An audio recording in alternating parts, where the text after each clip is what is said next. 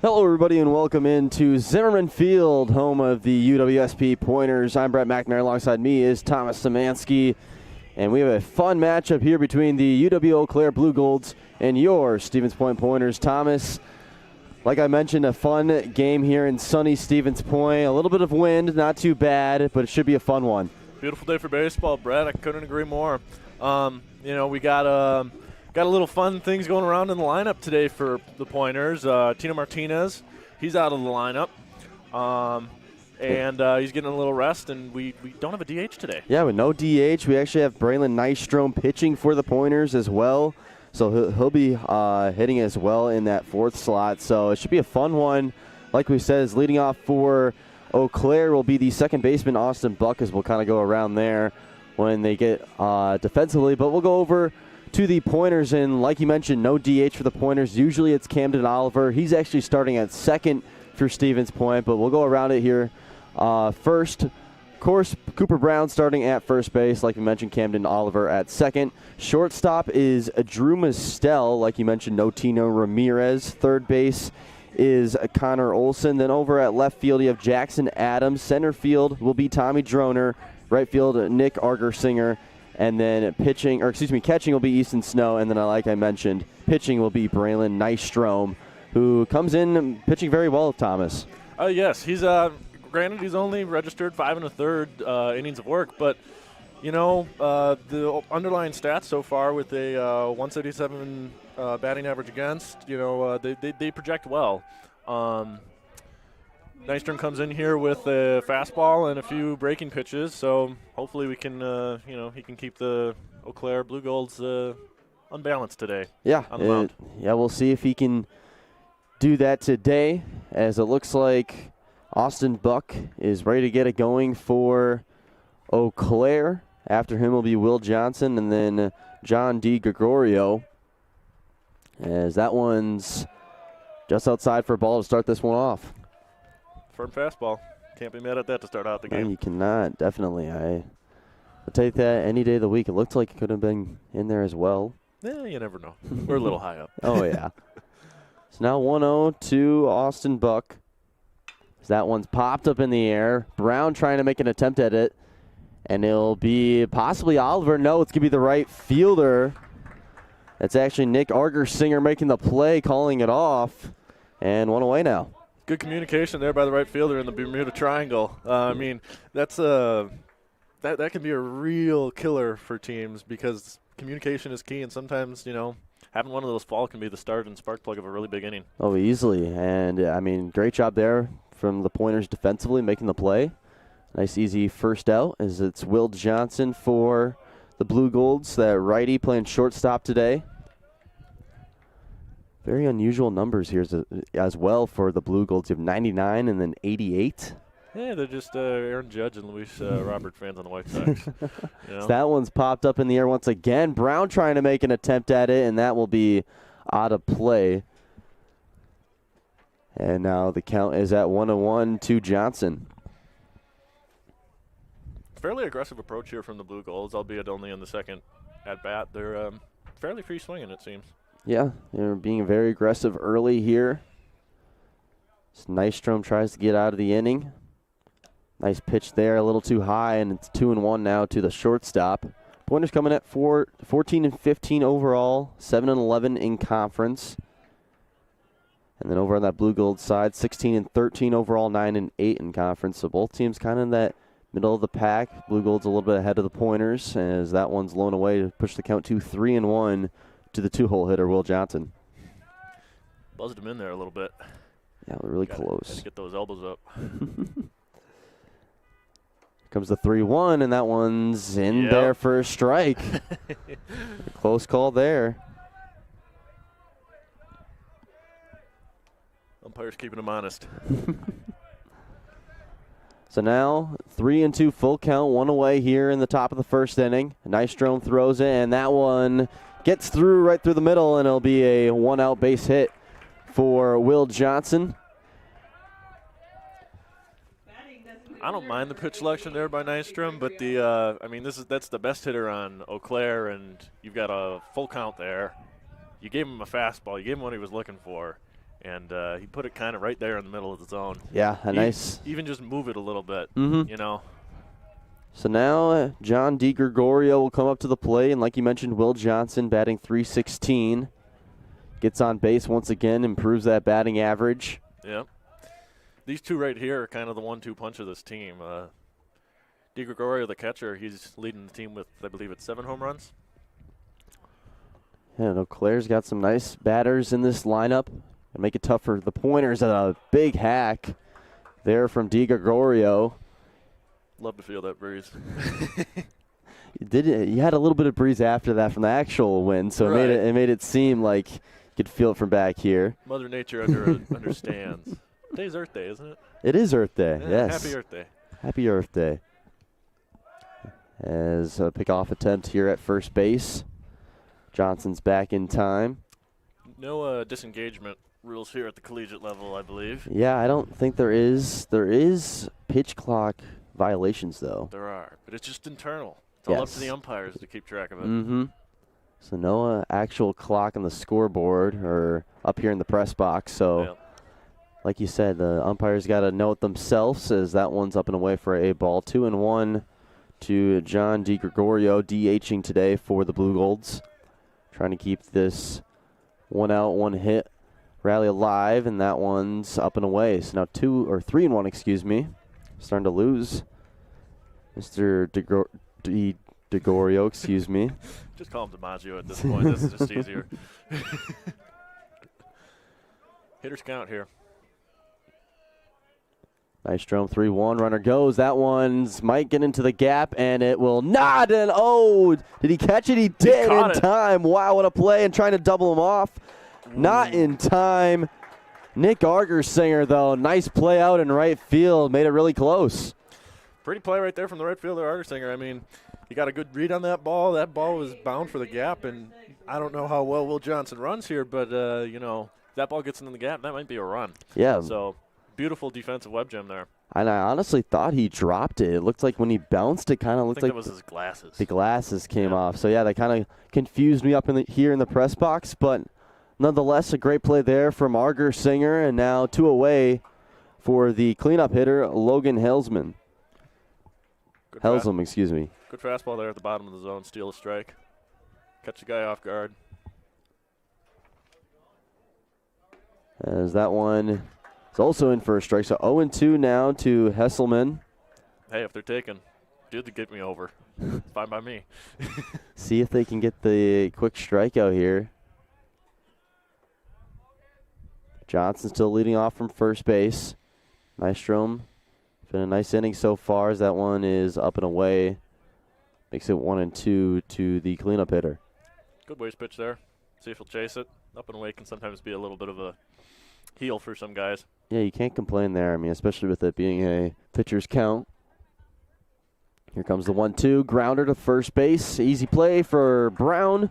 And it will be a 1-2-3-4 inning for Mr. Nystrom as we head to the bottom of the first with the leadoff hitter, Tommy Droner, coming up to plate to start it for the Pointers. But nonetheless, Tom, it's a great first inning for the Pointers, especially defensively. You really can't ask for more. I mean, granted, you'd like to have kept Johnson off base, but hey, that was it. That was the only damage of the inning.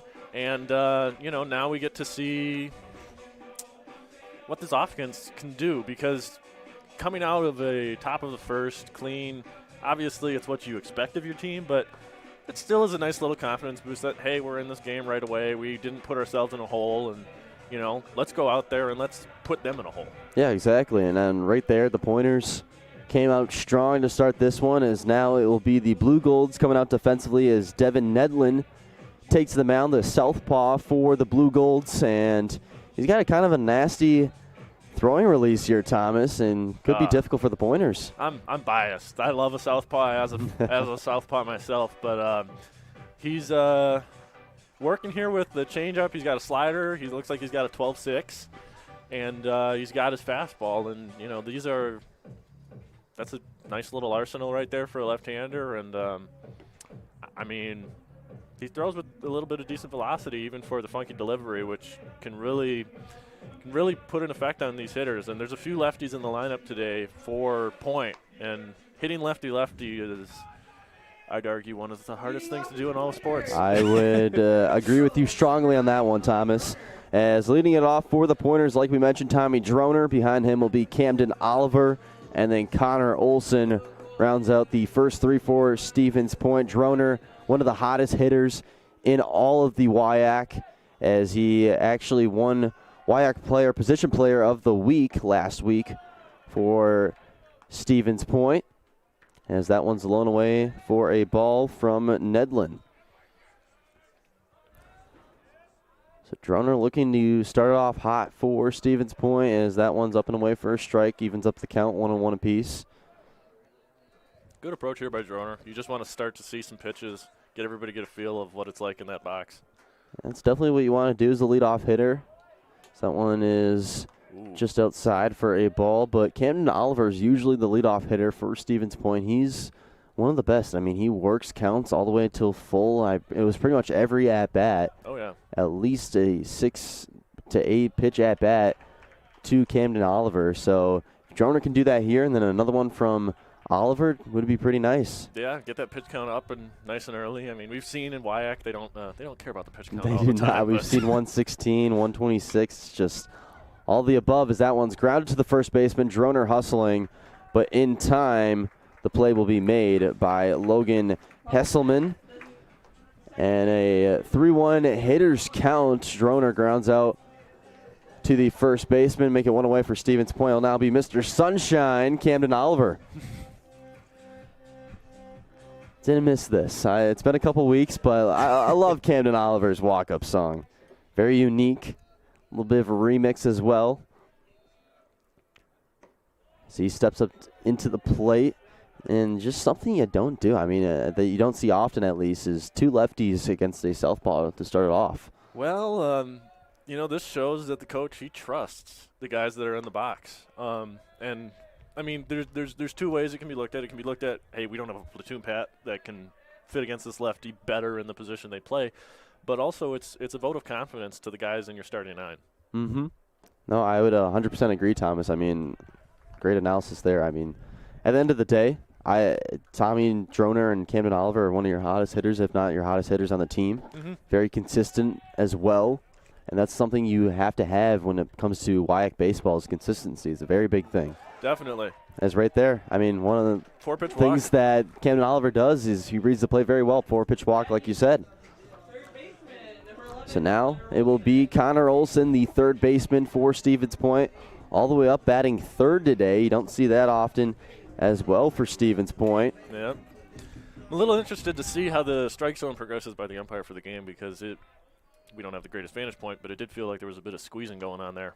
Yeah, yes, I would agree. He's calling it pretty tight, which we will not be mad about. But there's a little bit more of leeway. Last time the Pointers were at home against UW River Falls. We'll just say the strike zone was very wide that day, as that one is low and away for a ball. Pushes the count to 1-1. Yeah, as an umpire, sometimes you got dinner reservations. Yes. Oh, yeah, exactly. With it being a 12 o'clock game, it would be, it's a doubleheader. So, yeah, most likely around 5, 6 o'clock is when you're kind of done. So, yeah, around dinner time. Little cue shot follow there. Yeah, that one spun off pretty good. So now 1-2 to Olson. Ooh, I think he knocked the cover off of that partially. He really? I saw a little bit of leather hanging off. Oh, yeah, they're looking at it in the dugout for the Pointers. Oliver takes a little bit of a lead. Grounder to the third baseman. Chance at a double play. Over to second, back over to first, and that will end the bottom of the first for Stevens Point as they ground into a double play. And a nice play there defensively from the Blue Golds. Clean 5-4-3 right there. I mean, was it a candy hat? Yeah, but you still got to make the play. That throw from third to second is one of the hardest in the infield, just because the risk reward. If you sail that can be a run. Yes, real easy. Easily. And it was a beautiful play there from the third baseman, Diego Casedo, for the Blue Golds as we head to the top of the second now. A quick first inning for both teams, and only one hit. And it came from the Blue Golds. So now we'll head to the top of the second. Like I said, Nystrom back out there for another inning of work. As leading off the inning for the Blue Golds will be their 5-hole hitter and playing center field, number 33, Kellen Smith. You know, I'm a little interested to see what Richard's plan is with Nystrom on the mound today, because he's only logged 5 1/3 beforehand, which kind of leads me to believe more of a relief type of role.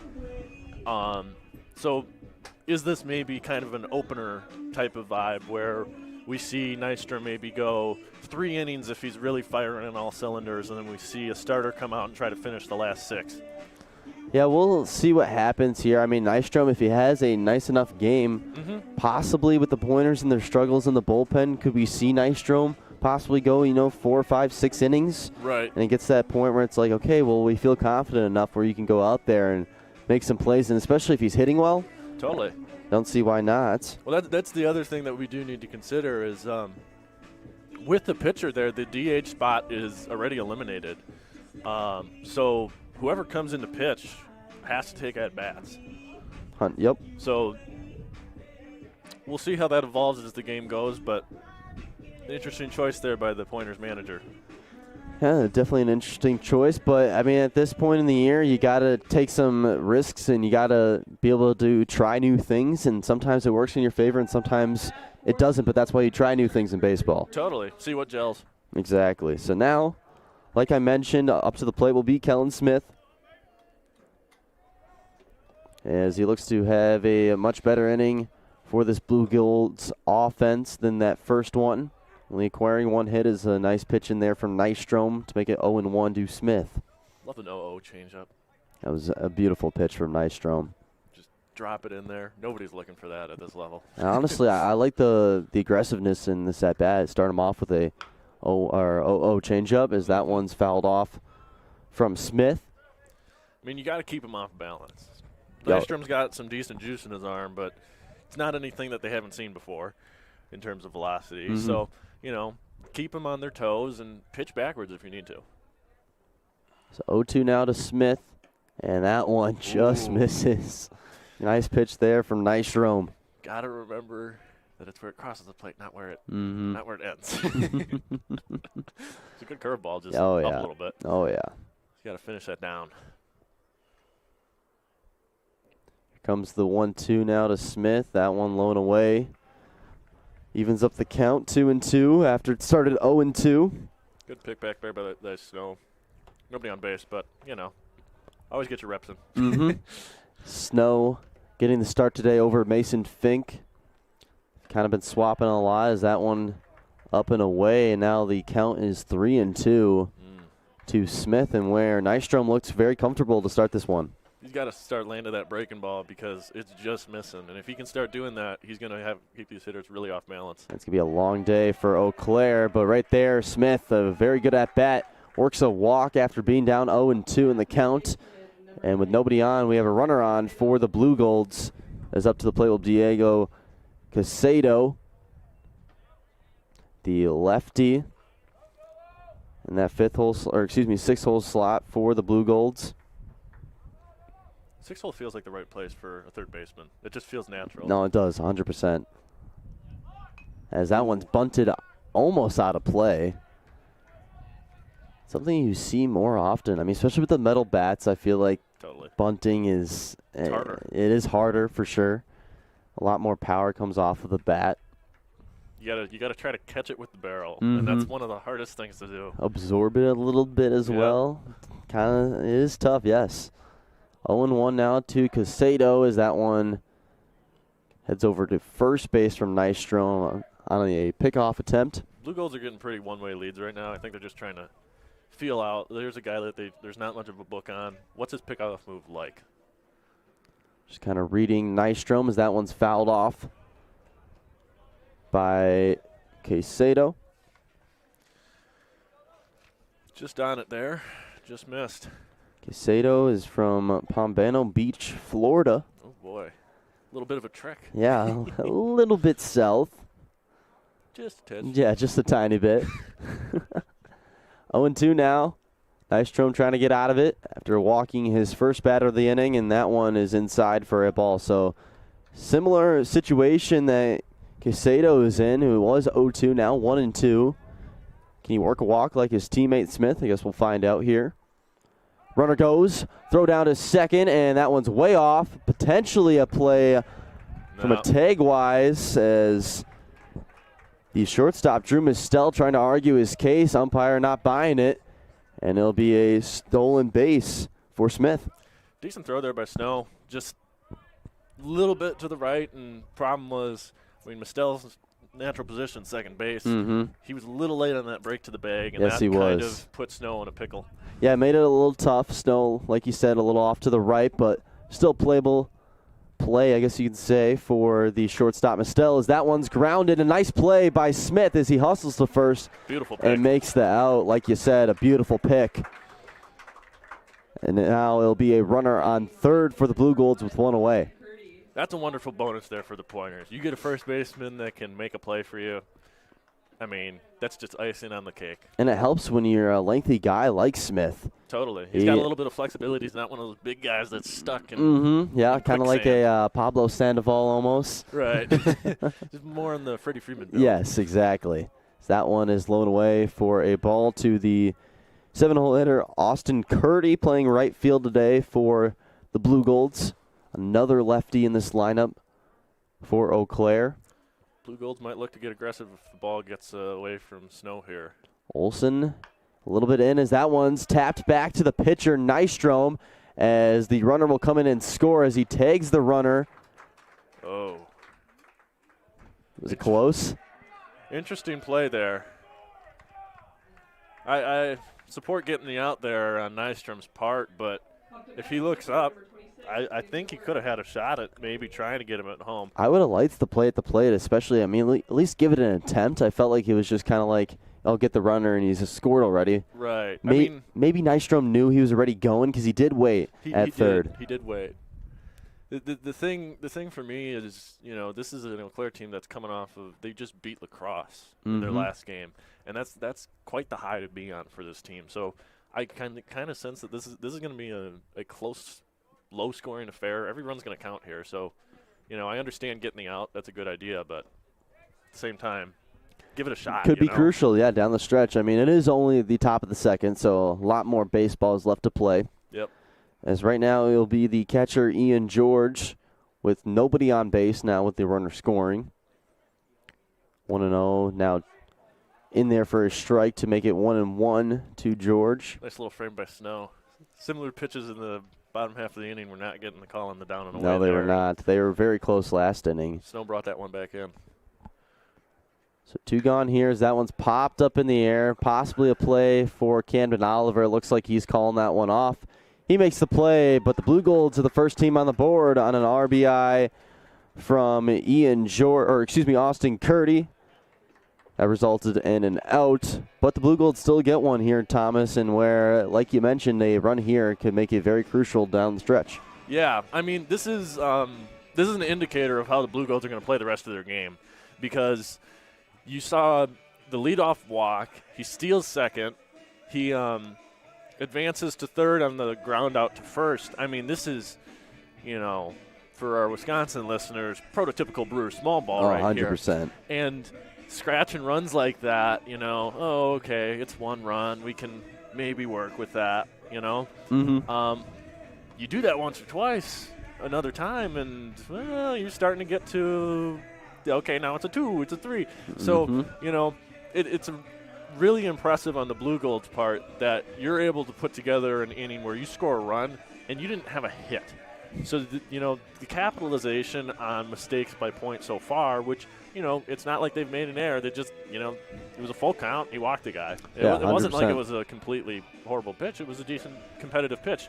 So, seeing them compete there, point, they have to, they got to fight back with their own, whether it be small ball or the long ball, as it's been in a few of the games earlier on in the season. A couple of solo shots. We saw Landon Parlier also coming for a pinch hit home run. So it's nothing the Pointers can't do is make comebacks, because we've seen it before against the River Falls. We've also seen them give up a comeback a couple times. So now it will be for the Pointers. Braylon Nystrom, the pitcher, usually the right fielder or left fielder for Stevens Point.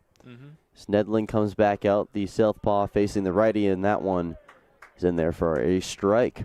There's potential for home runs against this guy. Despite not being qualified, he is tied for the team lead in most home runs given up. Definitely some potential as that one gets over the head of the second baseman. Nystrom, a 2-pitch at bat, and he's on board with nobody gone.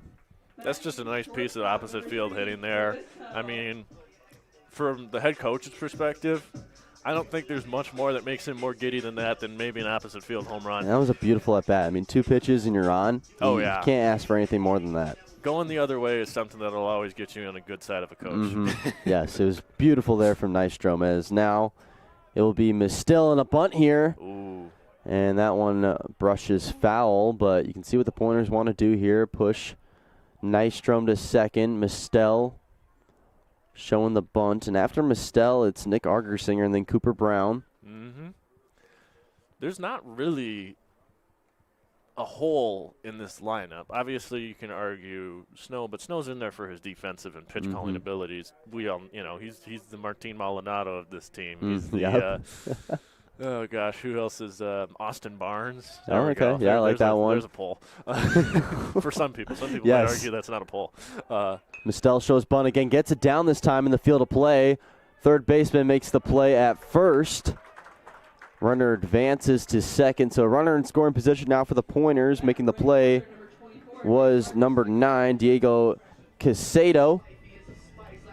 Beautiful bunt there. You did your job. Now you got a runner in scoring position, 1 out. A single to the outfield should score a run. I'm interested to see later on. There was a late rotation by the shortstop to third base if the Pointers can take advantage And of that. another bunt here from the Pointers. Nick Argersinger trying to advance the runner to third possibly. Yeah, a little bit of Brewers baseball like we mentioned. I feel like I don't mind it. At least the 4th or 5th time we've talked about in the last few games here at home that the Pointers, I mean, you don't see that very often, especially a couple bunts here. One gone. Doesn't show this time as that one's blown away, so maybe just trying to throw off Nedlin. Throw them off a little bit, and the other thing, with all the lefties in the lineup, if you've got a few guys that you're not so sure about them being able to hit it well, lay down a bunt. Can be a little bit easier than getting it hit sometimes. Oh, yeah, 100%. You see sometimes that Major League teams do as well, as that one is grounded to the first baseman. Play is made. Runner advances to third, and now it will be the first baseman, Cooper Brown, who had a solo shot in that comeback victory against UW River Falls a couple weekends ago. Trying to keep the Pointers alive here in the inning and bring a run across to tie this one up against the Blue Golds. First pitch in there for a strike. I'm calling my shot here. I like a little opposite field sharp grounder through the 5-6 hole. All right. Nice little gap there. They're playing him pull. That one is also in for a strike. So now 0-2 to Cooper Brown, and now he's in some trouble here with the runner only 90 feet away. He's got to shorten it up here and just hack away and protect. Like you said, protect the plate, a big thing, especially in an 0-2 count with 2 gone. And kind of a half full swing, 75% swing, and that gets him. Unfortunate sword. Yeah, I mean, he definitely had a second decision there and works in the favor of the Blue Golds, and that will end the second inning. So we head to the top of the third, still 1-0 Eau Claire. And now coming back out to pitch will be Braylon Nystrom.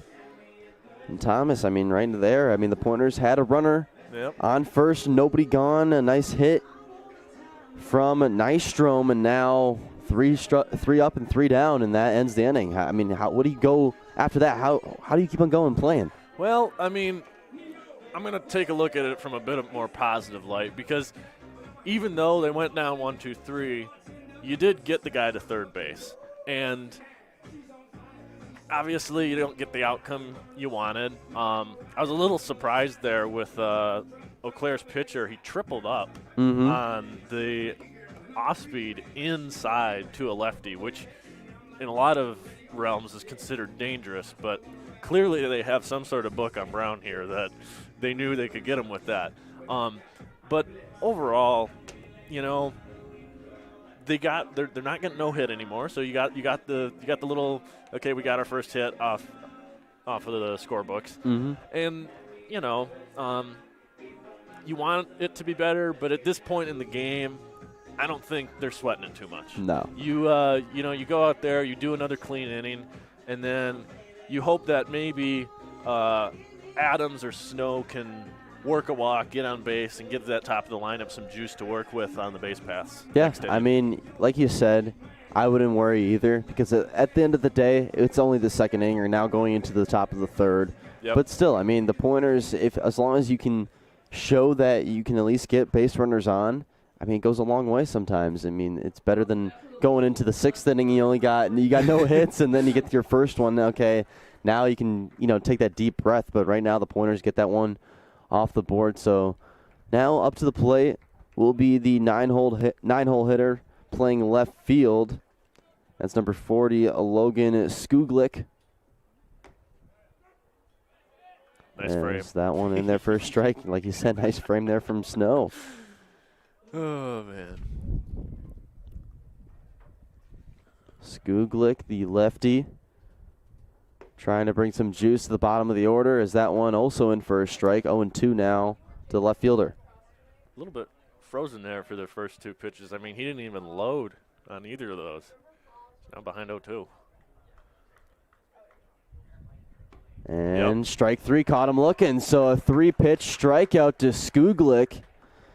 And that will be the first out of the inning. A nice job there from Nystrom, making a 3-pitch strikeout. Can I help you just looking? I mean, I don't know what the plan was early in going up there to the plate, but he got 3 fastballs there on the outside middle of the zone.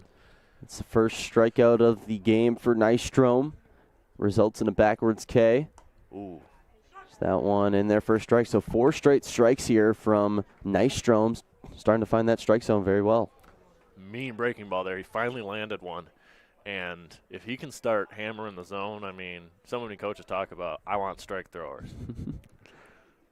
That's all you can ask for. 5 straight strikes now from Nystrom and a nice off speed there for a strike. Nice. I think the zone's starting to – we're getting a little fleshing out of the zone now. That's what kind of happening against River Falls. Yep. Umpire's in his groove now. and so that one's popped up in the air. Cooper Brown trying to hustle for it. Might have a play. Hat falls off, and he can't make the play. It actually bounces off his glove. Brutal. Wow. That's something you don't really see every day. Well, you're asking a lot. There's a lot of foul territory here at Zimmermann Field, and first basemen are not the most deftly agile. Especially with that glove, people. Different glove, the yeah. The glove's a little different. And got caught up in the wind, it looked like a little bit, based off of his route. It gets a little faster up. A little bit of a scribbly line. The end of that is that one just gets by the shortstop, Mistel, and it's a 1-out base hit for the leadoff hitter, Austin Buck. And it'll be Will Johnson now with a runner on and 1 gone. Well, that's a solid knock through the 5-6 hole there. And, I mean, Buck, he's their second best hitter if you go by average. A little bit more contact with a 710 OPS, but he's batting just over 300 now. So, and just over 300. That one low and away for a strike. Yeah, that zone's opening up. Oh, gosh. Here we go again. All righty. So Will Johnson. The 2-hole spot is that one just gets through the middle. So now 1 out, back-to-back hits, and now first to third, like you said. Geroner having some trouble within center field, and it'll be runners at the corners now for John DiGregorio. I mean, just a seeing-eye single right there, straight up the middle. If I recall correctly, that was almost identical to his first. Yeah, no, exactly. It's pretty much middle identical. Infield wasn't at double play depth for the first one. Nice piece of hitting. You go first to third there. I mean, fielding there didn't end up being an issue. So Oliver shifts over a little bit just off that right side of the second base bag as that one's fouled off by DiGregorio. Giving the fans in the front row a little bit of a jump scare right there. Yeah. Yeah, there's a lot of fans, surprisingly, that showed up for this 12 o'clock game on a Wednesday afternoon. As that one might get past Oliver, adjusts really well towards it and makes the play at first base. A runner will come in. DiGregorio picks up the RBI on the out. But honestly, Pointers get the second out of the inning. You give up one run, I'll take that any day of the week. You can't be mad at that in that situation. With them shifted over to pull. And look at this. Camden Oliver now goes to third. Whoa, what is going on And here? Olson goes to second. They know something we don't, Brett. Sorry, I didn't mean to jump over you there, Thomas. You're I good. just wanted to point that out, that Camden Oliver has moved from second base to third in middle of the inning after making the play. So now Logan Hesselman, a deep drive out to right field, and that one has a chance at the wall. That one is out of here. Hesselman leaves the yard for his first home run of the season. Wow. Nick Argersinger had a chance at it, just out of the reach, and we were just talking about how the Pointers had a chance to get out of it. A nice second out on the play made, and now 3 runs come across here in the top of the third, 4-0 Blue Golds. I mean, that's just brutal. Argersinger, like you said, he had a shot. Unfortunately, he got a little bit turned around there and kind of lost his bearings. But it's starting to become a little bit urgent that this inning they need to get out of this inning, because otherwise it can start to compound and you have one inning from Hades and the tires will fall off. Yep, 100% Thomas. You said it correctly. As now with 2 gone, Kellen Smith will come up to the plate. Nobody on, of course, after the home run from Hesselman. Pointers bullpen starting to work as well. Possibly JT Hawkers, I can't quite tell, as that one is in there for a strike to push the count to even at 1 apiece. What I want to see here from Nystrom is get this out to at least finish this inning. Show some resilience that you can battle back after some adversity here. Couldn't agree more, as that one's driven out to right field, and that one has a chance, and it is at the wall and caught by Argersinger. That time he makes the play. Not quite taking away a home run, but still a nice play out in right field by Argersinger, and the Pointers get out of the inning finally, but not before a 2-run shot from Logan Hesselman. Oof, Smith is going to be frustrated about that one. He missed that ball by about 3 feet. Trying to be like his teammate, a potential back-to-back home runs. Man. But the Pointers get out of it. Well, I'd say the thing the Pointers got to do is you don't want to put the pressure of, hey, go out there and knock an extra base hit, but I think you need to respond in some degree, even if it is just hit the ball harder this inning. Oh, yeah. Because it's been walks. What do we got? Like 2 liners. One of them got caught. The other one got down for a base hit. I need to see some really good quality of contact. And we've had to rely on bunts so far today, and you aren't going to win a game if guys are hitting like this if you just can only rely on that. Yeah, you can't quite do that. I mean, with it already being 4-0 now, you got to be able to swing harder, swing faster. But you got to have better at-bats. I feel like the Pointers are rushing a lot of their at-bats, and where they don't really have any chances of putting runs together quite yet. So now Nedlin will come out for another inning, and it will be Easton Snow for the Pointers now up to bat. Feels a little crazy to say that they need to respond this inning, but at the same time, it's now bottom of 3. Okay, we're starting to get to the middle of the game. I feel like a little bit of a response would be nice here from Stevens Point. If you can get, a couple runners on, I wouldn't be, against that for sure. Compared to no runners on, you go 1, 2, 3. At the minimum, they need to avoid going 1, 2, 3 this inning. Yes, I agree. First one was in there for a strike. Second one outside for a ball. Count was at 1-1 to Easton Snow playing catcher today. After him will be Jackson Adams. He's in left field for the Pointers. And then it'll be the leadoff hitter, Tommy Droner to round out the 3 for the Pointers. Start this bottom of the 3rd inning. So that one was in there for a strike. 1-2 now to Snow as that one's fouled off his foot, and that one's not fun.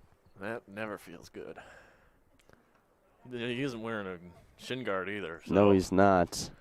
A lot of the Pointers, I mean, a couple of them have a little bit more accessories than others. Obviously, Jackson Adams here, who's on deck, rocking the shin guard, and then, of course, he's got the Evo sliding mitt in the back pocket. Yep.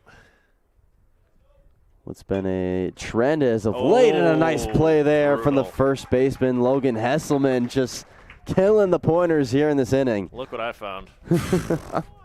It's a nice play by the first baseman. Yes. But just killer. You know, you got one of your guys that he struggled at the plate, and he puts a good charge into one, and just doesn't. He didn't hit it where they aim. No. But who's aiming in baseball? You know. Oh. Words of Weebly Keeler. There we go. That one gets away from the catcher on the bunt attempt by Adams. And Adams is the first time that we've seen him here at 90 FM play this season. He's batting 190 on the year. He's only got 21 at-bats, but it's all singles. All of his hits are singles. Four hits on the year and 5 runs scored. And right now the Pointers just trying to get that juice. Tommy Droner was usually in this 9-hole slot. Yep. In that River Falls series, got pushed all the way up. Trying to charge up another player. Oh, yeah. I'd be taking all the way here. You got to try to get on base. Easily. 3-0 count to Adams, and that one gets away. Alrighty. From Nedlin. So 4-pitch walk here, and it'll be Tommy Droner, the hottest hitter the Pointers have, and where the Pointers need a hot hitter to get some hits together. Definitely. So now 1 gone here in the bottom of the 3rd.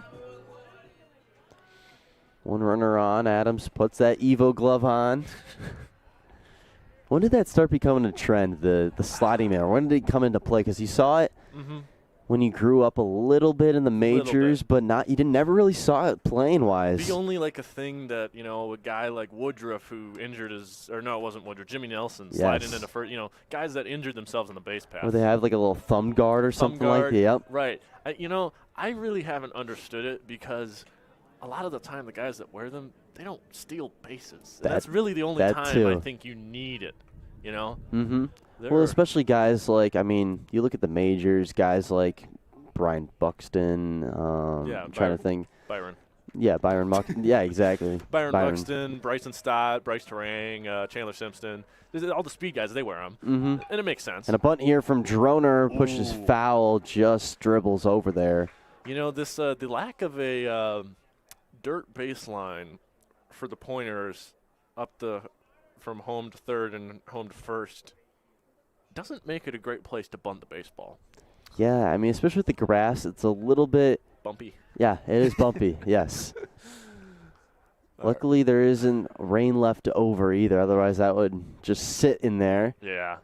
That one is in there for a strike. So 1-2 now to Droner. Camden Oliver on deck for the Pointers. I don't mind the bunt call, but this is your hottest hitter. That's what I'm saying, yeah. I don't know his splits against lefties. It might be a little bit rougher, but that one almost hits Droner. So 2-2 now.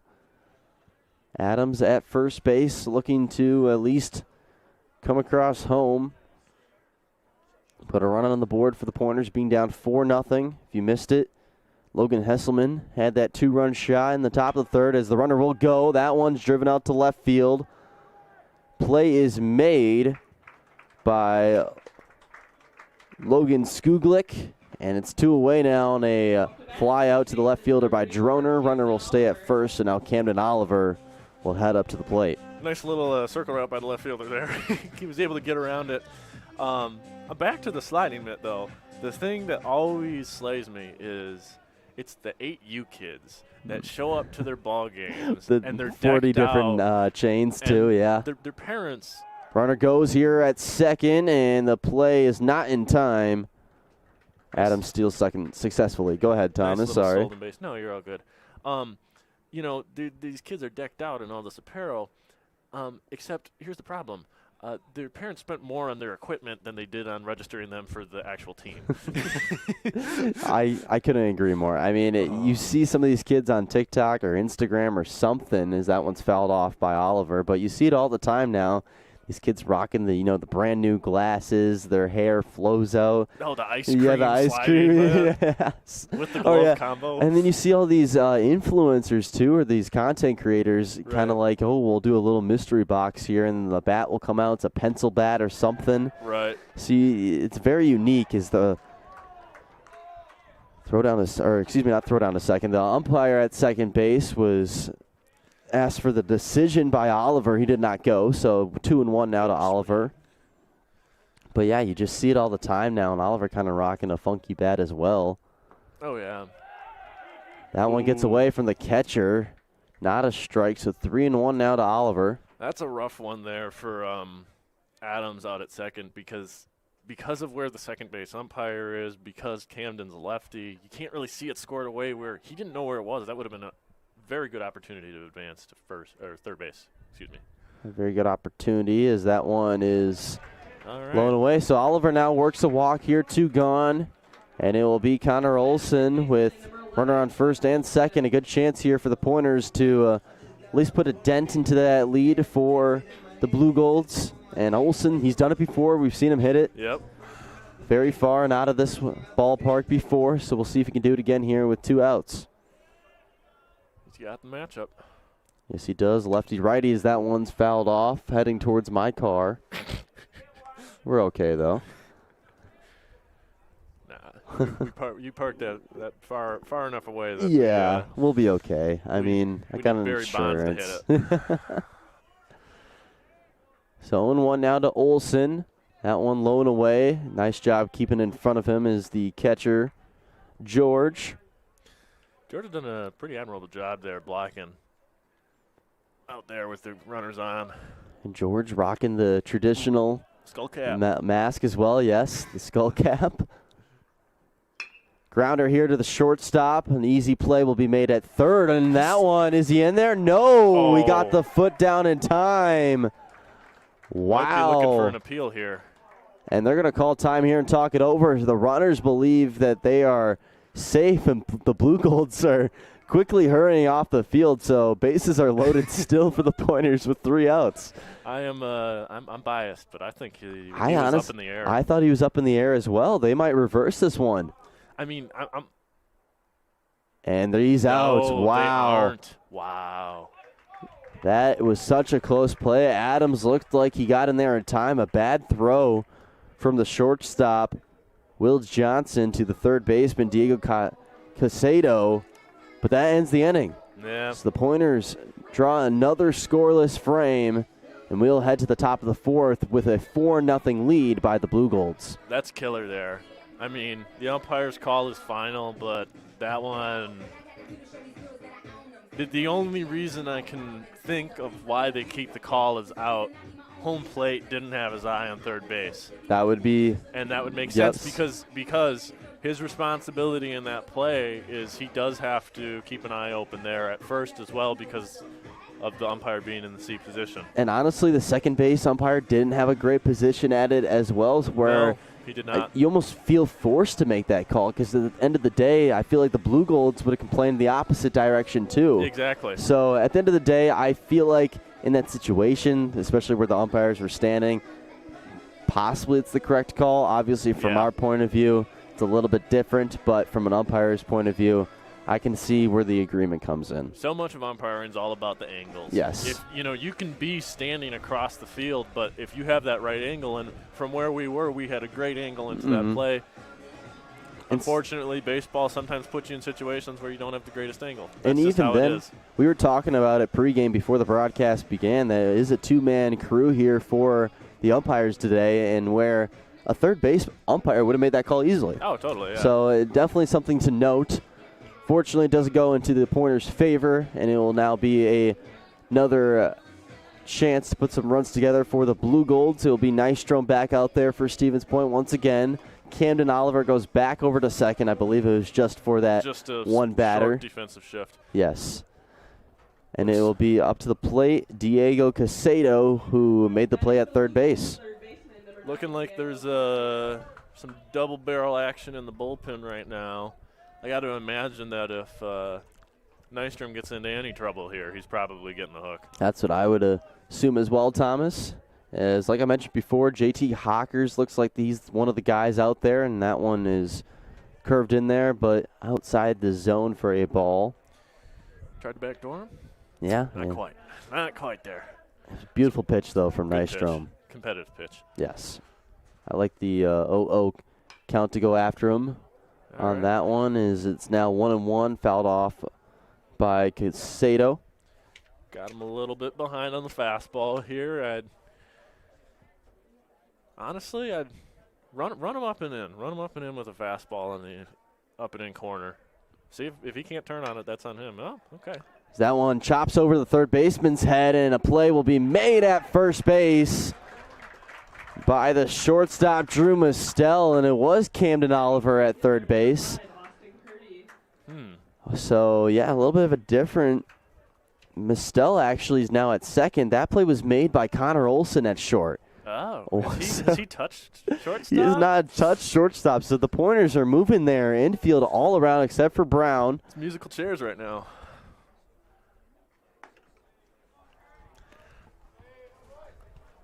So that one was outside for a ball. I gotta wonder, is Oliver there at third? Is he better at bunt coverage or something than? That's what I'm assuming because he is playing in right now. Right. In the grass. It's a little confusing because personally, outside of, Little League, I haven't seen anything quite like this in terms of the shuffling of positions. It would make sense to me, if he's got an advantage in some way, shape, or form of, fielding grounders, but I don't know. 2-1 now to Curdy, and that one blown away. So 3-1 to the lefty.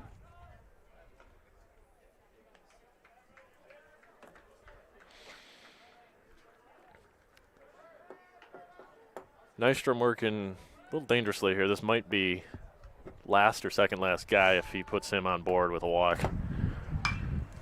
Oof. Heads up for the Cars. That one cleared the fence. So Curdy. So 3-2 now to Curdy.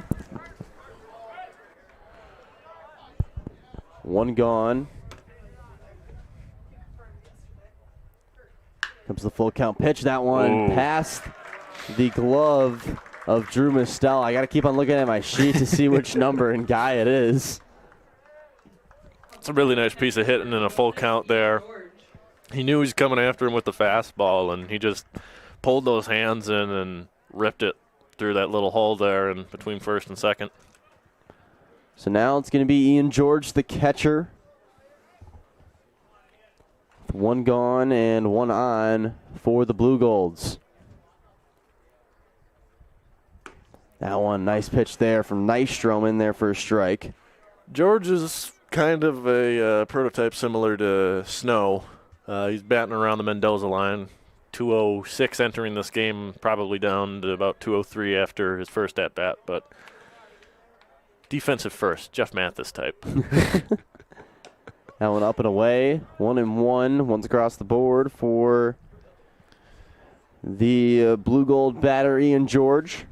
I kind of love that prototype, though, just because it's such an underappreciated role on a team. Oh, yeah, 100%. Ground ball here, play by the shortstop trying to hop and make the play at second. Whoa. He doesn't in time. You got to be kidding me. Oh, I don't know about that one.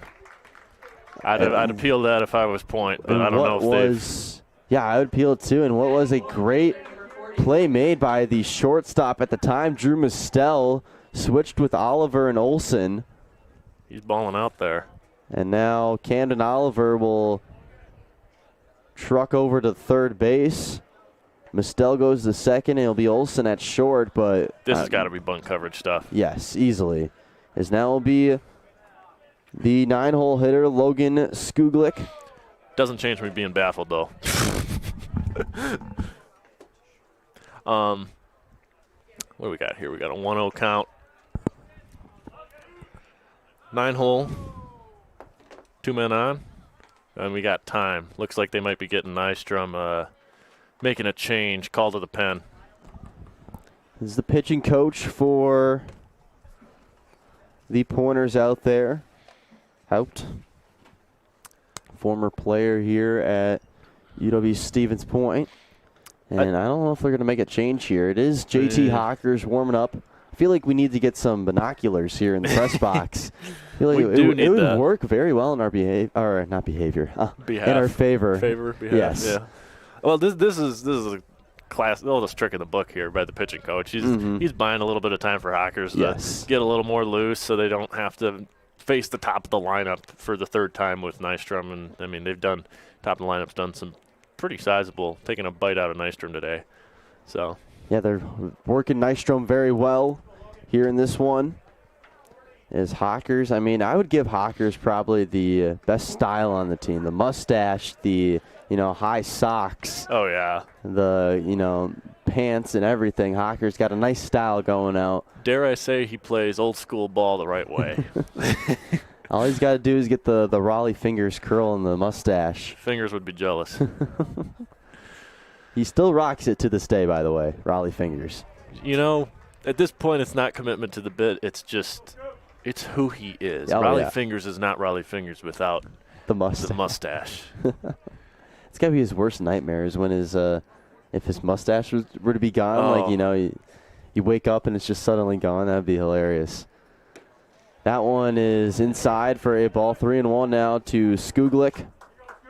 Excuse the poor joke, but he'd be like Raleigh less fingers or something along those lines. He just, could you imagine if he showed up to an event and he didn't have his mustache? I feel like people wouldn't even know who he is. No, nobody would have that a clue. Guy? He'd put a random name tag. He'd be like Robin Yount. Yeah. Yount just, he's big name. People don't know him that well out in public, though. Oh, easily. Yeah. As Skuglik works the walk here, bases loaded now for the Blue Golds, and where they only have one out, and it's the leadoff hitter, Austin Buck. Yep. And here comes the pitching change, and where JT Hockers will be put in a very tough situation.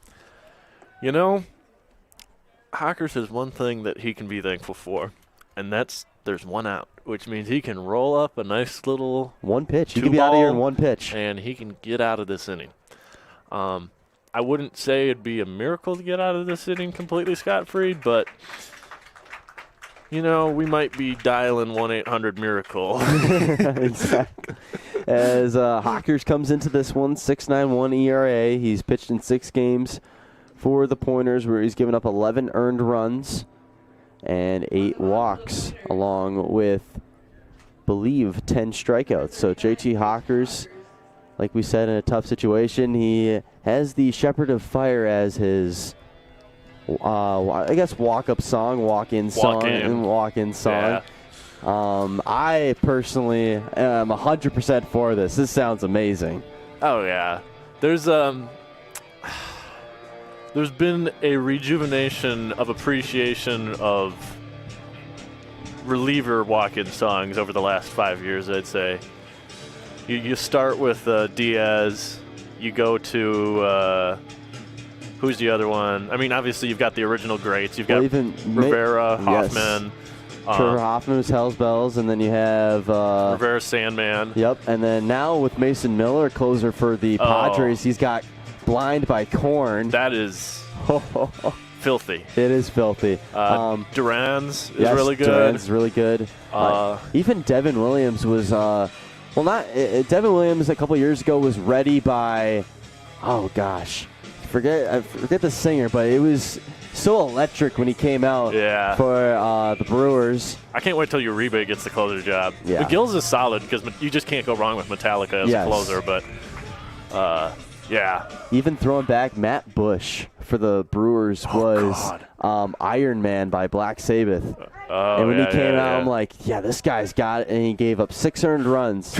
Matt Bush will always be forgotten as a Brewers fan. Yet his best years were with the Brewers. Yeah. Had some legal troubles in there as well. But disgusting. Now, oh, my. Nice pitch there from Hockers. Like you said, disgusting. Hockers out here throwing Frisbees. Ooh-wee. And hopefully it works in his favor here as the leadoff hitter, like I mentioned, Austin Buck, will look to potentially unload the bases. Olson's in at first base a little bit as that one's grounded to the third baseman. Play at home, force play at home, and no play at first base, but you'll take it. Pointers get the important out at home, and now two are gone. Base is still loaded. The only drawback is the best hitter on the team's up to the plate, but, you know, play your cards right, and we got to force at every base, so. Exactly. It's nice job there from Connor Olson and Easton Snow to make the play. And, of course, Hawkers, 2 pitches and an out now. So 2 gone here. Bases still loaded. And it's John DiGregorio for the Blue Golds. This would be Will Johnson. Oh, Will Johnson, excuse me. DiGregorio's on deck. You're all good. Thank you, Thomas. I appreciate it. So DiGregorio on deck, like you said. Will Johnson up to bat. Hottest hitter for the Blue Golds as he fouls that one off. And it's 0-2 now to Johnson. Good 0-2 hole. I would expect to see a plethora of Frisbees coming Johnson's way from Hawkers. Or you just go and get them. Just go and get them with the high cheese. I don't know. My thought process, what's been working? And he's got some sharp break today on that puppy. And it's an 0-2 count. Let it fly, Hawkers. Nice pitch Called there. Called it. Thomas, Beautiful. you called it. Beautiful JT work. Hawkers gets out of the inning. The Pointers throw a 0 in the frame for the Blue Golds, and where they had bases loaded and 1 away, Hawkers comes in and slams the door as we head to the bottom of the 4th inning. Wow. 4-0, Eau Claire. All right. This is the inning. You just came in, bases loaded, 1 out. You got out of the inning, no damage. If you can't rebound off of this momentum, where can you? Yeah, exactly. I mean, Hawkers, he was fired up after the strikeout as well. Striking out, like you said, the best hitter on this Blue Golds team, or at least the hottest hitter. On a sword, no less. Yes, that as well, half swing. He went, so now it will be Braylon Nystrom up to bat for the Pointers, still batting, not pitching anymore. And where he officially will become the DH for Stevens Point. It will be Devin Nedlin for another inning of work for the Blue Golds. And so far, so good for Nedlin, only giving up 1 hit through 3 innings. Looking to do the same here in the bottom of the 4th. No action in that Blue Golds bullpen. Pointers bullpen empty as well. As the southpaw looks to get going once again. He has a couple of strikeouts here in this one.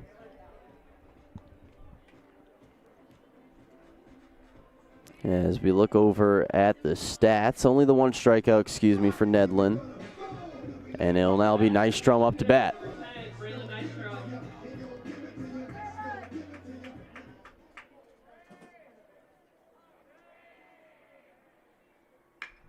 That one just gets past the third baseman. That's in the field of play. Nystrom rounding first. That's to the wall, and Nystrom will head into second base, standing for Stevens Point, a 1-pitch double.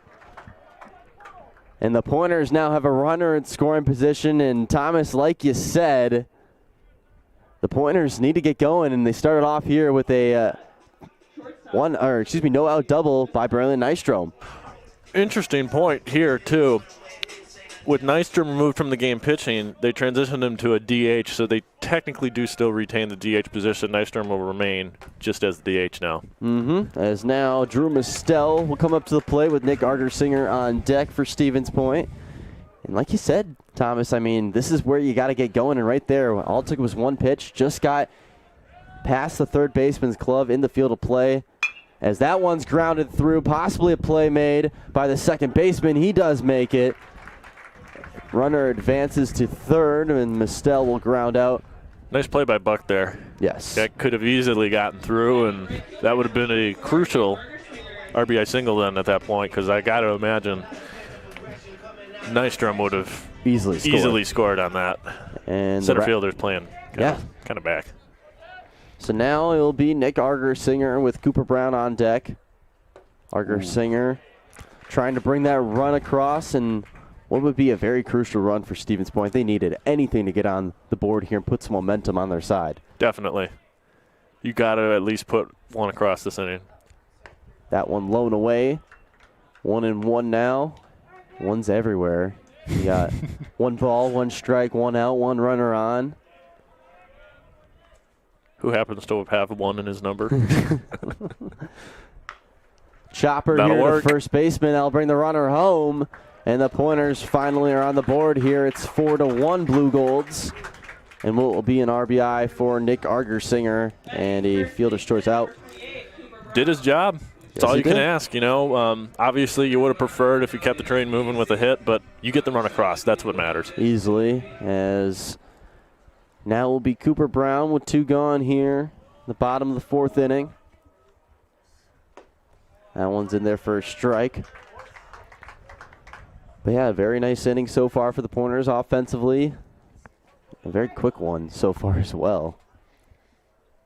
Comes the 0-1. That one blown away again. So 1-1. That's the biggest problem I've been seeing with the lineup, though, is the overtly aggressive nature.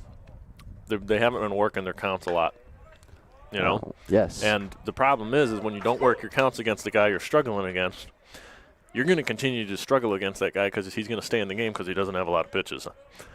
So work a few, 5-6 pitch at bats, like we're seeing here. Exactly. I mean, it's only 4 so far, but even if you do strike out here, you'd rather have a 5-pitch at bat than a 3-pitch strikeout or a 1-pitch ground out, or And you look at it, 51 pitches for Nedlin too. So he's working the Pointers very well so far in this one. Yeah. A big swing and a miss there from Brown. And that will end the 4th inning. But the Pointers get a run on the board here on a RBI ground out as the runner Nystrom will score. Pointers are now down by 3. It's 4-1 Blue Golds. We head to the top of the 5th inning, and where it will be Hawkers out for another inning for Stevens Point.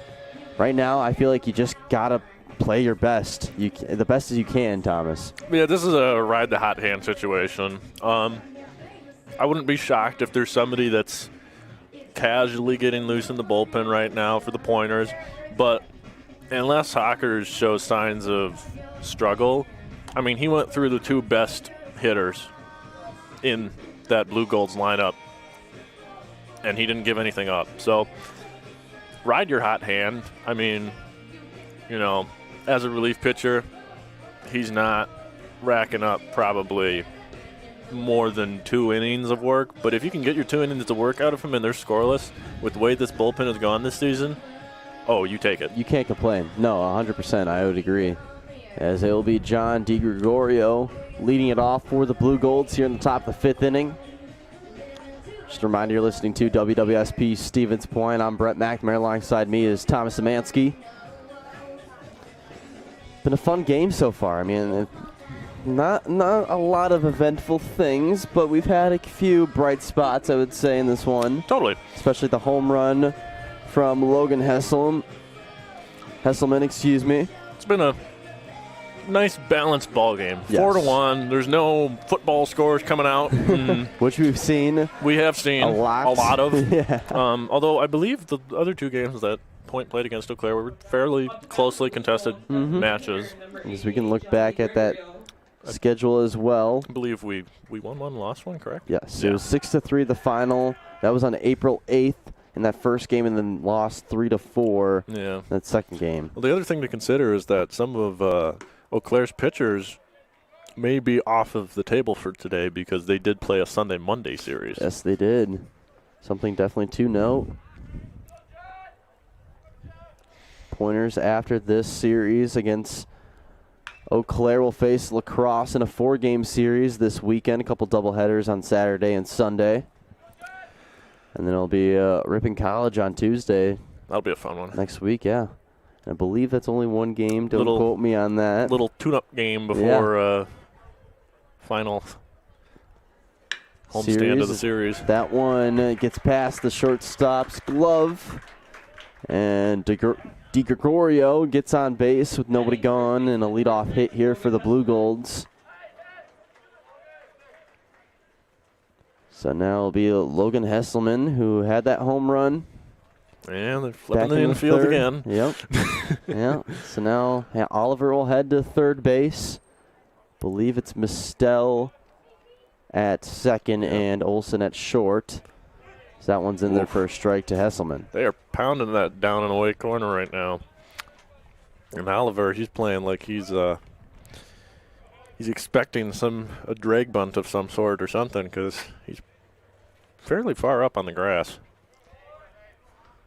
Not charging in per se, but, you know, a little bit further in than I think you'd play unless you were really expecting that to be laid down. Couldn't agree more. 1-1 now to Hesselman. Ooh. That one just misses it. 2-1 to the cleanup hitter playing first base. Can't blame Hawkers for nailing that spot again, because no, he cannot. He's been getting that call most of the game. Ooh. It's a good pitch. It's 3-1 now. Hitters count, runner on first. Do you have the green light here, Thomas? Considering you've already went yard, this man is sitting dead red, and he's hoping to launch something the same place he did last at bat. That one is gonna go off the wall here for Hesselman. Very hard hit ball. Runner advances from first to third, and it's a no-out double. 2 runners in scoring position now for the center fielder, Kellen Smith. And honestly, if that had a little bit more height on that one, that would have been out of here in a hurry. Man, I hate being right on that one, but Hawkers gave him a fastball in a 3-1 count, and he guessed pitch on that. That baby was torched. Perfect. Yeah, that was right a perfect, into that perfect. right field corner. If he gets some more air under that thing's sailing. Oh, yeah, easily. And I honestly thought it was gone at first, when it first came off the bat. That's why I was kind of like, oh, is that one gone? A nice pitch there from Hawkers. But, yeah, unfortunately, when it's a 3-1 count like that, usually you have the green light to swing away. Yep. And right there, Hesselman took advantage of it. I'm picking up a trend here. Hawkers is extremely effective against right-handed hitters. Lefties, and he doesn't have a secondary pitch that is commandable enough to be consistent against left-handed batters, and they can just sit on that fastball. Because those 2 guys on. That one's over the third baseman's head. 2 runners will score. Kellen Smith will head to second, and he will stand up there at second base doing the scuba emotes, and it will be a RBI or 2 RBI double for Kellen Smith. I really just shoot myself in the foot, don't I? To be fair, Hawkers. Thomas, I didn't mean to cut you off. No, you're good. Sorry. You're good. But I you know, they talk about the announcer's jinx. And unfortunately, I spoke that one into existence. It's been happening a lot since we've been out here calling games for the Pointers this year. Yeah, we've been predicting in bad ways and good ways. We'll say for Stevens Point. I mean, Hawkers, he gave him quite the breaker, and it hung. That thing was right. That was right down the middle. That was a batter was salivating looking at that thing. As now the Blue Golds get 2 more, pretty much erasing that 1 run that the Pointers got in the bottom of the 4th. 6-1 is your score. It's Diego Casado. Ooh, that one's blown away. So 1-1 now to the third baseman.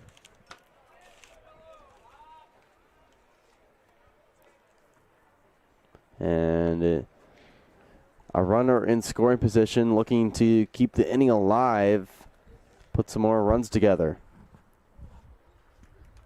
1-1 is making Snow go and grab it.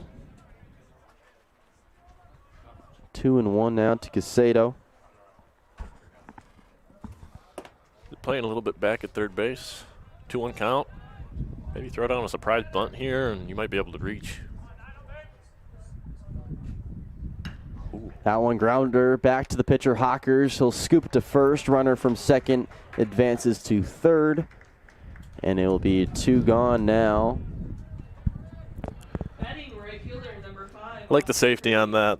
Hawkers, he kind of just he could have thrown it from where he was, but, pitchers sometimes can get that throw to first. Seems scary sometimes when you're not throwing it down to the plate at max intent. So went with the safe option, and, you get your first out. I was just going to adjust to that. It was actually the first out. Thank you, Thomas. Oh, I didn't even realize. I said 2 outs, so that was my apologies. I looked at wishful thinking. The scoreboard operator got the out so quick. Honestly, I feel like it happened before the out was made. Too good at his job. Exactly. As that one's fouled off. So 0-2 now to Austin Curdy. You can see the infield in for the Pointers. As it'll be a runner on third here. Oliver will trot back over to second, and it'll be a shift now for Stevens Point. So I guess Oliver's playing short. We can kind of just throw him in there. Yep. Are we going to get all 9 positions for Camden today? I don't think so. I think we should hope we don't, because that probably means we're getting absolutely killed. I think Oliver will stick within the infield, and that'll be probably it, not including pitcher and catcher. Yeah. I would hope so, as that one is off the end of the bat and just goes foul for Curdy. 1-2 is still the count. Good fight here from the 7-hole. I mean, it's kind of obvious here what you really want to do. Even if it's a ground ball, you need to poke this ball the other way. They're shading you to pull, and the infield's in. Yes. I mean, this looks like one of those extreme shifts the Dodgers pulled out in the mid-2010s. Yeah, something you can't do in the majors anymore is have that shift, and he got him looking. Hockers on the outside corner. Now 2 are gone. Curdy was not pleased with that. No, he was not. A very close call there. And it will be Ian George, the catcher. The runner still at third. Already 2 runs came across here in the top of the 5th. Hockers trying to get out of the inning. Infield goes back out to the normal positions.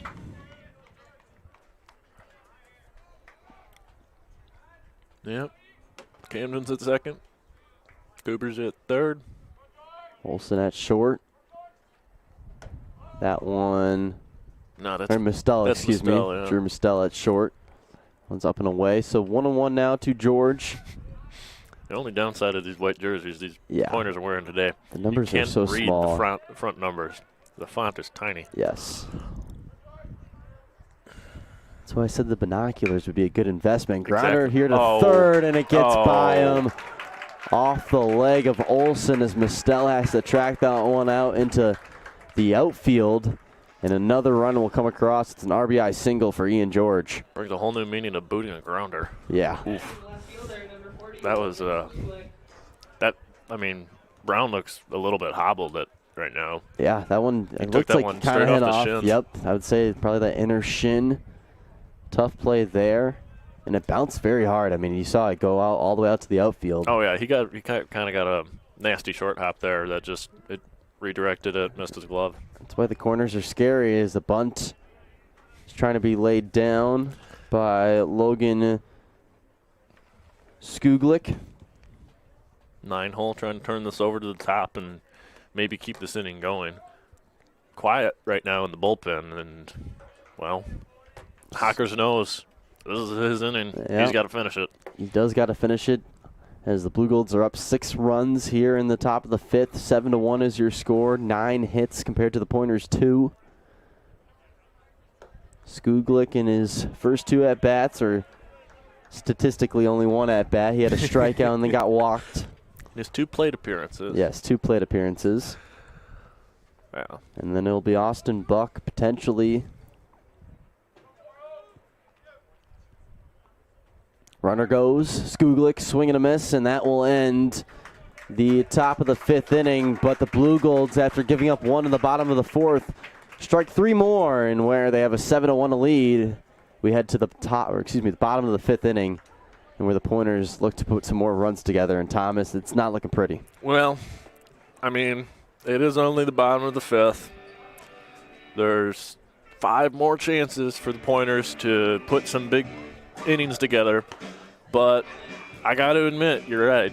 It isn't looking pretty, because on the flip side of that, if the Blue Golds throw up 4 more runs in this game and we don't put up no more, that's a mercy rule. So you're not just needing to score runs because, hey, we want to win this ball game. You need to score runs because we want to keep playing ball all 9 innings. Mm-hmm. Yeah, exactly. So now you're playing against yourselves at this point. Kind of, yeah. It's a lot. And, I mean, if I'm the Blue Golds and their manager, Patrick Riley, I am riding this left-hander until the bases are loaded and Stevens Point is 3 runs away from tying this game. Yeah. Because he's pitched incredibly today. As a guy that, didn't log a ton of innings. I mean, he had 25 and a third coming into the game, which was near the top of the team, but based off of his usage rates and batting average allowed, this is clearly somebody that's kind of like their 4 or 5 starter. Mm-hmm. So you get a start like this out of a guy against a conference opponent. Well, especially with the games that you just played too. I mean, you can't ask for anything better than what he's done today. I mean, that's the other thing. He's keeping their bullpen fresh, and if the Pointers don't attack soon and knock this guy out of the game, they're going to have a devil of a time trying to even win the second game, because even if they knock the starter out early, the whole bullpen is going to be if not completely fresh, pretty well ready to operate. So that one's popped up in the air, a high fly ball. Looks like it's out of play. Somewhere it's going to slam down. And it went a lot further than we thought. Yeah. Well, I think even the catcher, Ian George, thought it was going to be in play at least. Yeah, he shedded the mask. He was ready. He's on his toes. He was ready for it. Oh, yeah. Ready for anything. 0-1, 0-2 now. An easy strike call there for the umpire. Home plate umpire Eric Baylor gave the calls for this first game. Yeah, batting's an art, but a changeup down the middle on an 0-1 count, that's a choice to take. Drop third strike, and he trips over, and he is safe. Wow. So it will result in a strikeout, but dropped and dropped. Safe at first. Wow. What happened? Easton Snow gets on first base, and that's because Ian George tripped over his own feet. It was his own feet. I wasn't sure if after he shedded his mask he tripped over it or not. But wow. So maybe some momentum for the Pointers. That's just the break the Pointers needed. Yeah. I've never seen that in all my years of baseball. So now Jackson Adams will come up to the plate, the 9-hole hitter. And Nedlin, I mean, you thought you could get the easy out. Well, that's a killer. Catch. Oh, yeah. It's a backbreaker for a pitcher because mentally you're like, all right, I've got one out. And now you don't. So now 1-1 to Adams. Droner on deck.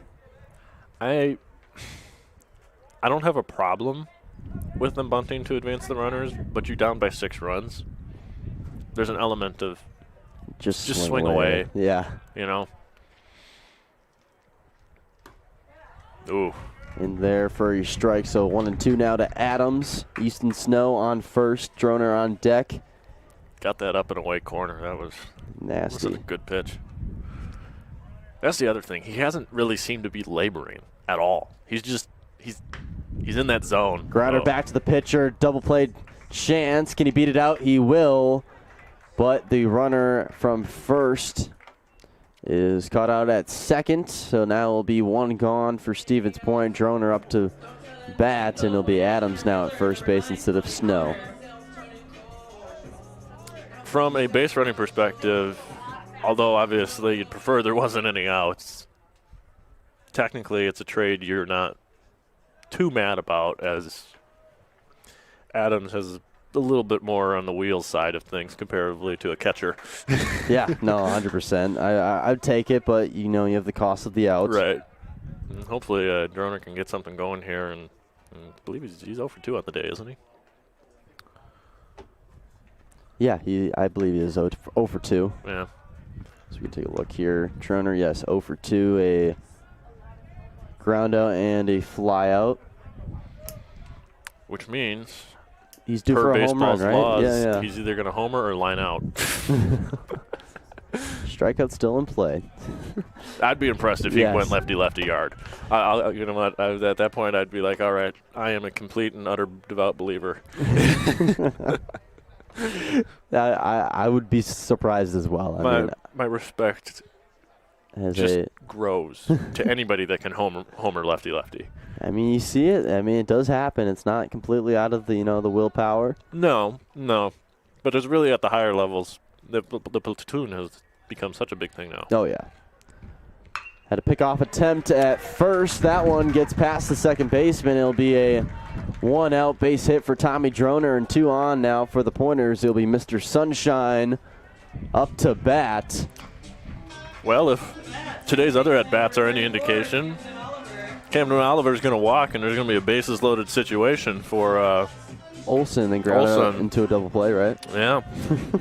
So we'll see what happens here. But so far for today, Nedland has not really wanted to pitch in the zone to Camden Oliver. And that continues. Ball in the dirt. Yeah, ball in the dirt there. 1-0 now to Oliver, who's played short, second, and third today for the Pointers. All over the place. Yes, all over the place. Well-known utility man. As that one's grounded to first base. They try to make a play at 2. Oh, Can no. Oliver beat it out? And they throw it past the first baseman. Dead ball. Runner will score, and it's a dead ball, like you said. And the runner will it'll be out of play. So, yeah, like you said, dead ball. Oliver advances to second. Runner will score. And I believe that still counts as an RBI, Thomas. Ooh, I don't know. Yeah, I believe it should, because it was a fielder's choice, not a double play. Yes. If it becomes a double play, then they're like, well, no, you don't deserve credit for an RBI, even if the base is wrong. The baseball gods are weird. So runner comes in to score as Olsen takes a deep drive out to center field. That's at the wall, and that one gets down.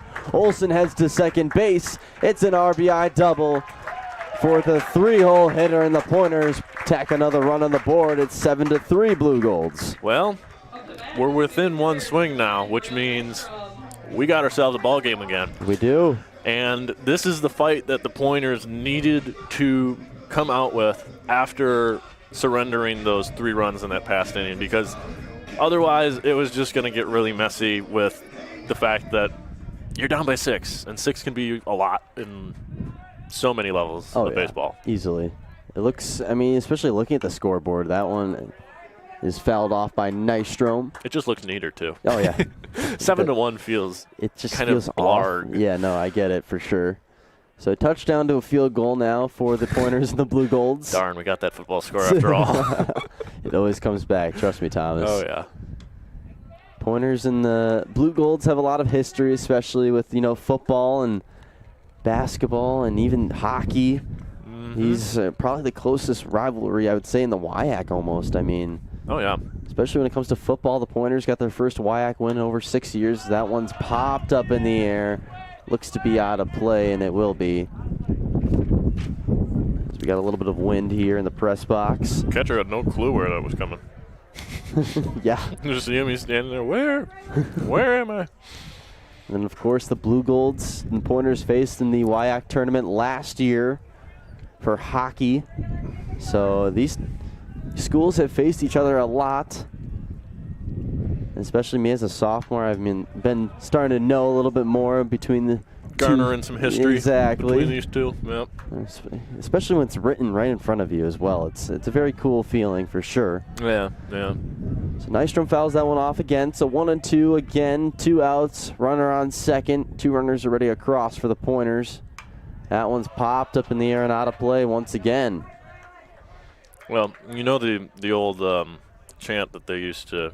I don't know if they still run this at the football games, but the old chant was, when in doubt, go to Stout. If you flunk out there, go to Eau Claire. And I don't know. I learned that one from my dad because he briefly went here, but that one's grounded to the second baseman, Nystrom. All righty. And that will end the inning, but the Pointers get 2 back. So now, I mean, out of the last 2 innings, same score here, up by 4, pretty much 7-3 is your score. Hawkers will come back out for another inning for the Pointers. Ooh. So we head to the top of the 6th. And you said, ooh, Thomas, you're not liking the call here? I don't know. You know, at this point, I understand why they're going with him because it's like, look, he did throw one, or he got 2 outs with the bases loaded, kept that scoreless, and he's going up against that heart of the lineup that he succeeded against already. So I understand that perspective. I mean, the thing is just I feel like there's going to be a short leash here because now you've got this game within reach, and you want to treat this game as we're tied because everyone's going to start counting after these, you know, in these next few innings. Because right now with those 2 runs in the bottom of the inning, you were able to swing the momentum pendulum kind of back to neutral. And if you can come out of this and you can hold them scoreless and then go and score in the bottom half of the 6th, now you're really talking about like, okay, we believe. Exactly. And so much of that with baseball is like nobody talks about the mental game because, like, you know, you can there's plenty of guys that have like good hand-eye coordination in other sports, but you have to believe in yourself that you're able to hit that 85-mile-an-hour fastball, that you're able to hit that breaking ball that moves in ways you don't think are humanly possible, you know? And so much of that is just like compounding on doing the small things well and then having results come out of that. And like so far today, the Pointers have struggled to have the continuity of like, we're on a roll. And they need to get on that roll if they were going to win this ball game. 100% agree, Thomas. Great analysis there. I mean, I give you an A+ for that one, Thomas. Really, I really do. First day of the year. That one's driven out to left field. Oh, gosh. That one is gone, and it's a first pitch home run for the leadoff hitter, Austin Buck. Well, that's his first homer of the year. We've given up 2 first homers of the year today. Hey, I mean, when you come to Zimmermann Field, you have a lot of chances to do so. The ball flies. And a little bit of a boom there from the Eau Claire dugout. That's killer.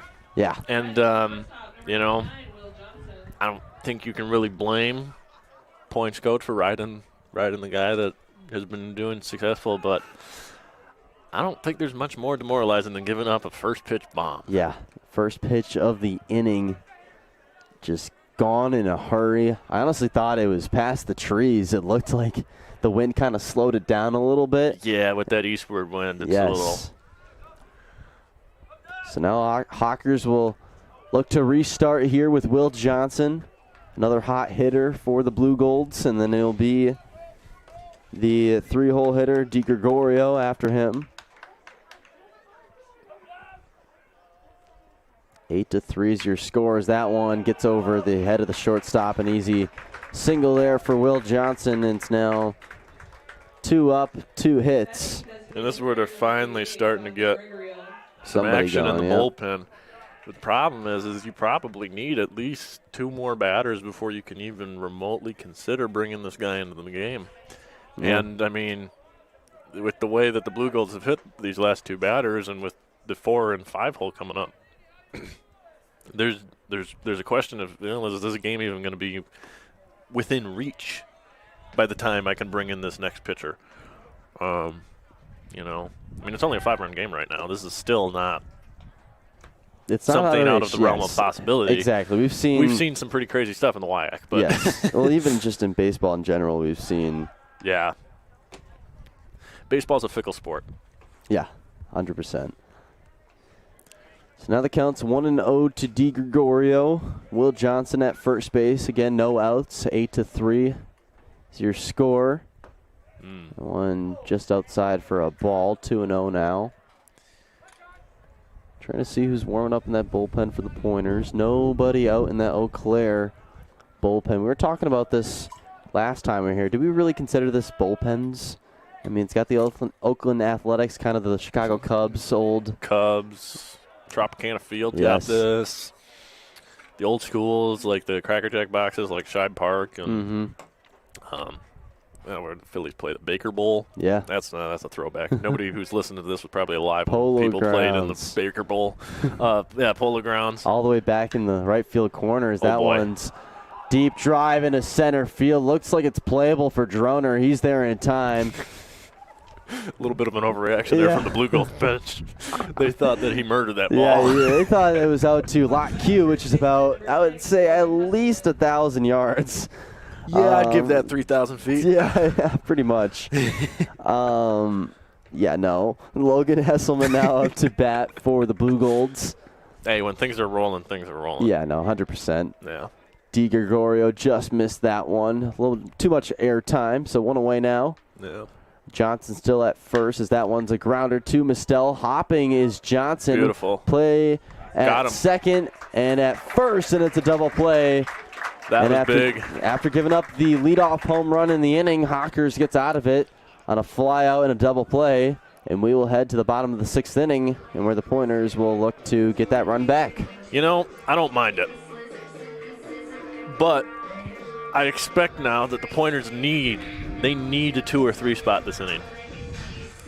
And I feel like need is almost an understatement. Mm-hmm. Because there's a you and I both know this bullpen. We've watched it. We're going to need some more runs if we're going to even, be in this game. And I think if they can try to keep pace, like they did last inning where they started hitting.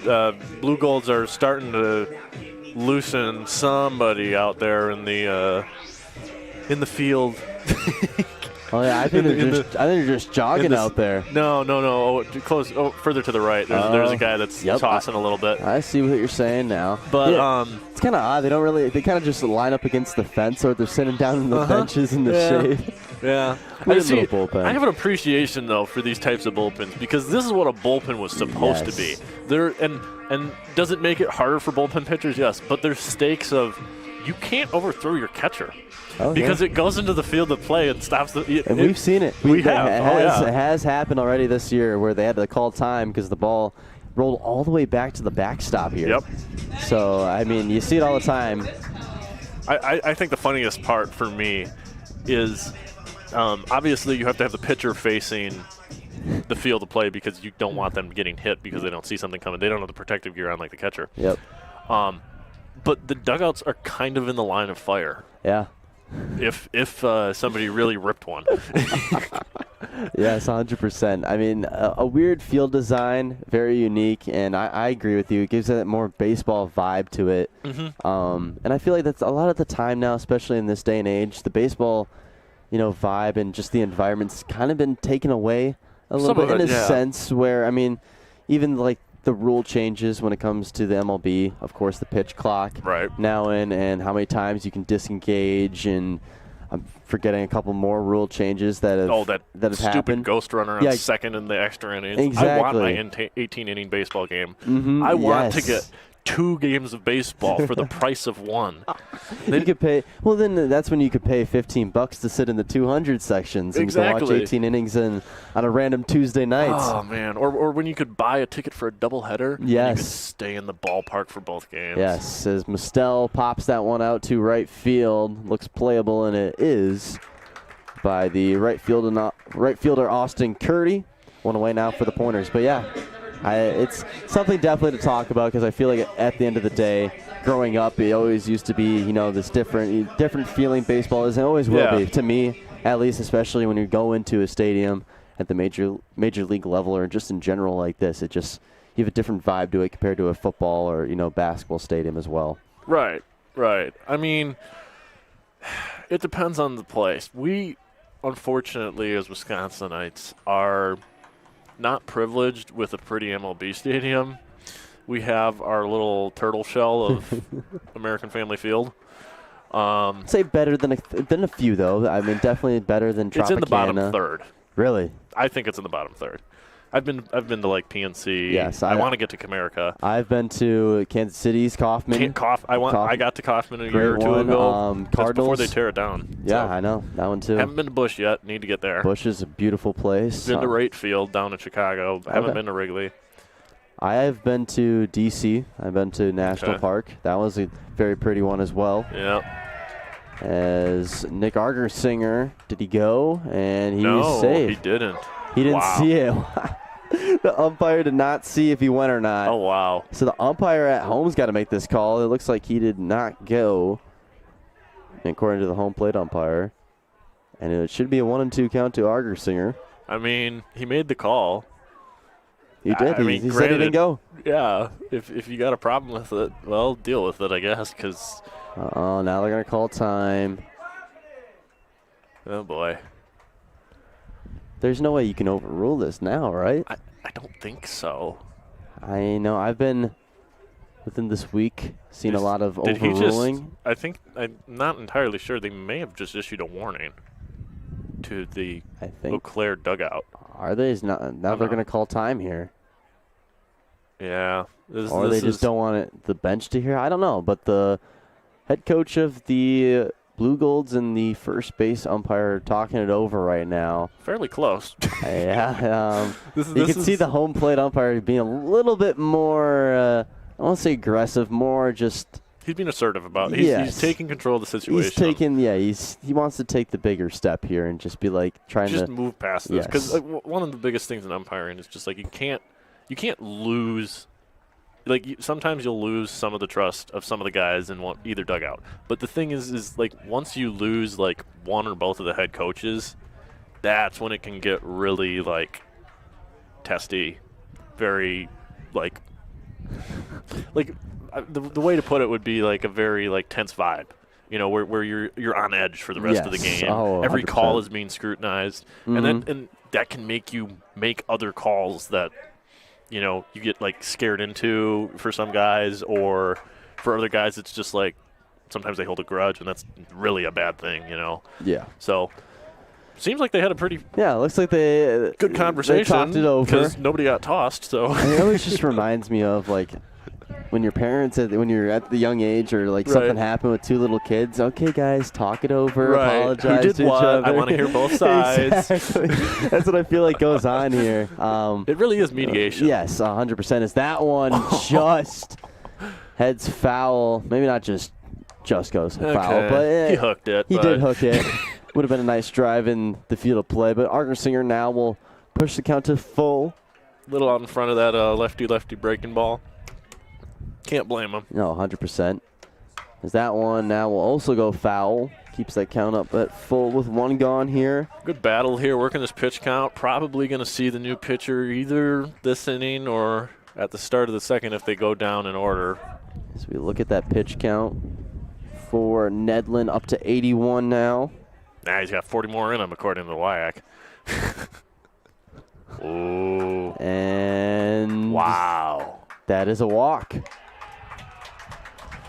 Catcher thought he got him looking, and he was ready to throw that sucker around the horn. So now we got a pinch hitter here for the Pointers. Do I hear bagpipes? You do hear bagpipes. That would be all right. Who's the Scottish fellow right here? That would be number 30 for the Pointers, Brady Martin, the junior from Watertown, Wisconsin. Alrighty. Is pinch hitting for Cooper Brown. Someone's a proud Scot. I love it. I love it. So Brady Martin looking to have those bagpipes. Ooh. Help him in his favor as they try to do a quick pickoff attempt. Solid move. Tried to catch him sleeping. I like it. I mean, especially with a new batter. Yeah. Not expecting it. So one gone here. Brady Martin coming in, like I said, for Cooper Brown, and that one is blown away for the first pitch of the bat for a ball. I mean, you kind of, after walking up the bagpipes, you got to go yard, right? Oh, yeah. I was just going to say that. I'm like, you're going to want the bagpipes to, sound all the way out into the outfield after you hit a home run. Right. There's something different about, like, a song instilling national heritage pride. Yes, in and I think it's the no words to the song, the lyrical. I mean, everybody knows that. Oh, yeah. I have no clue what the name is, but everybody knows that bagpipe song. Yes, I don't know what the name is, yes. You could say that bagpipe song, and 9 out of 10 people would say that song. Exactly. At least in America. Oh, yeah, 100%, yes. So now Martin, that one is fouled off towards the dugout of the Blue Golds. We'll reset it now. Fisted that one. Yeah, the count will be evened up at 2 apiece. Argersinger still at first, and it will be Easton Snow on deck. Jackson Adams in the in the hole. I'm probably seeing a new catcher then. Ooh, and that one, a nice pitch there from Nedlin. Like you said, he went. So now 2 are gone. It's a strikeout, and what will be the 4th K of the day for Nedlin. Gonna be honest, I don't know how much of that was he went and how much of that was a little pardon us for that past mishap. Yeah, but was close. That was close. Close calls are close calls. Sometimes they go the way, sometimes they don't. So now it'll be Easton Snow, another pickoff attempt at first base. Argersinger trots back.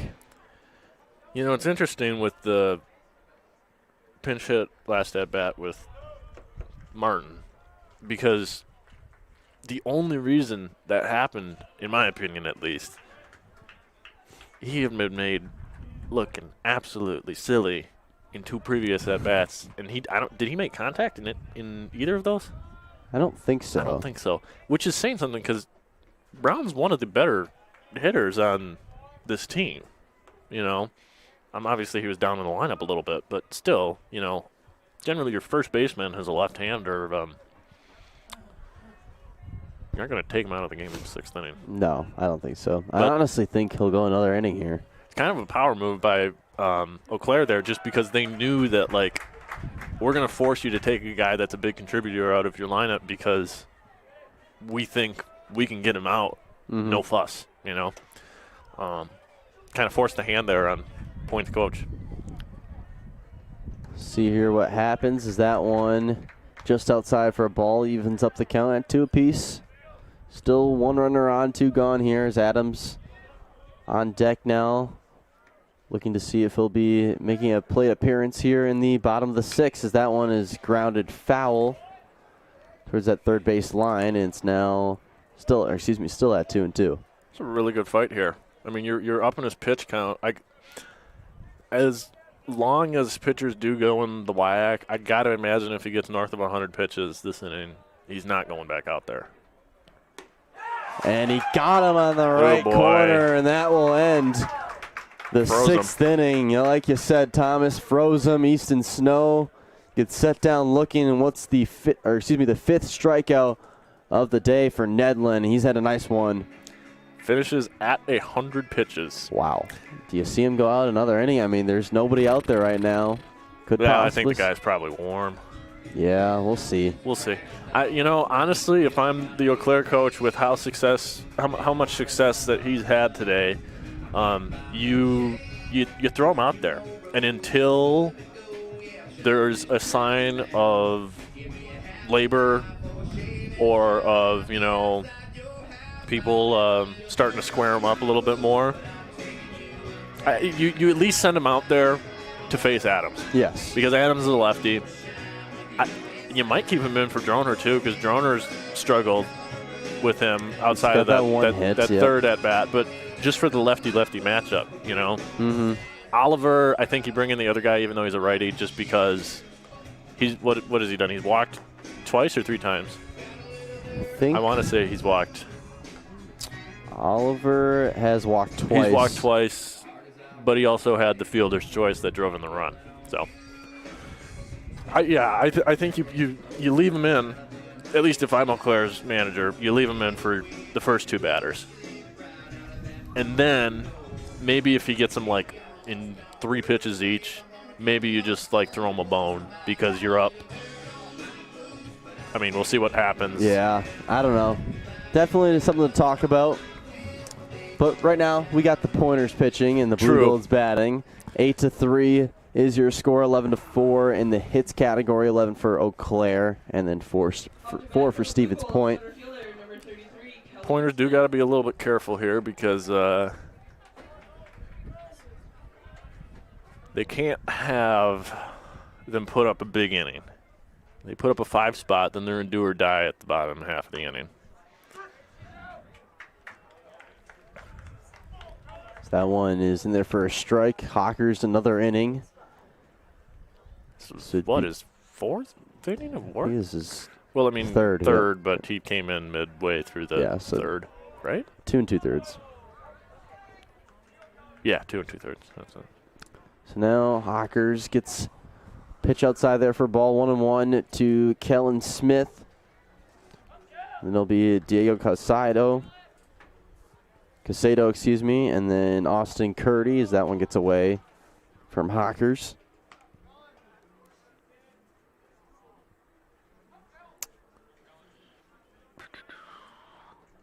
Hawkers is this might be one of his longer outings I think he's had this whole season. That one grounder beautiful. sharply to Holson. Makes a nice play and a throw over to first in time. One away now here in the top of the 7th. Man, I don't think there's much more that brings more confidence to a pitcher about his field than a third baseman making a nice little pick and fire across the diamond. That was beautiful. I mean, my goodness. That was and he was playing in, too. Yeah. That's the thing. Textbook. Great play there. Nice little scoop. So Camden's now at third? Yep, Camden. I think. And I'm assuming it's Mistel. At Shores, that one's going opposite field towards the left fielder, and that one will get down right in front of the left fielder of Stevens Point, Jackson Adams, and it's a 1-out hit for Diego Casado. Excuse me.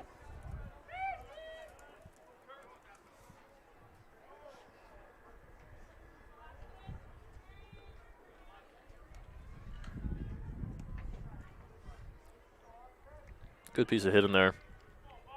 He's had a solid day at the plate, the third baseman for Eau Claire. Yeah, nice day overall. So it's Curdy now up to bat.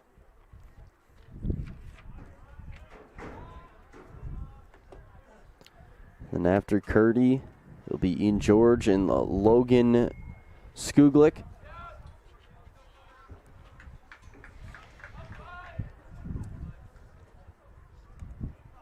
1-0's the count to Curdy. 1 gone. Hawkers trying to have no more runs go up on the board. He's given up 4 so far. Or 3 earned runs, 4 runs in total. Yeah. Nystrom gave up the other 4. Still, I don't think he really can be mad with the work that he's done. No, I you mean, can't. The runs that he's given up that have been earned, it's all been by the long ball. So, you know, he's not.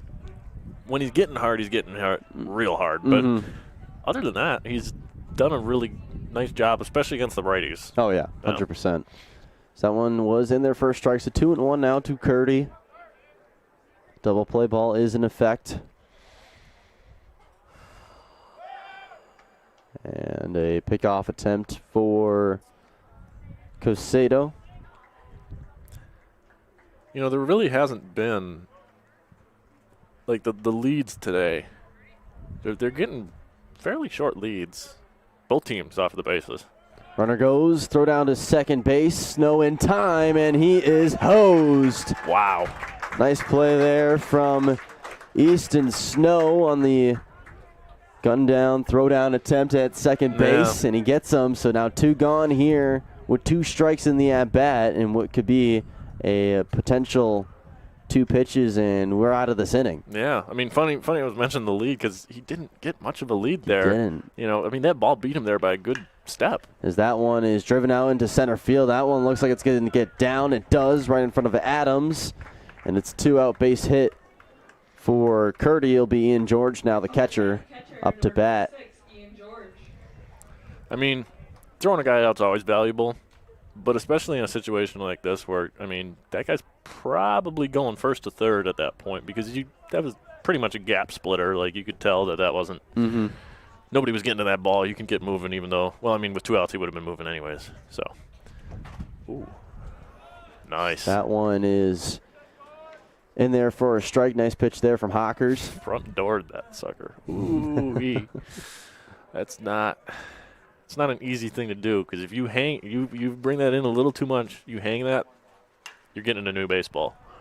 That one's popped up in the air. Having to hustle for it is the right fielder, Nick Argersinger. He is there, and that will end the inning. Hawkers throws a scoreless frame, in the top of the 7th as we enter the 7th inning stretch We don't have to stand up and stretch if you don't want to, Thomas. It's okay. Yeah, we got another one in the next game. So. Yes, we do. And we also don't have to sing either. It's not part of our resumes here I don't on think NDFM. they want to hear our vocal tones over the airwaves, probably.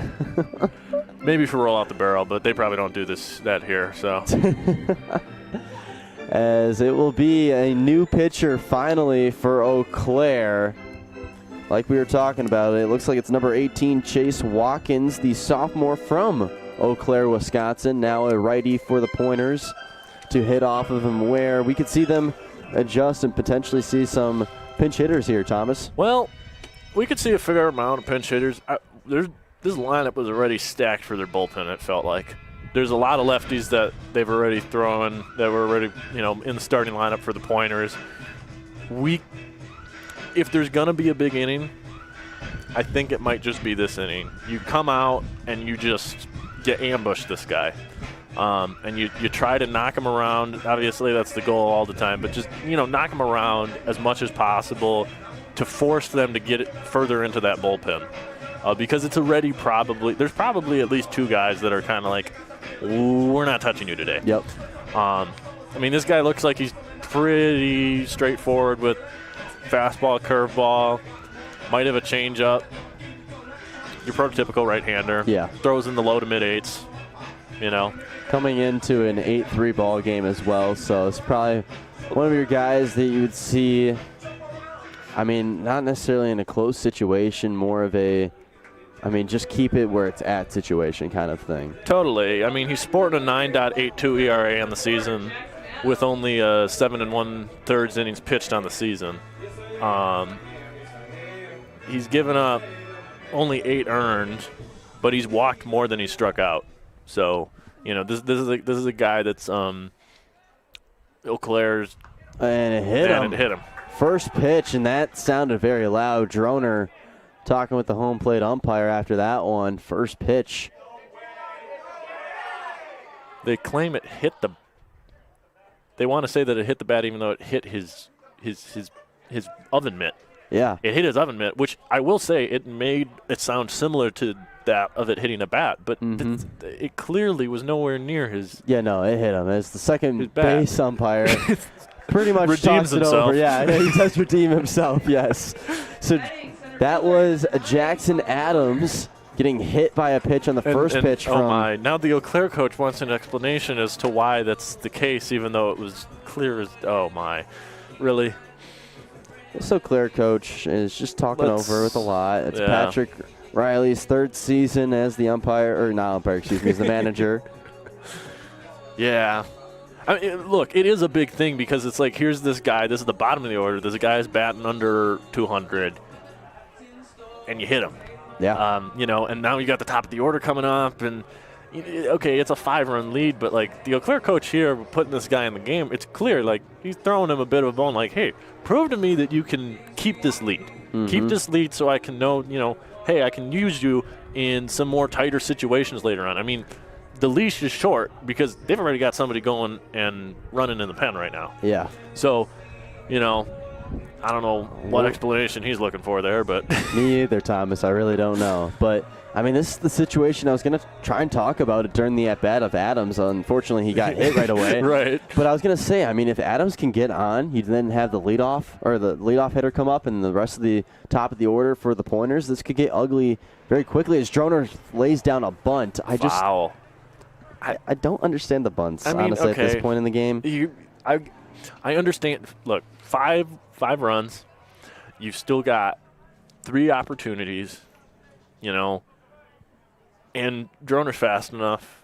He can reach on a bunt. That's true. I don't know. With the Eau Claire talking with him, I just realized he's just buying time for his guy in the bullpen. Without wasting a mound visit. Of course. Why gamesmanship, but at the same time, come on, coach. Really? You got to play the smart game, Thomas. Sometimes it's the little things that make you win ball games. This guy knows ball. That one is in there for a strike to Droner. So now 1-2 is the count to the leadoff hitter for the Pointers. Once again, Jackson Adams at first base for Stevens Point. Nobody gone. Bottom of the 7th here, 8-3 is your score. 13 hits for Eau Claire, 4 for Stevens Point. Droner fouls that one off, keeps the count at 1-2. Kind of golfing for the fences in a 1-2 count there. Yeah. Hey, I admire the aggressiveness. You need something to light a fire under this team's butt, but I mean, Droner's done it before. he has left the yard a few times this season, twice, I believe. Yep, and one of them was here, too. So, I mean, Droner. I mean, at the end of the day, he's a lefty. He can poke one over that right field wall. So a little bit different now with the righty now pitching. 1-2 is your count. Camden Oliver on deck. Here comes the 1-2, and that one gets away from Watkins.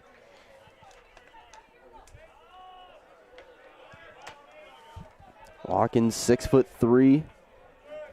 Bat's actually lefty, or he's a lefty. Oh, really? Yes. That one's driven out to right field and caught by the right fielder. I thought I had a little bit more power off of that one. Does not go in the way of Droner, and it's a fly out. One gone here in the bottom of the 7th. He hit that one hard. He's a little bit out in front of it. You know that feeling when you're playing the show and you're like, I just squared up that ball, but you were just early. He was just early on that swing, man.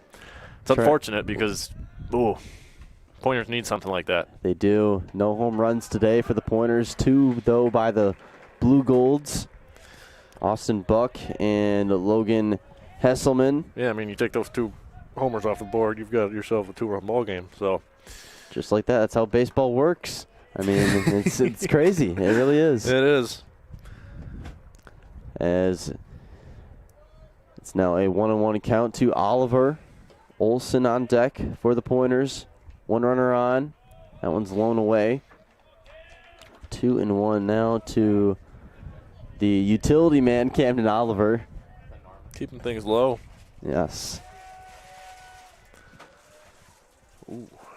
That one is chopped foul off the end of the bat for Oliver. Adams is getting a little bit of a larger secondary on the delivery, so keep an eye on him. He might be looking to take off. I'm not sure. Yep, there goes. Runner goes. Oliver, deep drive into right field, and that one is off the wall. Oliver rounds first. Looks like he'll stay there. Adams goes from first to third, and it'll be runners at the corners now for the Pointers with 1 gone. Just missed another one there. I was ready to make the home run call again. You know, it's a really nice piece of hitting. Yes. I think, and you might be shocked by this, I think Camden Oliver is going to take off and steal second base. Because this pitcher is in his head, and he's not thinking one bit about these guys that are on base right now. I like the call. He's focusing on the batter, which is what you should do as a pitcher, but you got to keep your runners honest, and he hasn't been doing that enough. In this situation, would not put it past them. Connor Olson now up to bat for the Pointers, playing third today. And for Oliver, even if he doesn't take off, just put that in the pitcher's mind. Give him another way that he can, I messed up and I put it right down the middle. Oliver stays at first. That one's fouled off by Olson. Olson has that RBI double for the Pointers, which resulted in a run in that bottom of the 5th inning.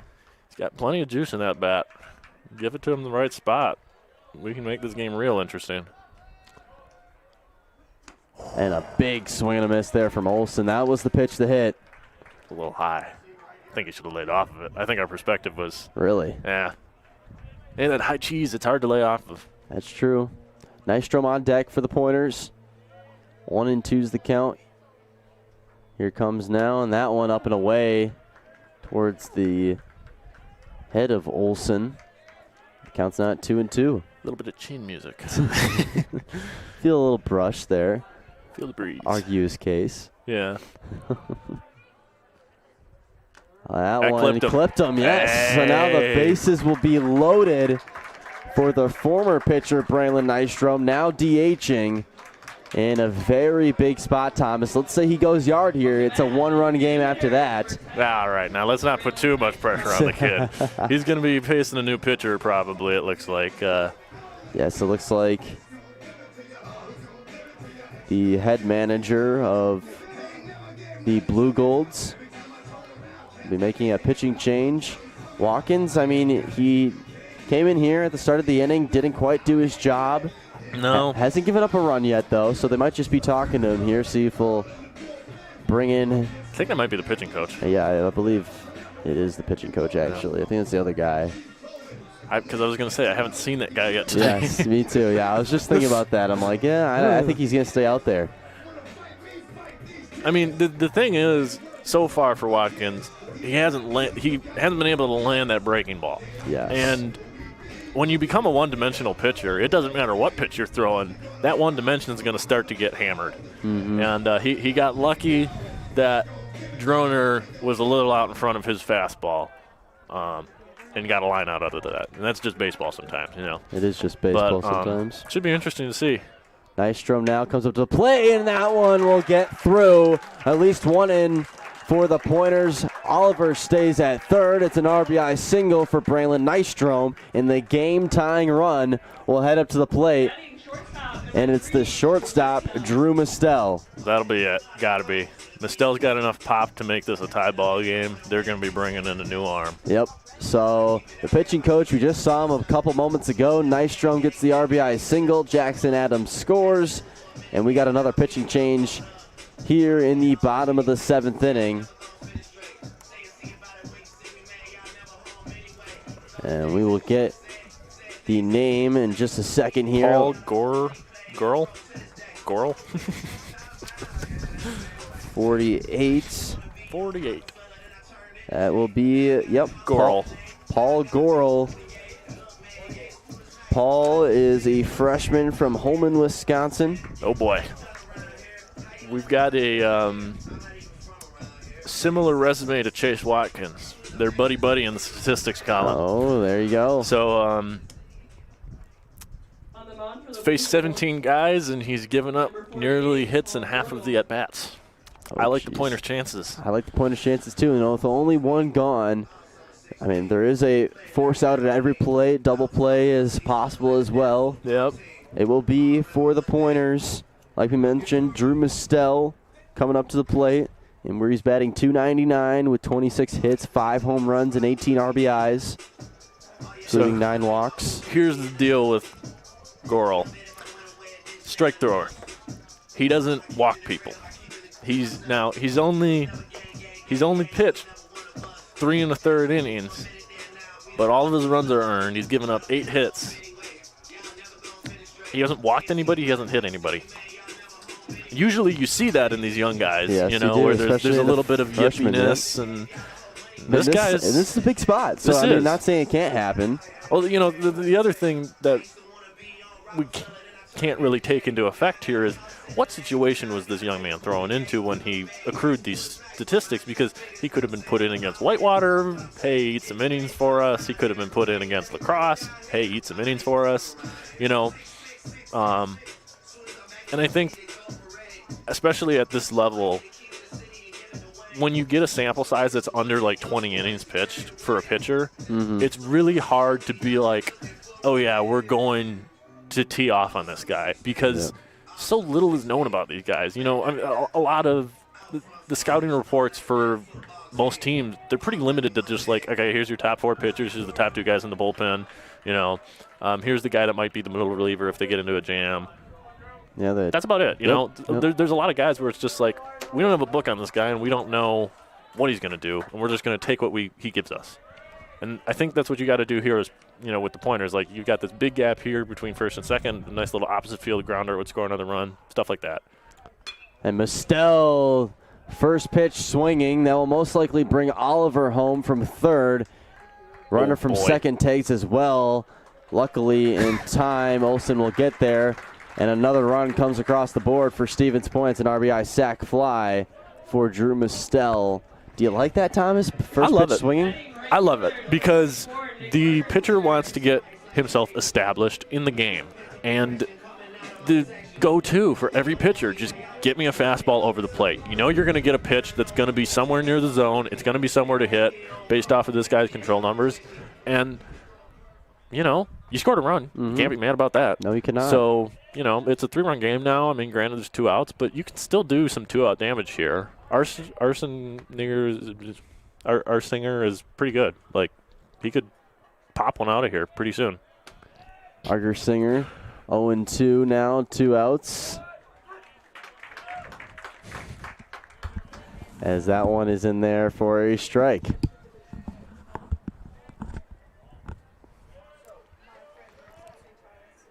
One up the middle might work. Runners. The other holes are kind of closed. I mean, honestly, as that one gets over the head of the second baseman, runner comes in. It's an RBI single for Nick Argersinger. And it's now 8-6. 3 runs have come across here in the bottom of the 7th. This is it's big pipes. It's the big pipes. It's big pipes time.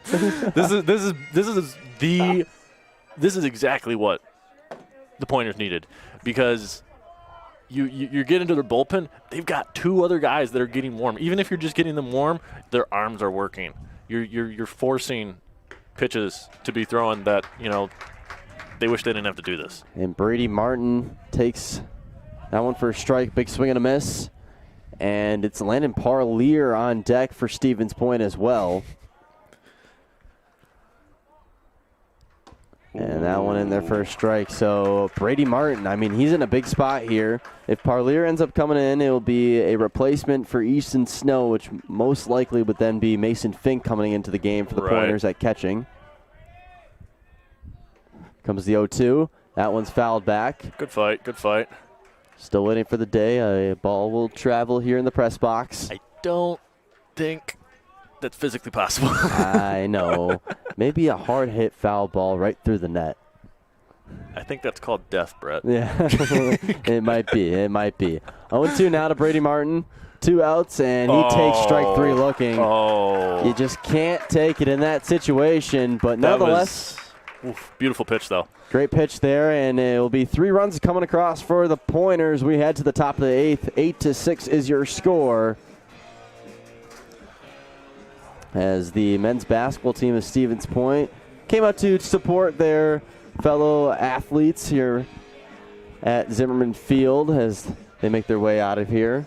Max Raymer, Drew Doust, Tyler Orr among the few. Know him better than I do. Of course, you got to call him. So.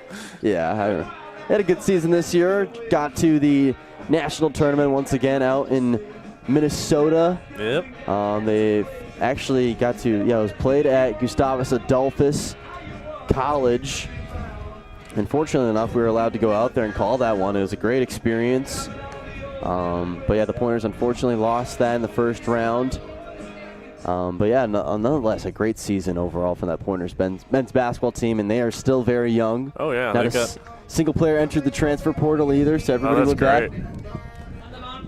Yeah, I mean, I feel like at this point it's almost a disappointment not to make the tournament. Oh yeah, 100%. I mean, the year prior, last year when I was a freshman here, you could see the guys who are going to be making an impact in the future years for the Stevens Point squad, and they really showed it last year, or this year, excuse me, especially making it to the national tournament. So a lot of, high hopes for this incoming year, and all these players, of course, coming back. They only lose a couple seniors in Josh Booker and Shane Tarjan.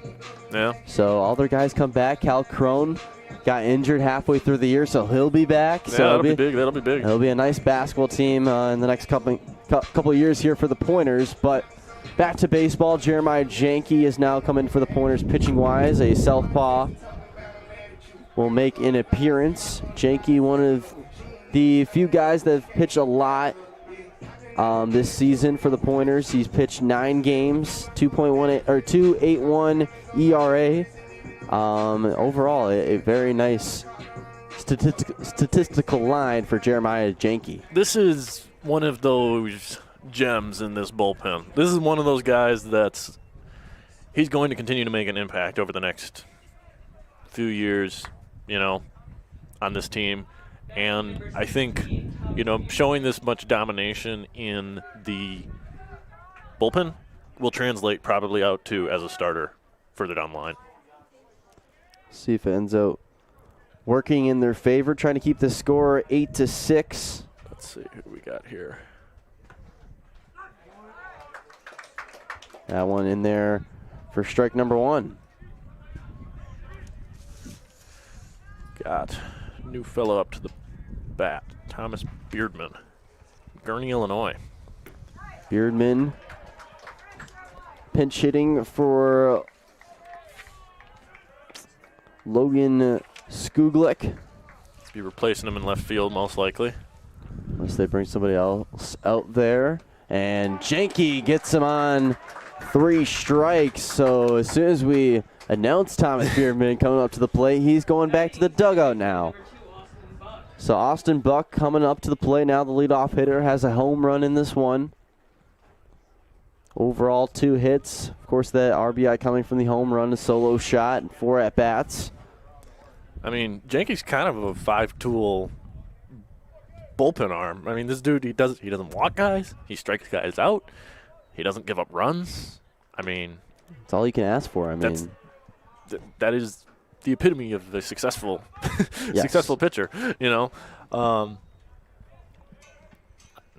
They might ride him the whole game if possibly. I mean, if he pitches good enough here in the 8th and then the 9th, I mean, I wouldn't see why not.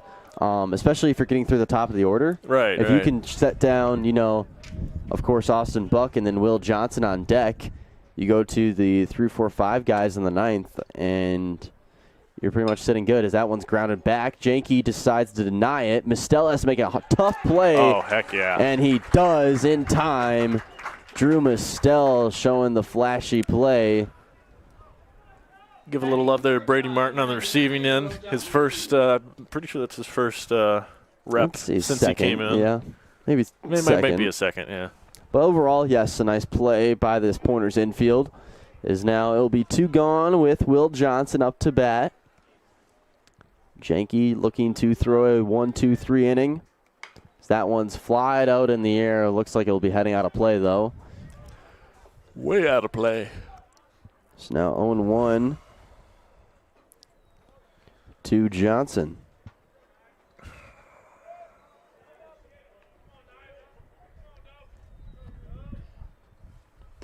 Big swing and a miss there from Johnson, and Janke's feeling it now. Love a good changeup. Beautiful pitch there from the southpaw. Looking to throw a 1-2-3 inning here. 0-2 now to Johnson. Here comes the pitch, and that one is low and away for a ball. Don't mind that at all. I mean, you're looking, obviously, to go 1-2-3 here, and I don't think the Pointers have gone 1-2-3 yet in this game. No, they have not. So closest they've been is 4 batters in that first inning. Yep.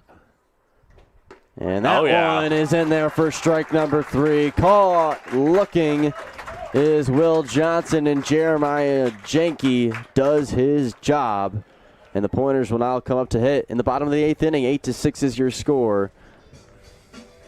And it will be Landon Parlier up to bat for the Pointers, pinch hitting for the catcher, Easton Snow. All right. We're going to get a little Mason Fink action behind the plate then for the 9th. Yes, we will. And Parlier, I mean, we saw it before in that River Falls series, came in and had a pinch hit home run. Does not have the ability to tie it if he goes, but, you know. As it will now be a new pitcher for the Blue Golds, their 3rd since their starter. Alrighty. It will be Ben Durantis, number 34. He's a righty junior from Anaheim, California. Oh, my. They do the recruiting a little bit differently than what the Pointers do. Yeah, there's a little more nationwide, I think. And you think funny enough, this actually is not as far as we've seen. We've seen Tokyo, Japan playing football. Yep. We've seen obviously Canadian schools. Oh yeah, totally. Pointers hockey team, Airdrie, Alberta. Yep. Cody Pisarcek, and then you have Johnson from Calgary, Alberta, and then a couple others from Canada. The reason I'm mentioning Airdrie and Calgary is they used to live up there. Yeah. Calgary and Airdrie, Alberta. But yeah, it's crazy. Especially at the D3 level, you think you wouldn't see that, and then you read the roster sheet, and it's like, wow, number 0 here for Eau Claire, Cooper Seney, Toller, Texas. Yeah. So, I mean, hey, you get an opportunity, you travel for it. There was a guy last year, team I played against, I think he was from somewhere in like Taiwan. Oh, yeah. Eastern Asia. It was just kind of like, whoa. the people will even come over and, play in a D3 here just because they got a chance to play ball. It's really exactly, 100%. As that one's up and away for Parlier. Durantes is a little bit more shut down comparatively to everybody else that we've seen today. Sporting a 2.25 ERA over 16 innings. Oh, geez. And 19 strikeouts to 7 walks. This is what we would call a setup man in the business. It's either a setup man or it's somebody looking for a 6-out save. That's true as well. Because he's looking pretty. A guy out there. There is a guy out there. So I'm going to go with the setup. But no, 6. Hey, there's nothing better than a 6-out save. Yes, as Parlier has now got the count worked to 3-1, and with you being down 2, nobody out. Swing away, buddy. I say swing away. Yes. Here comes 3-1, and that one's driven up into center field. It'll be a base hit for Landon Parlier. Pinch hitting once again for Easton Snow. As now up to the plate will be the lefty Jackson Adams in that 9-hole slot, and then we'll flip it back around to Tommy Droner leading off. I mean, even at this level, there's not a lot of guys that are fully confident in their secondary pitches to land it in like a 3-1 count. So you can kind of nearly bet that you're going to get a fastball in that 3-1 count. And Parlier knew it was coming, put a good piece of metal on it, not wood. And, he drove that one straight up the middle for a nice little line drive single. Looks like we've got a pinch runner at first. I'm not wrong. No way. Kenny Schultz is pinch running? Or is that 28? Asher Nicholson. Asher Nicholson is pinch running, and that's another base hit for the Pointers. Back-to-back hits. And it'll now be a game-leading run in Tommy Droner coming up to the plate in a very big spot with Jackson Adams at first. Or excuse me. Nope. Jackson Adams at first, but second base is the newly entered Asher Nicholson. Who is wearing the jersey number of Kenny Schultz. Apologies for that. That one crossed me up. Order turns over. Droner shows bunt, and it gets down.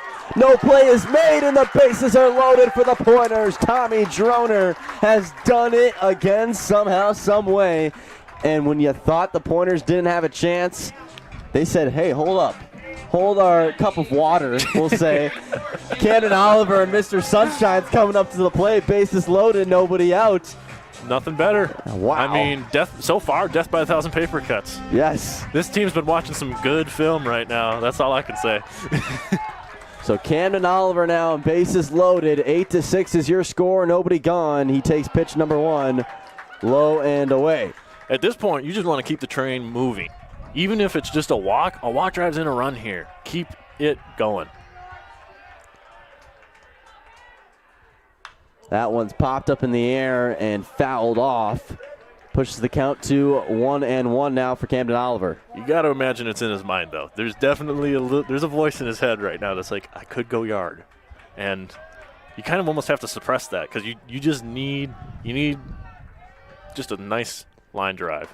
That one in there for a strike. Ooh. And it's 1-2 now to the 2-hole hitter, Camden Oliver. Still nobody gone.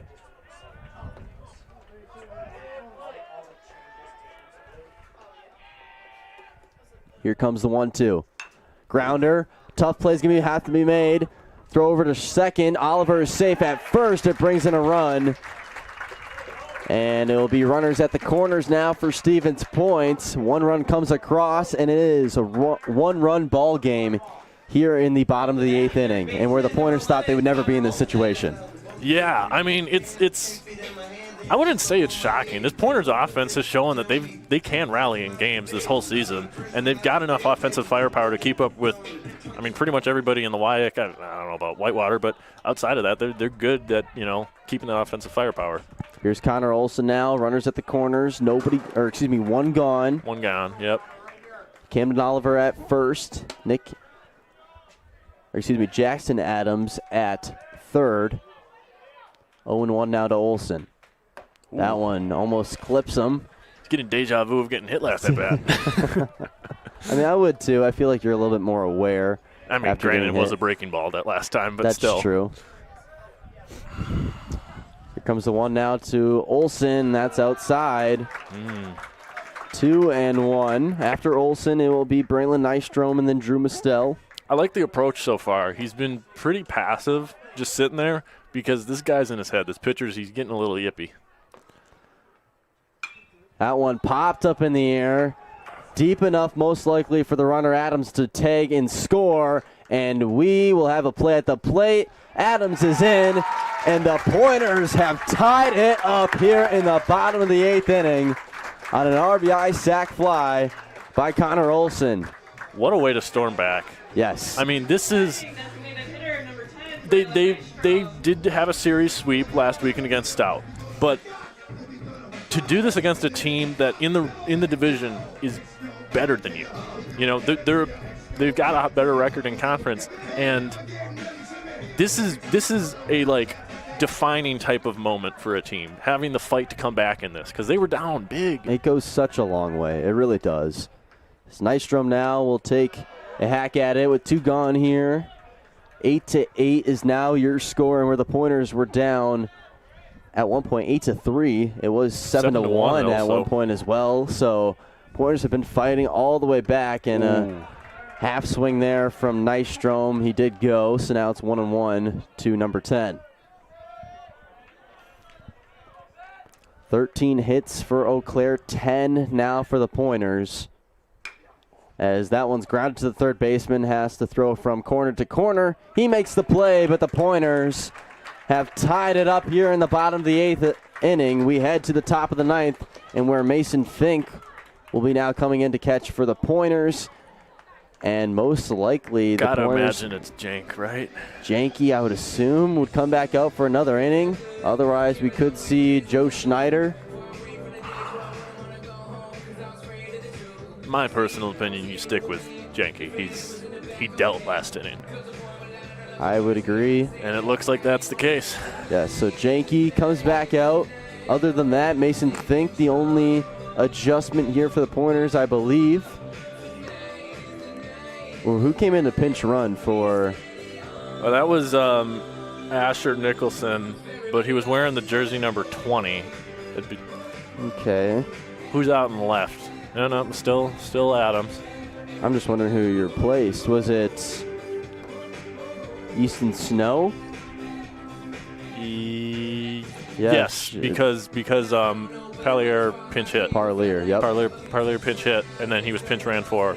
Yep. So then Fink replaced. So Fink replaces him. So we're good. Yeah, yep. yeah. All right. Got it all in order. We just wanted to make sure here at 90 FM and here on the WIAC network, of course.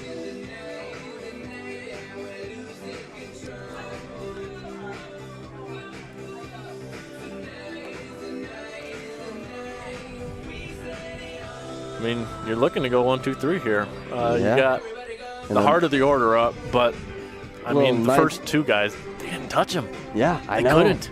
A little 9th inning walk-off, Thomas. How that would put a nice little cherry on top of the cake. It would, and it would also. I mean, obviously, you want to win both games, but it would relieve the pressure of the must-win necessity. Oh yeah. Because statistically speaking, it's not a must-win game. They need to take at least one of these games to stay in play for getting into that tournament. So we'll see what the Blue Golds could do here in the top of the 9th. Haven't scored since the top of the 6th, as that one's fouled off by John DiGregorio. DiGregorio looking to have a nice leadoff at bat for the Blue Golds, as that one's grounded. Shortstop takes over, has to make a tough play. Scoop by the first baseman, and he makes the play. One is gone here in the top of the 9th. Drew Mistel over to the first baseman of Stevens Point, Brady Martin. I am going to hound on it again. First baseman appreciation, because that is a wonderful play by Mistel. but that pick still needs to be made, and it is so much harder than everybody thinks to pick a baseball. And look at this shift over here now for Logan Hesselman. Camden Oliver, the lone wolf over on that third base side. Otherwise than that, he got 3 over on the right side for the Pointers. He's going to pull. I don't know. With the lefty, he might fist the other way. I'm surprised the left fielder for the Pointers hasn't moved either. Right. It didn't move in at all. No. But clearly there's some book here, and I'm going to wager a guess that Logan here does not hit as well against left-handed pitchers as a left-handed batter. I would agree as well as he swings and misses. Strike 3. And Janke 2 up, 2 down, looking for that third one. And wow, I mean, just a great at-bat for Janke. I mean, he dominated him.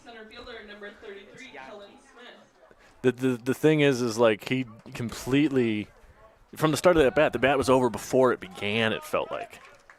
Yeah, I would agree. I mean, and just having that utter dominance is paramount to being able to be successful as a pitcher, because that mentally affects other guys in the lineup too when they see a guy up in their lineup like that get dominated in such a sense. Yeah. Janke now looking to end the inning here as that one's fouled off. Oof. Like go off his shoulder, bounce off the plate, and then off the batter shoulder, I think. Kellen Smith looking to keep the at-bat alive. He's from Altoona, Wisconsin. I don't even know where Altoona is. You don't know where Altoona is? No, I'm sorry. Well, my dad's going to be ashamed of me because I don't know where Altoona is exactly either. Here's Yankees 0-2. That one's blown away. It does sound familiar, though. It does. When I hear Altoona, I think of the Altoona Curve, the minor league ball club. I just think of a noodle. That's fair. That's fair. 1-2 now to Kellen Smith. Got him looking, and that will be another 1-2-3 inning for Jeremiah Janke.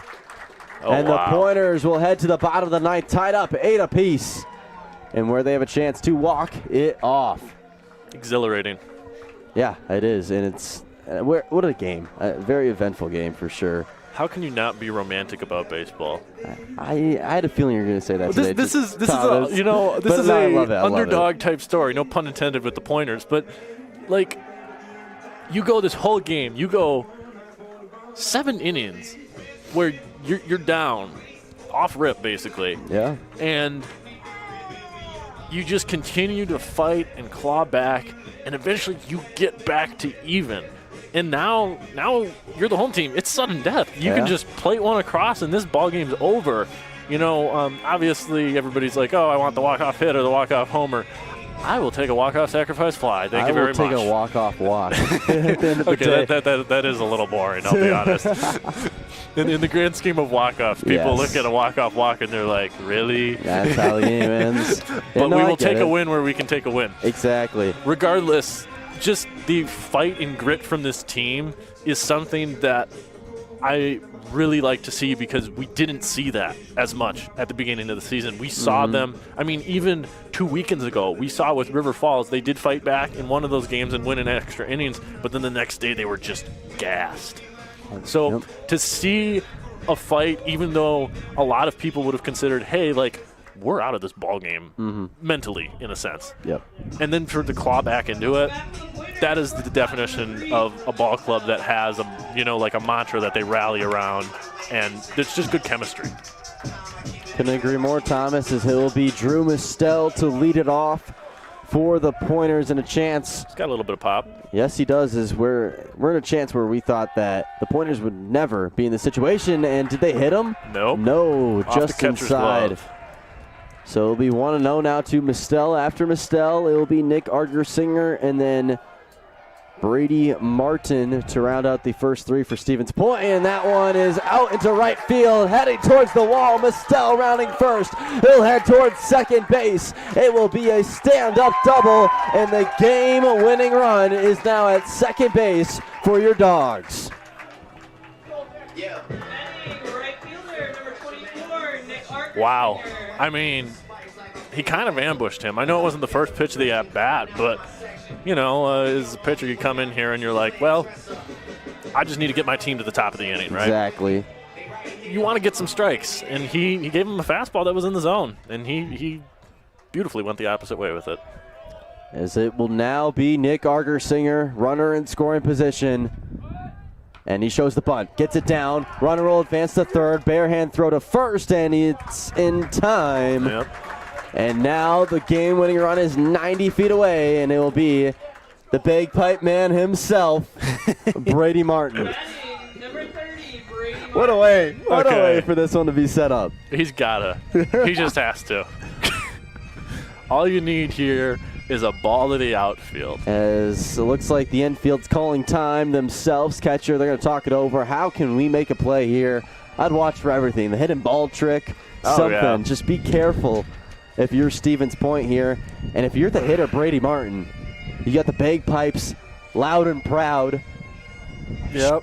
You know, you're in a tough situation here with one out. The last thing you want to do is ground out, have a little tapper to the pitcher. You know, or a line drive. You just got to avoid everything. You got to choke and poke here because you got the infield drawn up with only one away. Obviously, your goal is hit one to the outfield. Put a ball in play. Force the Blue Golds to make a play. Here comes the 0-0, and that one's in there for a strike. Infield is in for the Blue Golds, like I mentioned. Runner is 90 feet away for the Pointers to walk it off. Here comes the pitch. Inside for a ball, 1-1 now. You know, we've got a big enough backstop if one gets away. Yes, we do. Durantes, and since coming in, has been not the greatest. Here comes the 1-1, and that one's up and away for a ball. It's funny you mentioned that because based off of the statistics, he's arguably the best relief pitcher on their team. I would agree. Everybody has a bad day, though. Let's say Martin walks here. Yeah. Do you potentially intentionally walk the next guy where then you have a force out at any plate? Well, next guy. Because if you think about it, no matter what, it's going to be a walk-off. Yeah, but I don't know. I'm going to hold that thought real quick. 2-2 now to Brady Martin. And a big swing and a miss. That basically takes away the whole thought process there, Thomas. Yep. As now two are gone here. Runner is 90 feet away. It's the pinch hitter, or the guy that just came into the game at least, Mason Fink. Well, you got one job. Put a ground ball through one of the holes. That's all I can say. That's all you got to ask for if you're Mason Fink. In fact, I'd almost advise keeping the ball on the ground. Make him make that play. Comes the first pitch. That one's in there for a strike. So Fink taking his pitch. There's been an adjustment by Durantes this inning since the leadoff double. Yes. He's landing his off speed now, and that is really keeping the point hitters off balance. Here comes the 0-1. That one, fly ball into right field. Might be towards the glove. It is. And somehow, some way, the Blue Golds get out of it. Drew Mistel had a leadoff double, and that was it. And we will head to the top of the 10th inning. We got extra innings baseball here, Thomas. We're getting some free baseball. Yes, we are. It. I mean, even though it doesn't really affect us. No, not really. But, you know, always great to get a little extra ball. Do they run California rule here? Or? I believe so, I would think. Okay. There'll be a runner on second. Because I'd be all for an 18-inning game. And oh, my goodness. I don't even think that second game would be played. No, the second game wouldn't because I'm just realizing this. This field doesn't have lights. It does not. Yes. How? I don't know. But the whole soccer field does over there. For a state university. Hey, we have the same questions. Tim has the same questions as us. Why is there no lights? I'd kill for a Saturday night game here. That would be nice. Saturday night baseball vibe. at the Z. Oh. And maybe a little investment opportunity down. Hey, Century, we've got a proposal. Exactly. Hey, we got a new CCC building coming in. Collins Classroom. Why don't you just float us another $5 million? Yeah. Ain't that much for a big company. I don't even think you need that much for lights. Yeah, the lights. I mean, like if you're doing the lights, you might as well just turf the field. Yeah, that's true. I don't know. We will head to the top of the 10th inning. There is no runner on second base, so this is just normal baseball like it used to be. We're playing real baseball, baby. Yes, we are.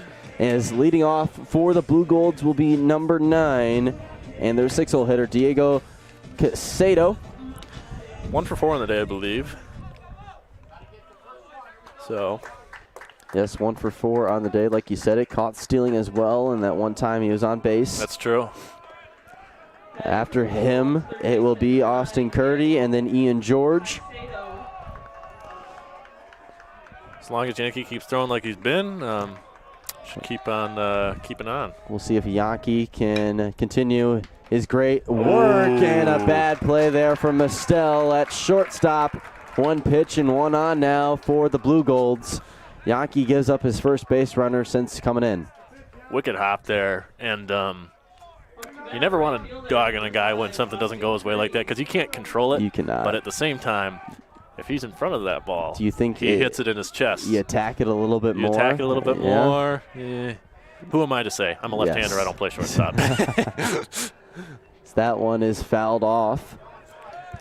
But, yeah, critical base runner there because no outs. I mean, they could run bunt game here, and there's the opportunity for them to continuously try to move these guys around, and you don't even necessarily need a hit for it.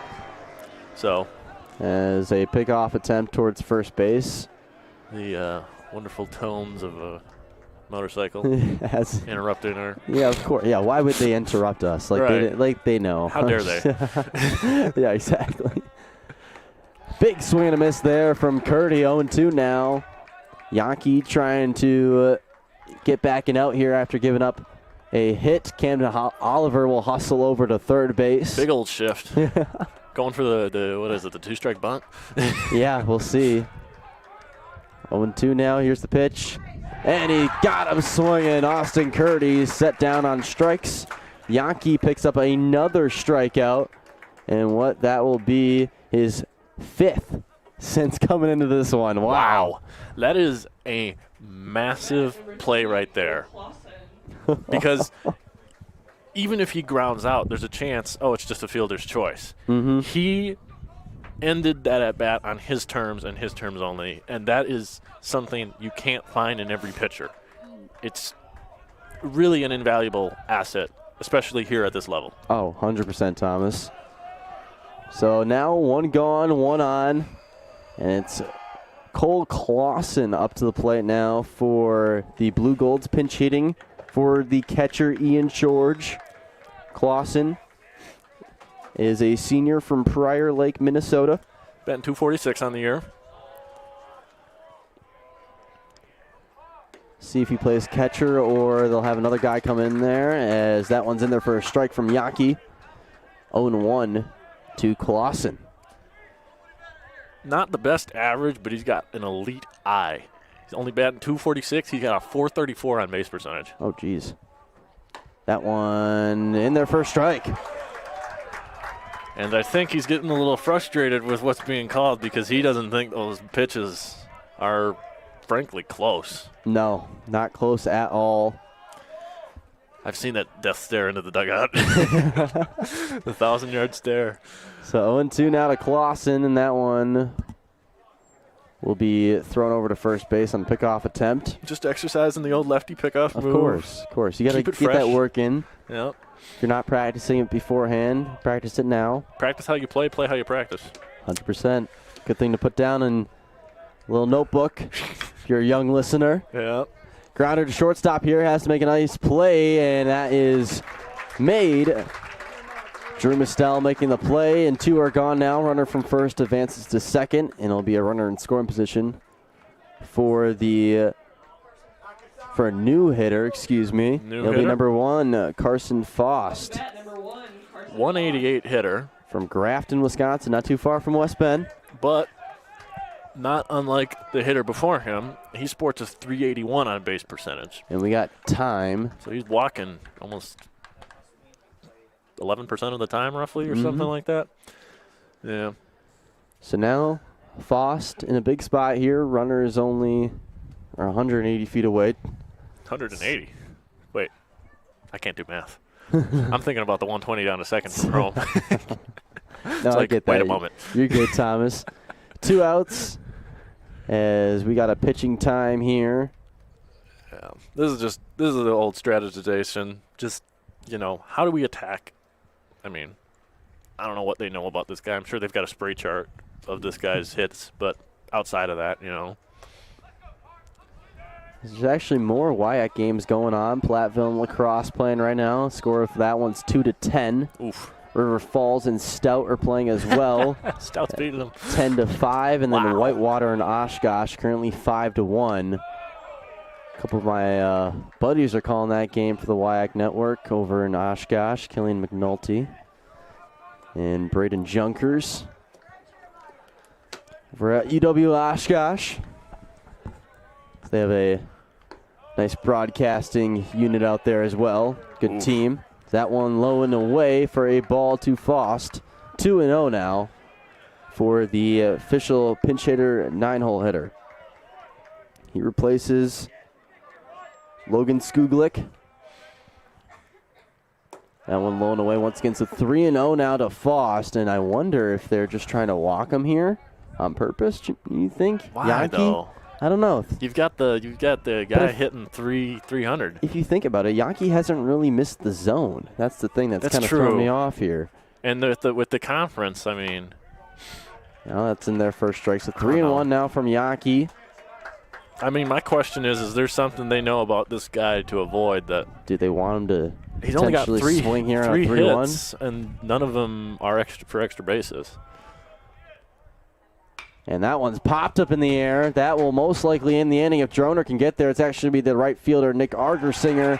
He makes the play, and I wonder, you think work him to the 3-1 count, he gets the green light, he swings away? And that forces him into making or doing something he doesn't want to do? With a guy batting 188, it wouldn't surprise me. He might just pop the ball up a heck of a lot. And that's why the pitching coach goes out there to talk to his pitcher, because like we said, Yankee wasn't missing the zone a lot. Yep. We're just trying to be smart here, Thomas. Yeah, we totally are. But we head to the bottom of the 10th inning. The Pointers throw up a scoreless frame in the top of the 10th. And now it will be the same pitcher for the Blue Golds, Ben Durantis, coming back out for another inning. Right in that arm. Yes, they are. And leading off for the Pointers, I believe it should be Jackson Adams, the 9-hole hitter, who got the rally going in that bottom of the 8th inning. Yep. To tie it up. If I'm the Pointers, I really like how this inning's lining up. Oh, 100%. Adams today has been pretty consistent. Checking his stat line, I mean, he's had 2 at-bats. He's had a hit, a walk, and he got on via fielder's choice. Every single time he's been on base, he's scored a run today. He's been extremely efficient on the base path. He also has a stolen base. So I don't know. I'm circling this at bat here because how Adams at bat goes here, I think, is going to dictate the rest of this half inning. Very important, Thomas. I like what you said there. As Jackson Adams looking to see if he is the man. As that one's popped up in the air, foul ball. As a new catcher's in for the Blue Golds, looks like it's number 2, Austin Buck. All right, actually 27, thank you, Tim. It'll be actually Carter Veith, from Elk Mound, Wisconsin. As there's a new left fielder, number 14, Brayton Tillman, junior from Eau Claire. That one's outside for a ball. So 2-1 now for Jackson Adams.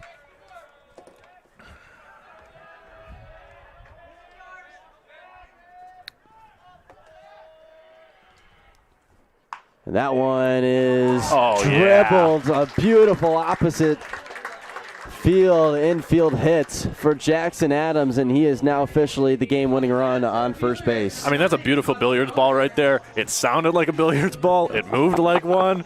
I mean, come on. Look, that is just a really nice piece of opposite field hitting. He knows the third baseman's up protecting for the drag bunt, and he puts it where he would have been able to get it if he wasn't there, adding insult to injury.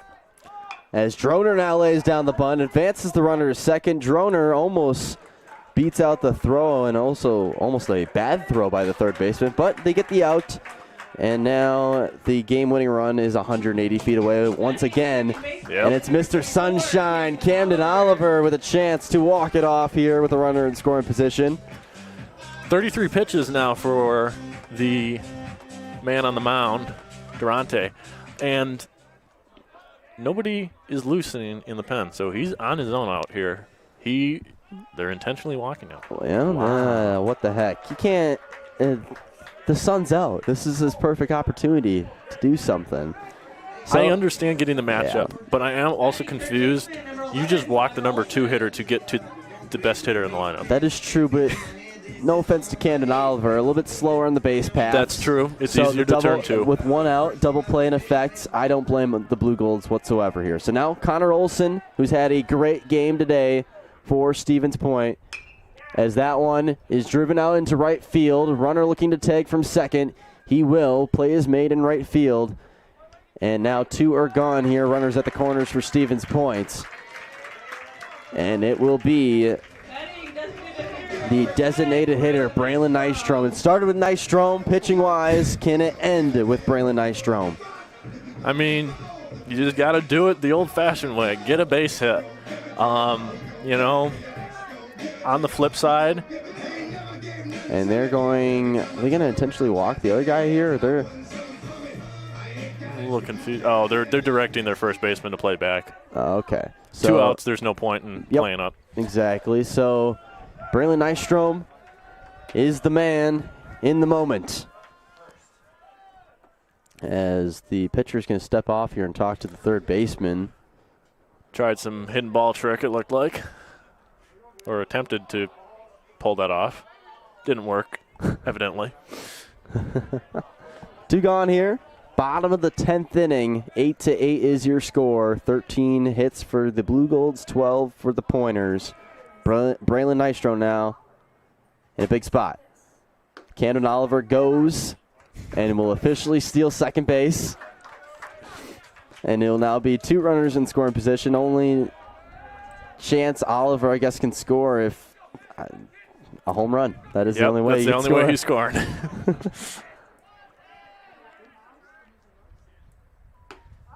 Pitch outside for a ball. It is now 1-1.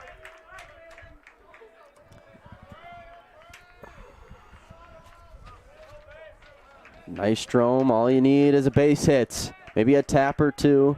Try and beat it out at first. That one's popped up in the air. Oh, should be an easy play for the first baseman. And it will be, and that will end the 10th inning. We head to the top of the 11th here in Stevens Point, Wisconsin. Still tied 8-8, and now the scoreboard has officially been turned around. You will never see what's going on or how the runs were scored once again, won't. Thomas. You know, as Yankee heads out there for Yankee. Jeez. Yep, you're good. Darn European names, I say as I have a European name myself. But there have been many moments where both teams are going to look back on this, depending on the result of the game, and say, we failed to capitalize. You know, I think it's a little bit less so in this 10th inning for both teams, but that 9th inning with that leadoff double in the bottom of the 9th and not having anything, that just, it takes the wind out of one's sails a little bit. It does, yes. You know? And then having this happen again where, you know, you got 2 guys on base, albeit one by intentional walk, and you still can't plate anybody. It's just yet another, like, okay, we got to do something to change this, you know.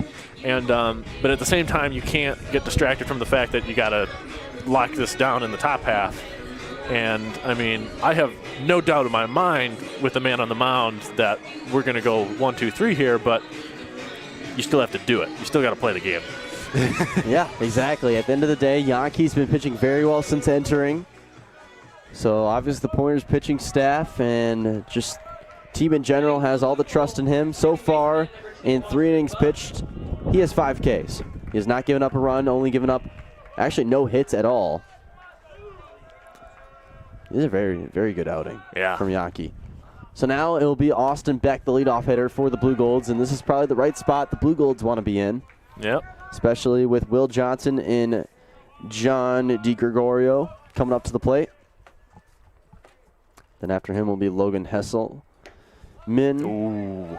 There's that Good one pitch. outside for ball. Trying to tease the batter into giving that one a pass. But still, good competitive pitch there in a 0-1 count. Yeah, I like it. 1-1 now to Beck. Oh, Or wow. Buck, excuse me. And that one blown away. Both bullpens are quiet. You got one guy standing out there for the Pointers, not doing anything though. Been that way for a couple innings now. I think it's just JT Hawkers actually. That one is a swing and a miss on Asserting Buck. his dominance over the rest of the bullpen. I think Hawkers just wants the best angle Yeah. to see what's happening, and I don't blame him. He strikes me as the type of guy to just stand out there at the. Well, never mind then. Guess we'll find out who that is eventually. Pardon me. We And do a need those binoculars. Yes, we do. Swing and a miss there. Strikeout, excuse me, once again for Yankee, his 6th of the game. As the Pointers now hit the double-digit mark in the strikeout category. That's Bryce Air. Bryce Air Yeah. 21. standing out there. Standing out there. He might make an appearance here. Depends on how long this one goes. So Gotta- Will Johnson. Pristine ERA. Yeah.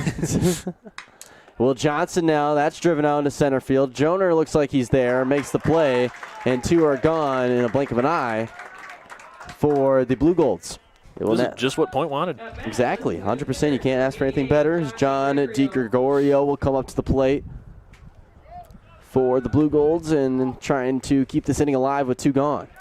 Curious to see how this batter is attacked, because the last 2, there's been kind of just a purpose, like, I'm going to get that first strike on you with a fastball, and we're going to go from there. Curious to see if that's the same approach. That one's hit out to right field and not making the play is Nick Argersinger. Had a chance at it. Would have been a tough one. Tough one, yeah. That one gets down. So now DiGregorio, excuse me, is now at first. It will be Logan Hesselman up to the plate, who has a 2-run shot in this one. And feebly struck out previously to this man on the mound. That one, grounder over to second base.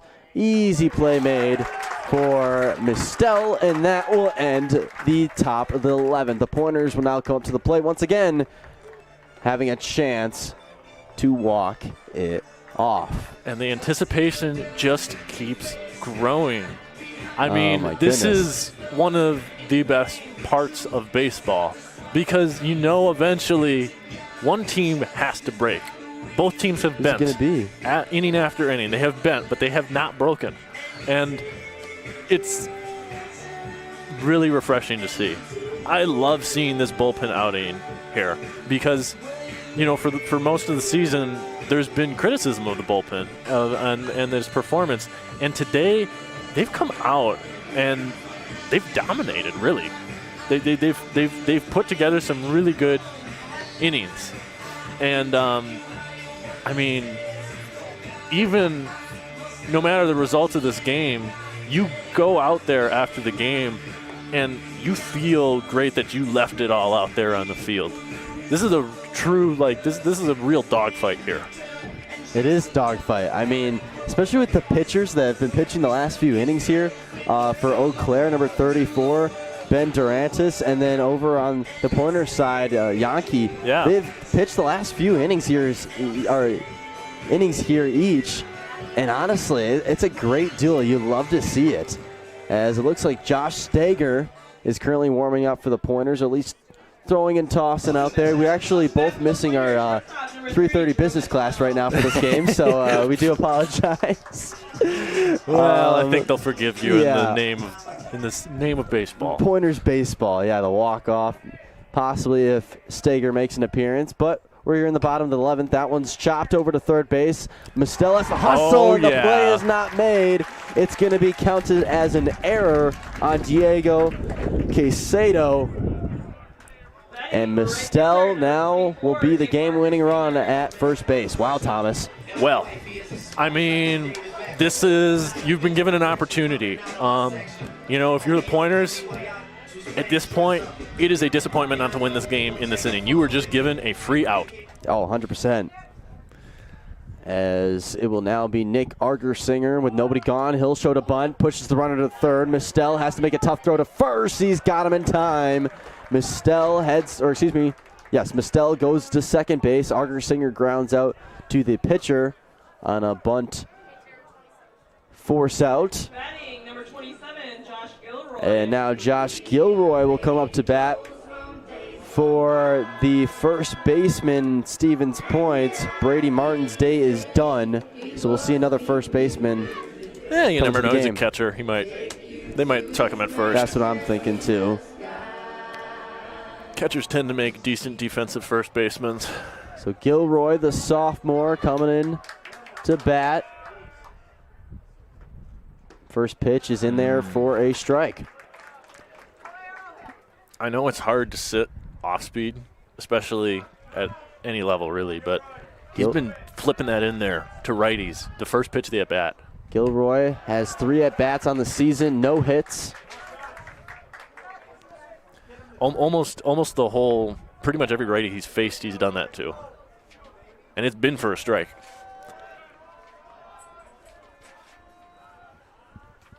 Here comes the 1-1 now.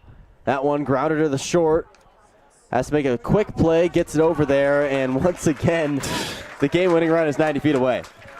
Oh, boy. Pointers. Where have we seen this before, Brett? I think the last 3 innings, Thomas. It will now be Mason Fink up to bat. Another big moment for another big pointer. Mason Fink, the catcher, looking to end this one here in the bottom of the 11th as he takes first pitch strike. Yeah. Just a reminder, you're listening to WWSP Stevens Point. Once again, I'm Brett McNamara. Alongside me is Thomas Szymanski. We're here in the bottom of the 11th inning. 8-8 is your ball game. 0-2 now to Mason Fink. It's a good pitch, right on the edge. Can't do much with it. Unless it's 2 strikes, you really don't want to swing at something like that.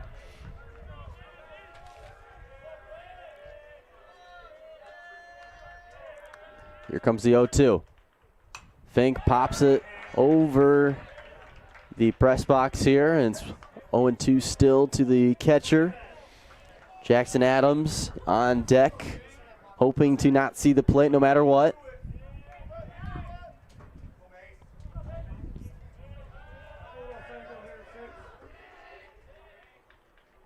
That one off towards the right side for another ball, or for the first ball. So 1-2 now for Mason Fink. Trying to induce that chase there, and it's a good thought process in an 0-2 count because he's been really hammering the zone. That one's blown away. Fink working in it now for the batter. He's really trying to induce that chase, and if there's another one that gets away just a little further, we might see a play at the plate for the end of an inning or the game. Drew Mistel only 90 feet away. Here comes the 2-2. Outside for a ball. So Fink, after being down 0-2, has now worked it to a full count, and where Jackson Adams awaits on deck. But Fink can hand it himself. Third base coach hyping up the crowd. Here comes the full count pitch, and a big swing and a miss from Mason Fink. And we will head to the top of the 12th inning. Thomas, another great opportunity there for the Pointers to potentially walk this one off. They can't do so.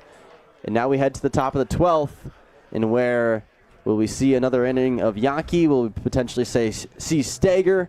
I don't know. I don't really know either, because eventually it gets to the point. So now you're repeating the process, and it feels like that's what the Pointers have done the last 3 innings. So something I do want to point out, Josh Stager's actually going to second, but I believe what's going to happen here, make it easier. He's going in the batting order where Gilroy was. Yep. And Okay. So Camden Oliver is moving to first base. Stager will slide into the batting order, batting 7th. Yankee will still be out there to pitch. And that, I believe, will be all the adjustments. But what I'm thinking is if Yankee can't get out of it, they'll go right to Stager. Right. And then bring in a new second baseman. Well, and the thing is then it doesn't eliminate the DH. That What is they're true. avoiding is making a pitcher only who never hits have to come up And to in be a tough fair, spot. And to be fair, it's college baseball. They got another guy to pinch hit for them anyways. Right. But no, I get it. But then you especially got to if take bring- the guy out the game. If you bring in a guy like Joe Schneider for a one-out kind of, at bat, and then you have your, Right. pitcher batting. Yes, I get what you mean, Thomas. So, I mean, I think it's brilliant. I think it's a loophole that if it continues to get exploited will be closed.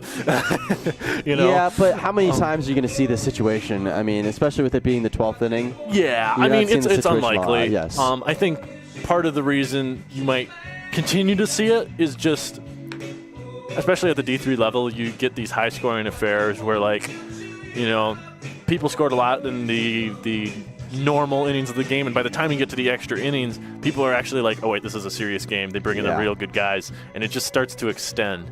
And I think that's why some people have a little bit of a struggle with baseball is because it can just theoretically, a baseball game can go on forever. It could.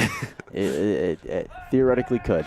Not saying it will ever go on forever, but yes, it could. What is it? 23 or 26 innings is the record held by the White Sox and Brewers. I think it was 23. Yeah. I think that sounds about right. That's back in the 80s. Yes. People were doing weird stuff back then. As now Yankee will come back out for his 5th inning of work, I believe. I have to double check that, but nonetheless, I mean, Yankee's been pitching glorious right now. 4 innings, so this would be his 5th inning. He has 6 Ks. That one's flied out to right field.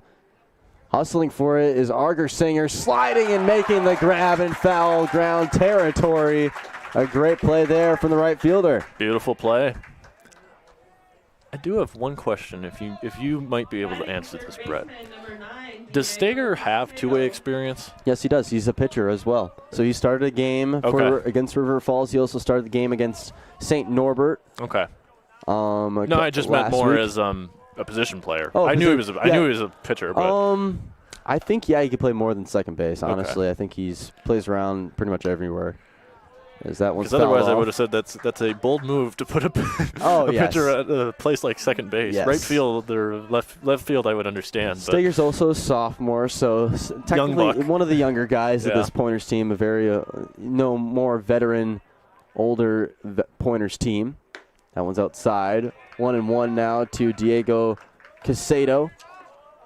But yeah, Steger, like I said, he's in my business 330 class. I've actually just bought a house with him, an off-campus lease as well. So know Josh pretty well, as that one is outside. 2-1 to Diego Casado. Helping you get that inside scoop on the ball team. Yeah, of course. Hey, he's my number one source. I talked to him right away.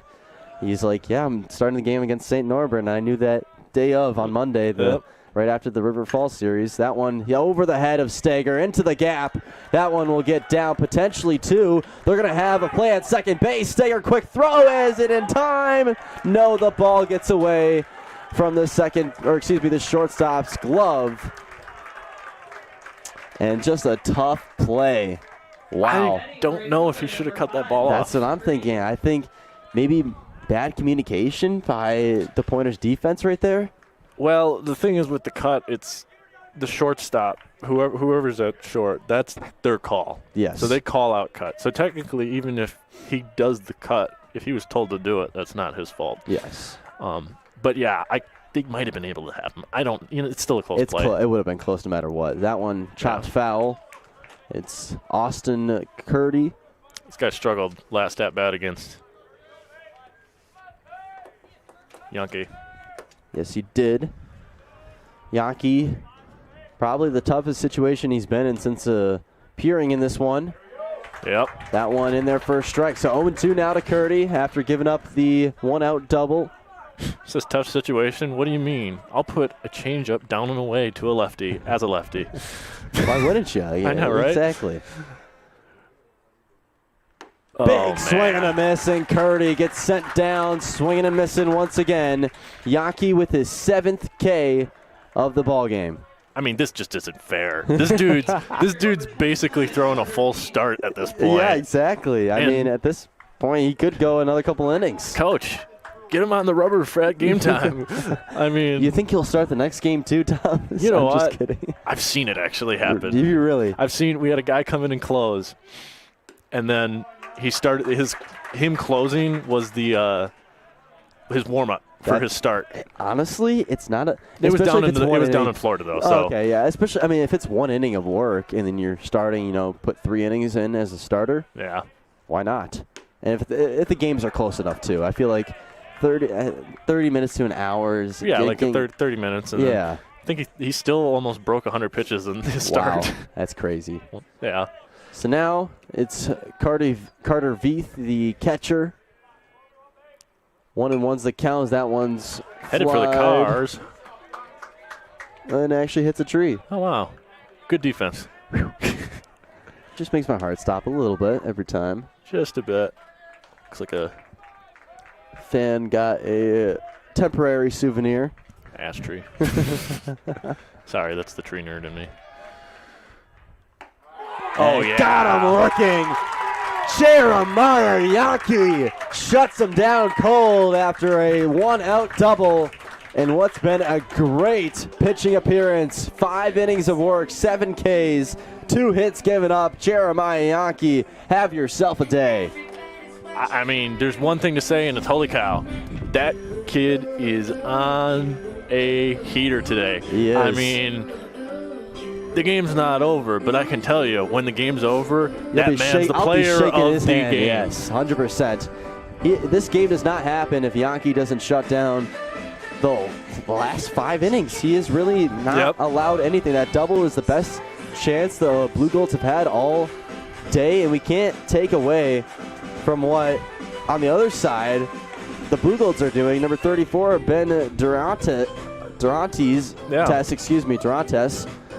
has pitched very good as well. I mean, 49 pitches. Yes, he gave up those 2 earned runs in the bottom of the 8th, but other than that, he's also pitched 4 innings of work, entering his 5th.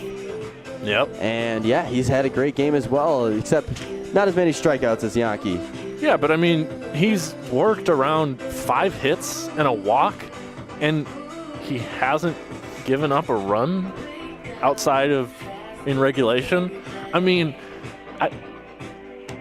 that's almost more impressive. I mean, obviously the strikeouts are really impressive, but continuously wiggling yourself out of situations that it's like, this is a game where probability-wise, this game should be over. Exactly, it should be. I mean, with the way that this game started for Stevens Point especially, I mean. Oh, yeah.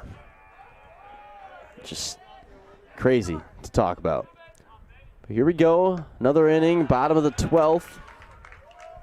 Well. And it's time for him to get on base. Yep, the 9-hole hitter, Jackson Adams. Exactly what you said, Thomas. It's time for him to get on base. Adams, deep drive into left field. That one's going to head foul. Pity. Yeah, Adams tried to go opposite field there. Striking that one out, and that might be off the fence. Been a nice, at least a double for Adams. Droner on deck, and then he'll go to Camden Oliver. Droner's the leadoff hitter. Here comes the 1-1.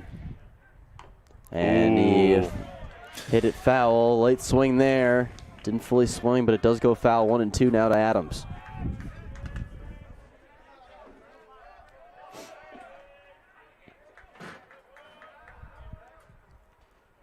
Oof. Fouled off by Adams now. Still 1-2. Keeping the fight. And you know what?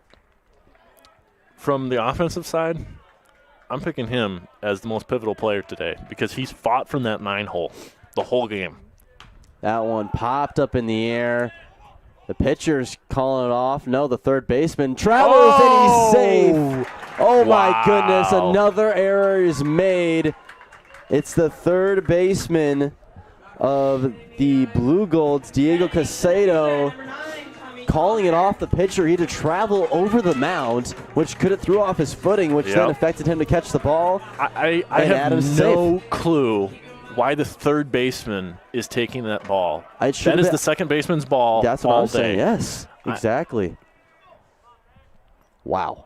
So Droner squares the bunt, and this is a very good punt by Droner. His speed and time. got him by about a foot. But we've seen this story before. Oh, yeah. Adams heads to second now. Mind you, Adams has reached by pretty much everything except a drop third strike and catcher's interference today. He's got a hit, he's got a walk, he's got a hit by pitch, and he's got reach on air now. Crazy. So now Camden Oliver, do you square to bunt here? And then they're going to intentionally walk him again. So Mr. Sunshine will never see the sun again, I feel like. He's been he's been intentionally walked the last 2 at-bats. And it'll be now Connor Olson with a double play ball in effect. Dare I say they fear the solar radiation of that man? You are 100% correct, Yep. Thomas. All righty. All right, we'll see if Connor Olson can end this one. Runner on second and first. As that one's in there for a strike. He did that again. Another first pitch breaking ball into a right-hander for a looking strike. He continuously is doing that. Oh, man.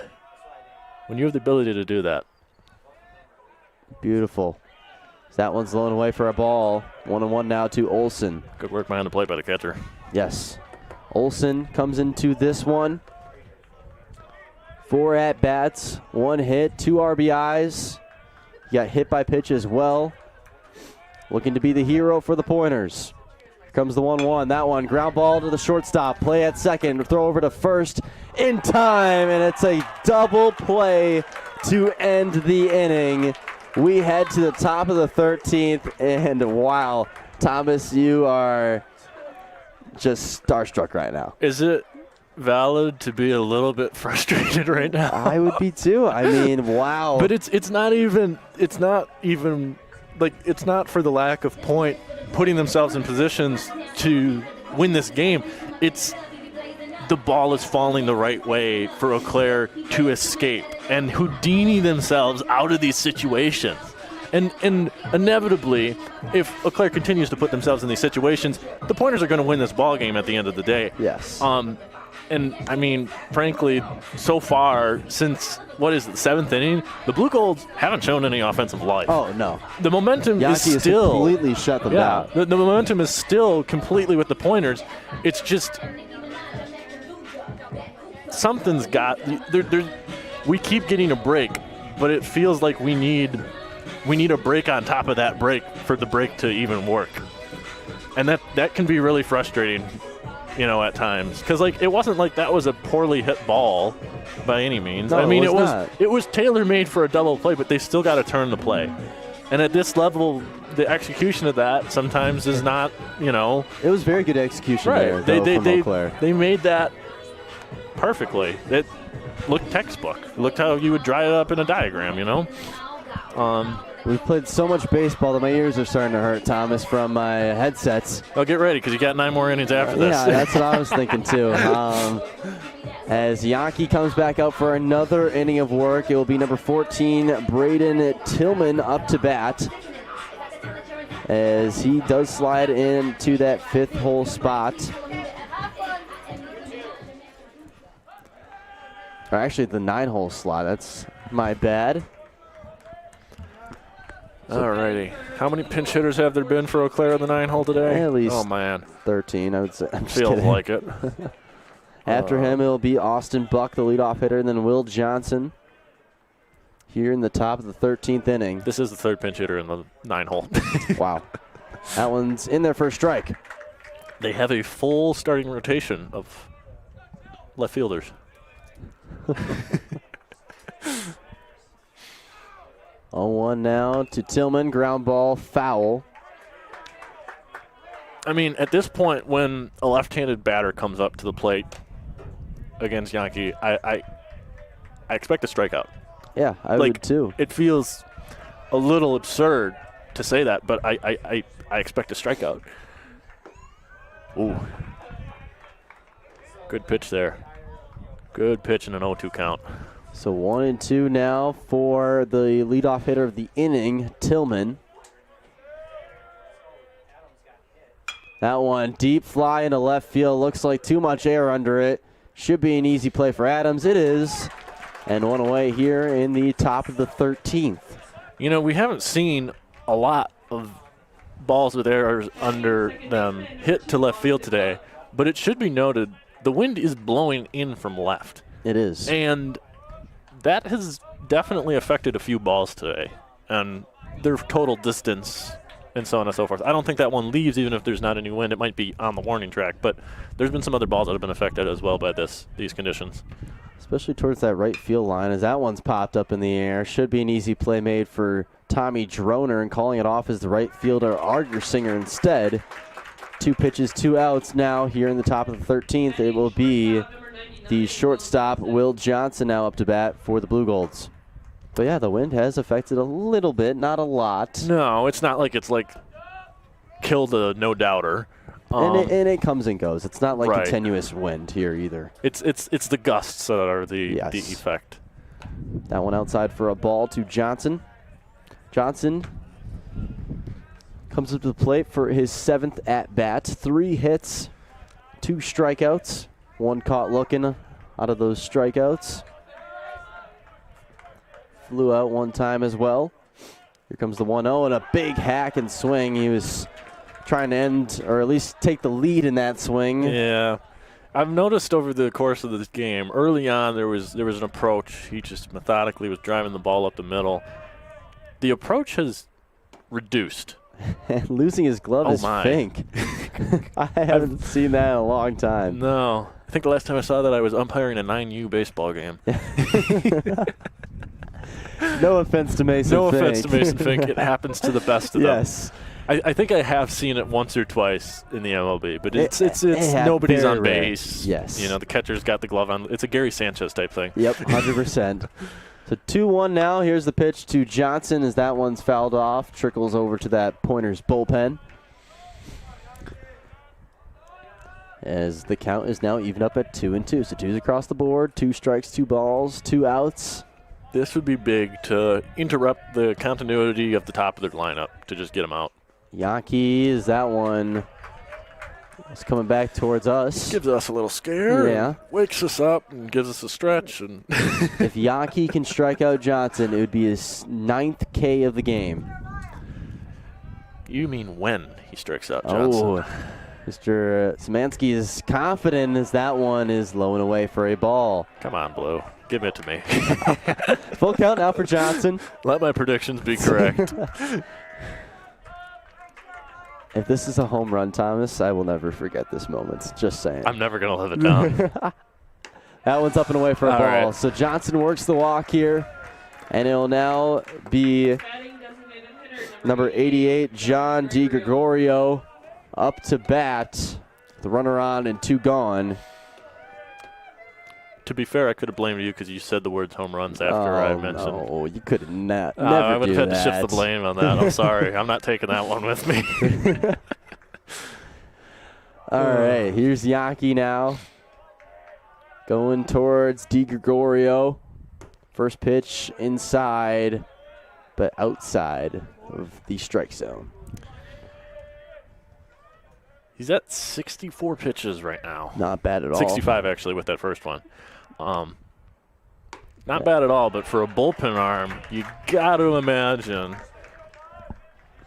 probably his last inning. I mean, this is going to be what, 5 innings now? Yeah.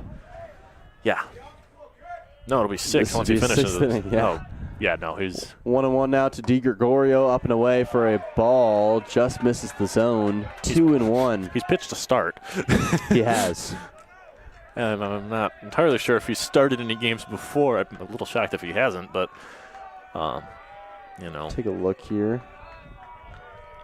Here comes the 2-1. That one popped up in the air and Out of fouled play. out of play. Lovely. Yankee has not started a single game this season. All bullpen work. Well, This ERA is going He down, is- down, down, though. going to be in the under 1 shortly. Got him yeah. looking. Nick Argersinger, or excuse me, John DiGregorio strikes out looking. And another great outing from Jeremiah Yankee. DiGregorio is pretty happy right now. He's not behind the plate because he was giving the umpire an earful after that one. Yeah. And the umpires in the NCAA are a little less lenient than the guys we see on television all the time. 100%. I mean, as of recent, I feel like the MLB umpires have been a little bit better. Oh, totally. But they've like been in the forced past? into it, I Yes. think, in a sense. There used to be an ego aspect to umpiring in the MLB, and now it's kind of like, well, we have the statistics on you, buddy. So Yeah, exactly. And now with the ABS system, it's kind of tough to back up what you're saying almost. I have an interesting question for you. How long do you think it's going to take before the ABS system becomes affordable on a level that, like, it is, like, implemented throughout, like, all of, at least down to D3, maybe not JUCO, just because of, like, how JUCO tends to operate, but I guess it just depends on where the Division III school is located. I feel like when it comes to NCAA, I don't know. I feel like at least 5 years. I feel like once we start getting the fluent motion, I feel like it needs at least a couple of years in the MLB to really be like, yeah, this is what we want to do in the future of baseball. Power 5 is going to get it soon, or Power 4, I guess. I don't know, whatever you call them now, the conferences that don't exist anymore. Oh yeah. But I don't know. D2 and D3, I always feel like it's like I don't give it 20 years maybe. Yeah, maybe. We'll see. So Braylon Nystrom leads off the inning for the Pointers here in the bottom of the 13th. First pitch is in there for a strike. Another inning of work for Ben Durantes. He's getting up there. Excuse me. He's got 58. Ooh. Good outing as well. Gave up those 2 earned runs in the 8th, and that's about it. Second ball in there for a strike. And I'll be honest, Brett, if you told me this was his 6th inning of work, I wouldn't believe you because he's looked really confident up there. Yes, he has. As Nystrom thought about taking a swing at that one, held it back. So now 1-2 now for Mr. number 10, Braylon Nystrom. And that one is ripped foul a little bit early. A little out in front of that breaking pitch. I think it was. That was a good pitch to swing at, though. Working with a slider. He's got a pretty good slider. Yeah. Or sweeper. It's so hard to tell those two pitches apart these days. After Nystrom would be Mistel. Here comes the 1-2, another foul ball. Gave him another one. Starting to work it a little bit. And then honestly, Nystrom right here, keep fighting off those foul balls until you get a fastball, man. He's going to keep giving you that breaking ball, but eventually he's going to have to give you the fastball. That's what I'm saying. Well, Nystrom worry his turn patiently as that one's blown away for another ball. 2-2. It's a really good take. He's able to hold himself back there, keep the hands stationary. We're about 4 minutes away from officially being a 3.5-hour-long game as that one is outside for a ball. Nystrom has worked it from 0-2 to a full count. 3.5 hours? That's what I call a real ball game. Oh, I 100% agree. Different from a broadcast point of view, though. I feel like in person, obviously it's different. It's Nystrom deep out to left field. Is it out of here? It is, and the Pointers have walked it off. Braylon Nystrom says, see ya. We're going to the second game. That man just finished what he started. He did indeed. Braylon Nystrom was the starting pitcher in this one, and he ends it on a deep fly to left field. The Pointers have officially walked it off. 9-8 is your final. What a ball game. I am stunned, Brett. This is the last thing we expected up here. Seriously, this is an emphasis win. This is where the season, we had the series sweep. This is where you turn the season around. Because this moves the Pointers 500 overall, correct? It does. I mean, okay, this isn't a tall ask at this point because I've seen this team do this now this game. You go out there and you beat Eau Claire in the second game, the WIAC's going to start to talk. Oh, This is going to be a team that nobody's going to want to play. Hey, we've been saying it for how long now, especially on Attack the MAC. Yep. I mean, how many times can you look at a schedule and say, okay, it's only the middle of the schedule. If you're only halfway done through the year. And the Pointers, they just started playing home games against UW-River Falls, which resulted in them dropping that series 3-1. Yep. And then now you get a nice home series against Eau Claire, and then this weekend against La Crosse. So Pointers, they have a pretty good chance here of putting together some nice wins. But once again, the Pointers have walked it off a walk-off home run for Braylon Nystrom. 9-8 is your final, but we're going to say it. I mean, the player of the game is Jeremiah Yaki. My it's goodness. no question. No 6 question. innings pitched, 9 strikeouts, only gave up 2 hits, and one of them being a double. Other than that, Yaki was complete shutdown. You know, I have a sneaking suspicion if he produces one more solid, doesn't even have to be stellar, just a solid outing against La Crosse, we might have another WIAC Player of the Week. Yeah. Because I haven't seen many pitchers dominate the way he did today. Yes. It was a special thing to watch, and we didn't even really realize that we were watching a man's whole new start. We at the end of the day, he pitched 6 innings. Yeah. He went 6 innings out of the pen. That is unheard of, and this is from a guy that doesn't usually start ball games. I mean, this is the definition of a dog. Yeah, I mean, what a performance overall. This team, they fought back. It was 7-1 at one point, and the Pointers somehow get it done. As that will do it for game number 1, part of the doubleheader here on Wednesday. As we're going to send it back to the station here on 90 FM, your only alternative. As once again, I was Brent McNamara. Next to me was Thomas Szymanski. We'll be back shortly for game number 2.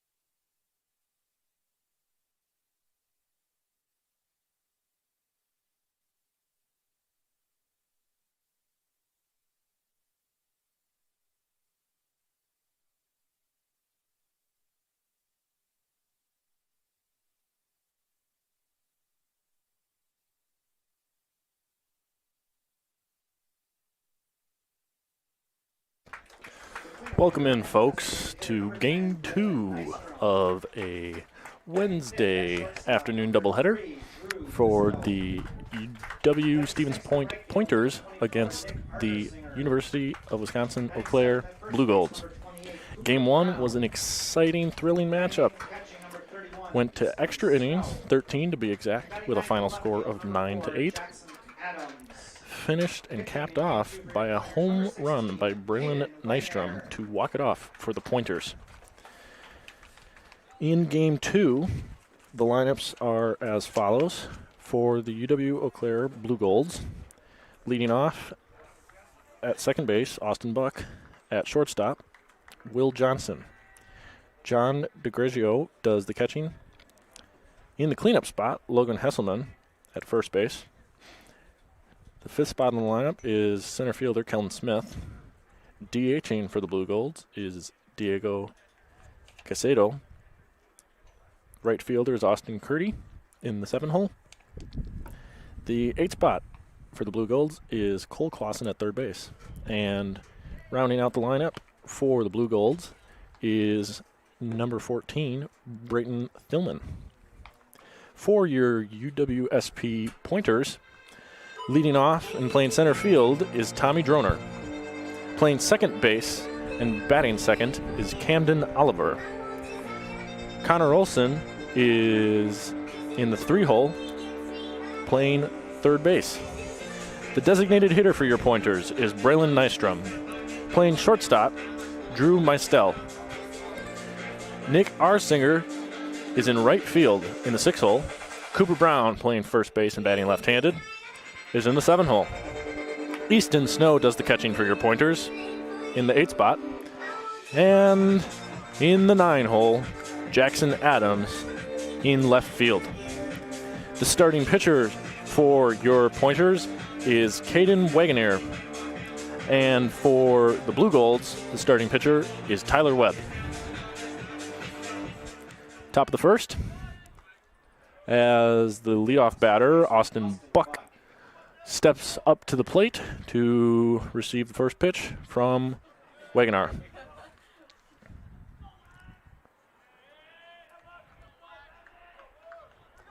Umpire gives the cue. Wagoner looks in, delivers. First pitch fastball right down the middle. We are underway in Game 2. 0-1 count.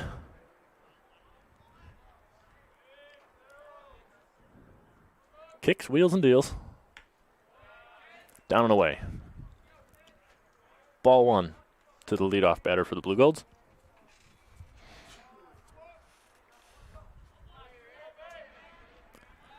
Wagoner gets the sign and delivers. Just outside. Ball didn't miss by much. 2-1 count now on the leadoff batter. Wagoner delivers. And that ball's chopped foul off of Buck.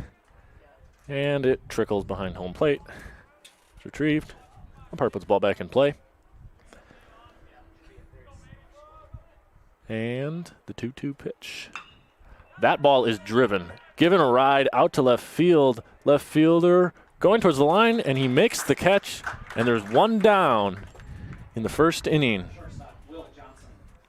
Good job to get the first out there on the starting pitcher, and nice little route there by the left fielder. Thought that ball might have a chance for a bit, but with the conditions today, it's about 65 degrees, and there's a fairly consistent 10-mile-an-hour wind coming in from left field. Ball died on the warning track.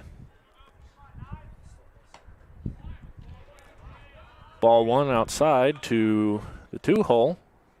Will Johnson, the shortstop. Johnson's been having an excellent season.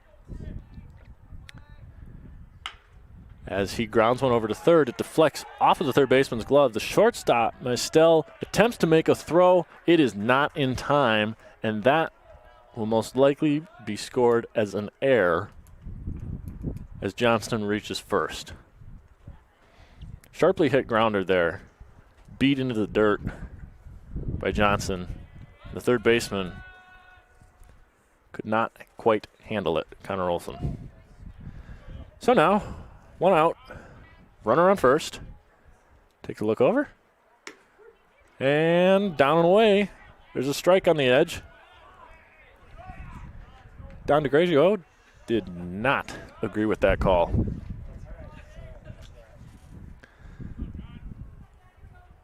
Comes set. Brings home the 0-1 offering. That one's out. That brings the count to 1-1. Pretty pleasant day for baseball here in Stevens Point. Better than a lot of the other, some of the winter weather we've had recently. As that one misses high with a bender, and the count moves to 2-1.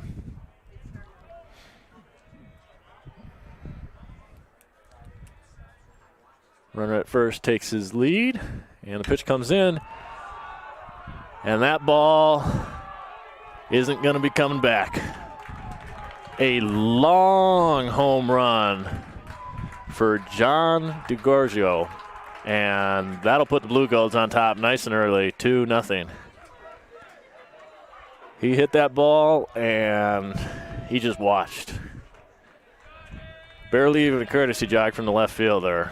And some of the frustrations from the first game of the day definitely taken out on that ball by the 3-hole hitter for the Blue Golds.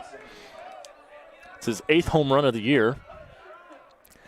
And now with no one on and one away, Logan Hesselman takes a first pitch strike from Caden Wegener.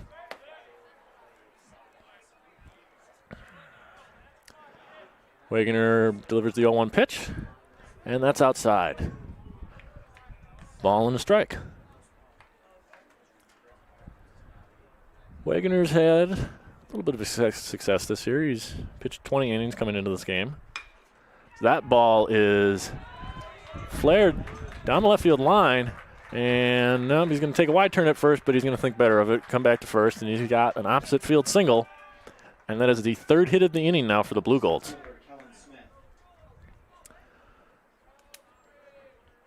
Wegener's came into this game sporting a 5.75 ERA. Only a .222 batting average against, though.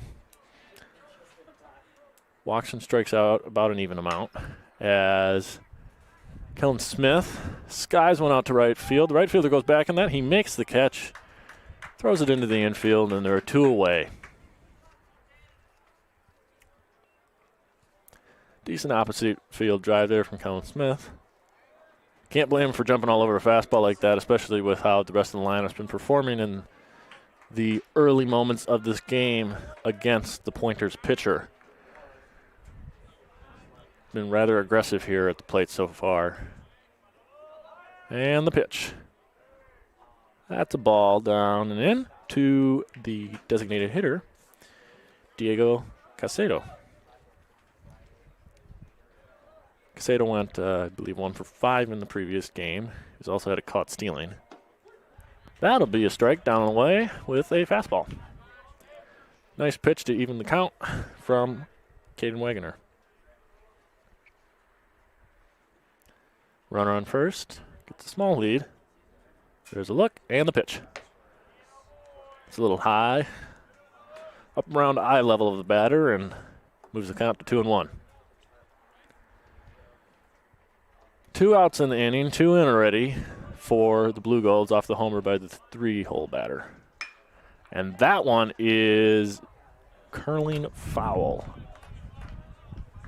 Moves the count to 2-2 now.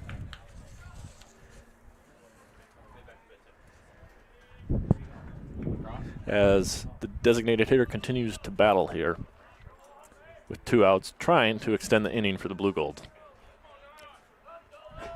Pitcher comes sets and delivers the pitch. That's also foul. Lengthier battle starting to ensue.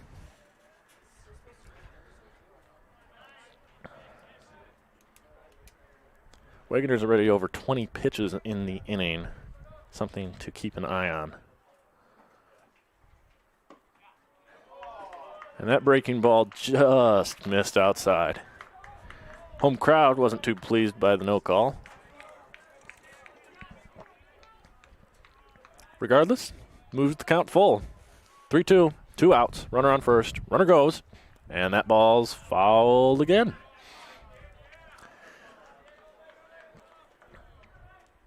After mentioning how they were attacking Wegener rather aggressively and jumping on some of his first pitches, he is now locked in a 7 or 8 pitch at bat battle as DH skies this one to left field. It's in foul territory. The left fielder makes the catch, and that is the inning.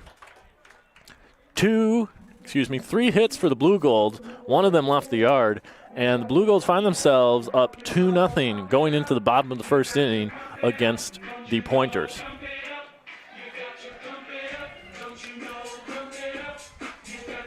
Honestly, decent recovery from the pitcher. I mean, giving up a home run is definitely not something you're looking to do in the first inning, but could have compounded amongst itself, and it didn't. So, on the bump for the Blue Golds, facing the top of the Pointers order, is Tyler Webb. Webb, a right-handed pitcher, sports a 6.08 ERA and has logged 23 2/3 innings on the season. He's got fairly good strikeout stuff.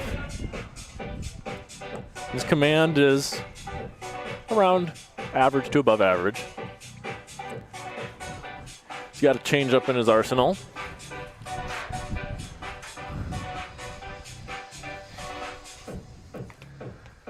Pointers will come to the plate with Droner, Oliver, and Olson to lead off the game in the bottom of the first for them.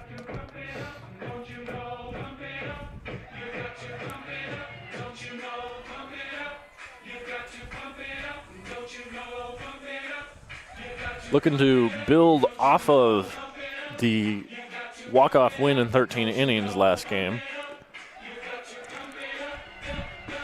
Pointers spent a significant amount of time in that game behind and were able to rally and eventually tied it before heading to the ninth, where they then proceeded to play another 5 innings. One of the longer games this season for the Pointers. Had a wonderful performance by the relief pitcher, Jeremiah Yankee. Went 6 innings with 9 strikeouts. To the bottom of the first we go. Droner up, and the pitch is a strike right down Main Street. And he finds himself behind 0-1 now. Droner looking to see some pitches, see what this guy's got, and give his teammates a chance to see it as well.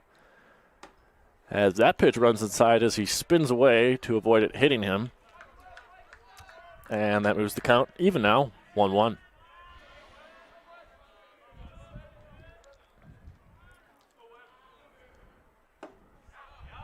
Droner takes a fastball just below the zone to move the count to 2-1. Tarvin Droner is coming off of WIAC Player of the Week honors after some stellar defense and hitting the past week.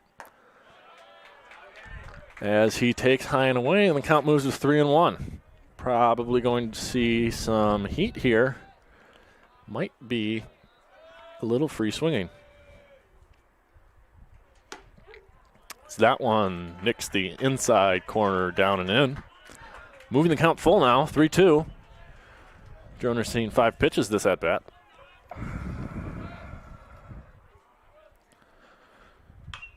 Droner turns on one. He got kind of jammed out to right field. The right fielder camps underneath it, makes the catch, and 1 is away for the Pointers. Third baseman Camden Oliver.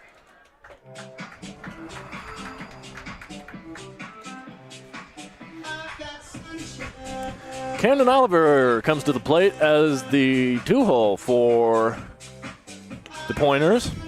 Had quite the game last game. He walked twice, was intentionally walked twice, along with a few force-out fielders' choices for RBIs, as he takes the first pitch for a called strike, 0-1. Pitcher comes home, And he foul tipped it into the catcher's mitt. He finds himself behind now in the count 0-2.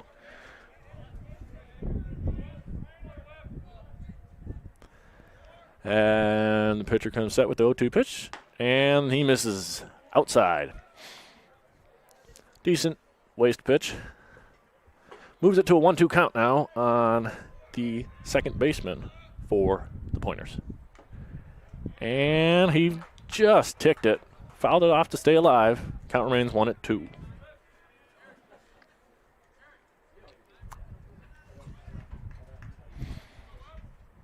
Oliver, usually the DH in the lineup for the Pointers.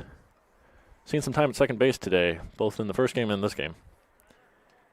Moved him around in some infield sets, potentially for bunt defense coverages and such. Switching him between third and second throughout the game.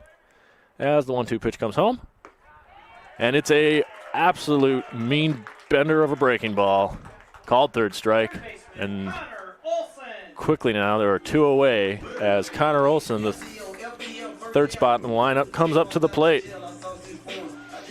Hoping to keep this inning alive and maybe get something started for the Pointers.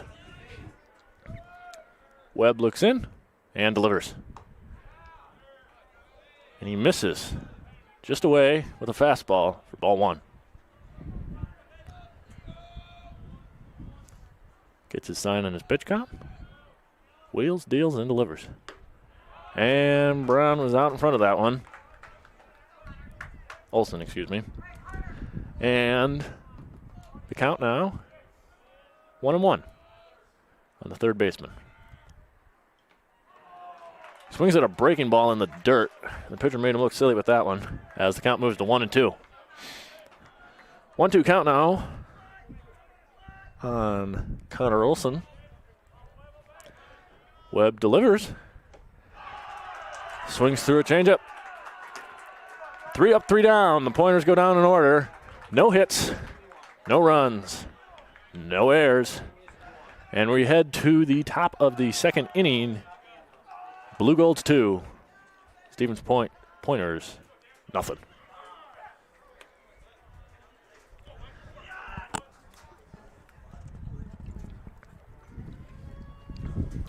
Point now looks to pitch a scoreless inning here. Caden Wagoner, that is. As he got knocked around a little bit in the first inning, giving up the 2-run home run. And it is not a necessity necessarily, but you'd like to get a nice, clean, scoreless inning, even if it means, one base runner you'll live with. Just getting through an inning scoreless would be big for the confidence of this team. They've showed that they were able to fight back in the first game, but you can't always ask your squad to constantly be coming from behind. That's not always the recipe for success. So getting some scoreless innings here would be of value for the Pointers.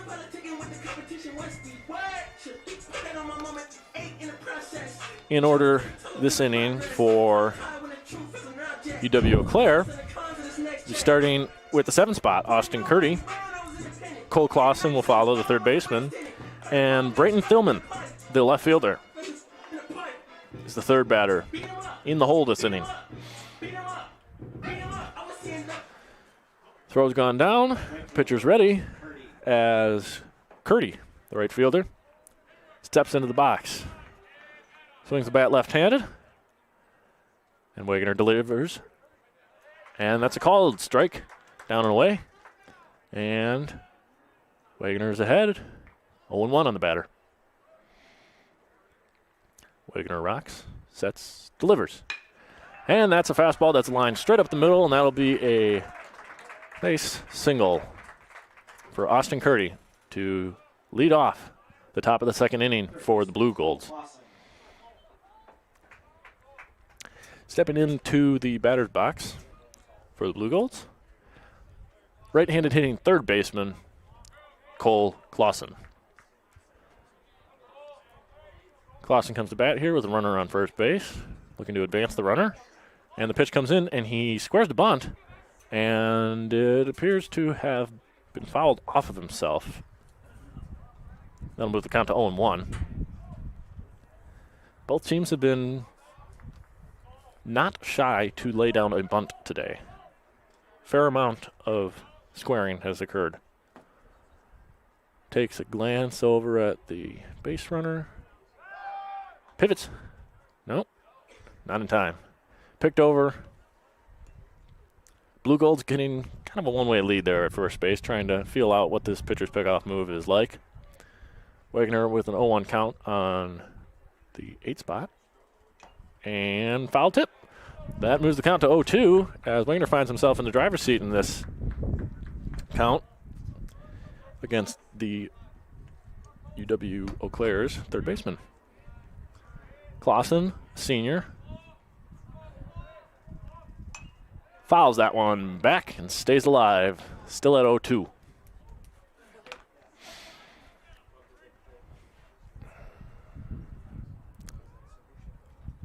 Ball gets put back into play.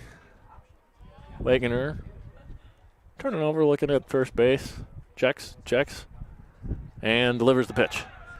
And that's lined, and it gets just by the outstretched glove of Camden Oliver. Curdy goes first to third on that as he was stealing with the pitch. And that's just a brutal break for the Pointers. Could have almost nearly had a double play on that. And unfortunately, turns into first and third and no outs after getting the batter down in an 0-2 count. Coming up to the plate now is the left fielder, Brayton Thillman. Thillman's a left-handed hitter, a junior. And that one misses up and away. 1 ball, no strike. Bases are fairly full here. We got runners on first and third. Still a chance for a 2-ball, but that would still probably score a run. As the pitch is grounded to first. He goes and he airmails the throw on attempt to turn 2. Run scores on the air, and we got runners on second and third now with no outs after Cooper Brown airmails Mistel on the attempt of the turn. Brutal break for the Pointers. They're already working from behind. Score now is 3-0 Blue Golds.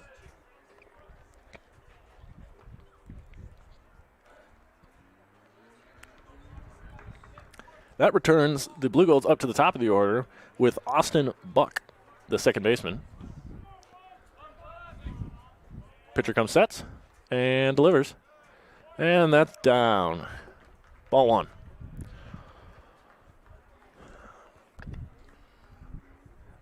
Buck last time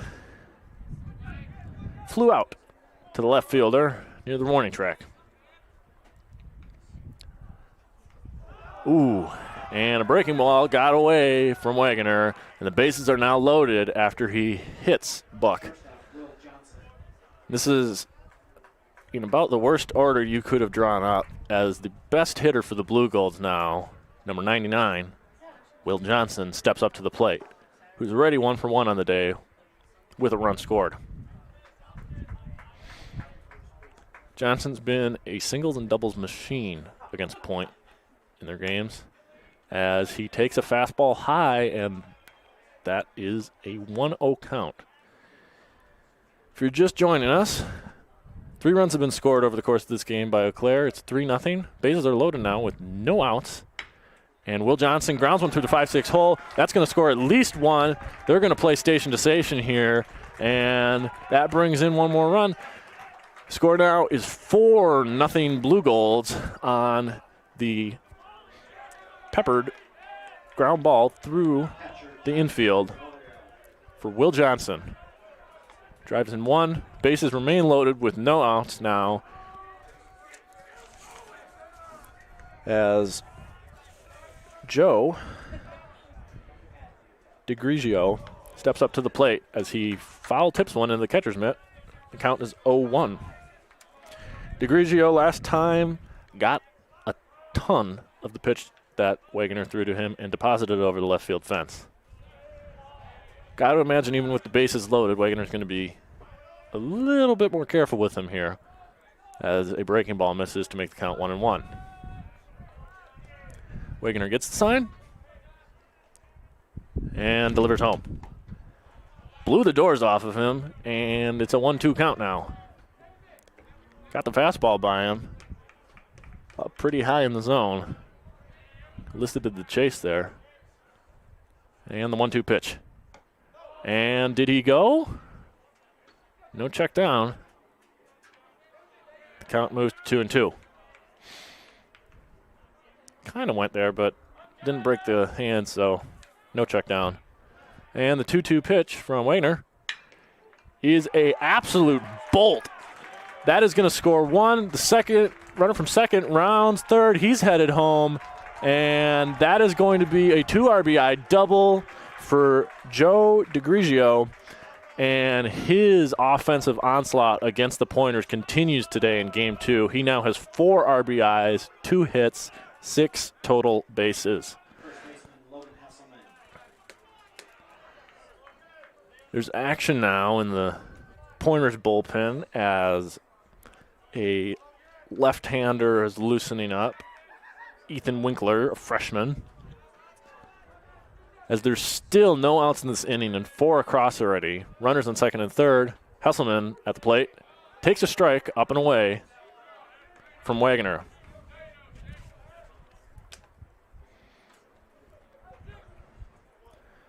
Wagoner checks the runner at second and delivers the pitch. And that ball is lined out to Droner in center field. He's racing. He dives and he makes the catch. However, the runner will score on a sac fly by Logan Hesselman. Heck of an effort out there in center field by Droner. Had to lay out for the play. Quite the web gem. And now there is 1 out and a runner at second for Kellen Smith, the center fielder.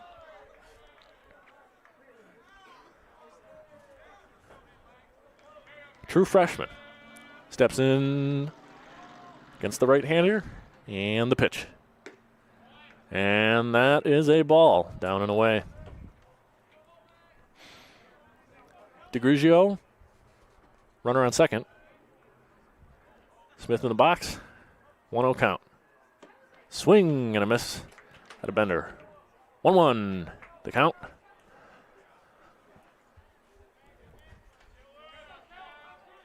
Pitcher looks in. Comes hit and delivers the pitch. And that missed high and away. 2-1 count now. 1 away. 5 runs in now. Score is 7-0. Blue Golds. Beautiful breaking ball. Flutters in there for a called strike to make the call count 2-2 on Kellen Smith, the Blue Gold center fielder. And the pitch, fouled off. Solid fight there from the right-hander.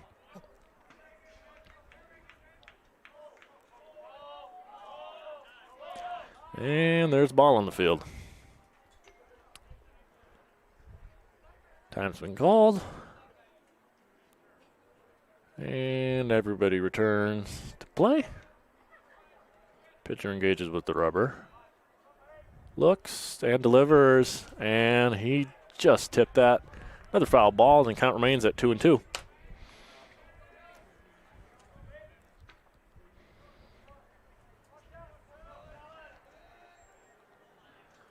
Wagoner looks in, delivers the pitch, and that one's chopped to the third baseman. Third baseman fires across first, and that'll be the second out of the inning. Good play there, Olsen to Brown. And now it appears, yep, with Diego Casido coming to the plate, the Pointers will employ their defensive switch, where Camden Oliver moves to third, Cooper Brown to short, and Drew Mistel moves over to second base. It's natural position, as the first pitch misses for a ball. 2 outs now, runner still on second base. 5 in this inning. And that ball's fouled back, and it's a 1-1 count. Watch out, Cars. No car alarms. No real insurance damage there. 1-1 count on the designated hitter for the Blue Golds, and the pitch misses out. That'll be a 2-1 count now. Pitch count's getting up there now for Wagoner. He's already at 49 pitches, and he's only through 1 2/3. And that pitch misses up and away. Make it 50 pitches. Winkler just about ready, warm. Runner on second, 3-1 count. And that one's grounded, eats up the third baseman, Olsen. He fires across, and it's in time. The runner's out, and the inning is over. Wagoner worked through some rough patches, but the Blue Golds get 5 that inning, and the score now is 7 Blue Golds, your Pointers 0. Going to the bottom of the second inning now as Tyler Webb trots out there for his second inning of work. Big key point here for the Pointers, they need to get some guys on base. That goes without saying, but with Nystrom, Meistel, and Arsinger coming up, there needs to be some productive at-bats, at least working the count.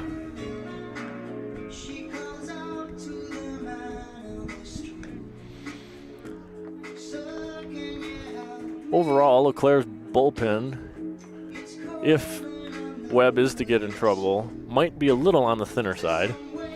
They utilized 3 arms out of the bullpen in the past game. And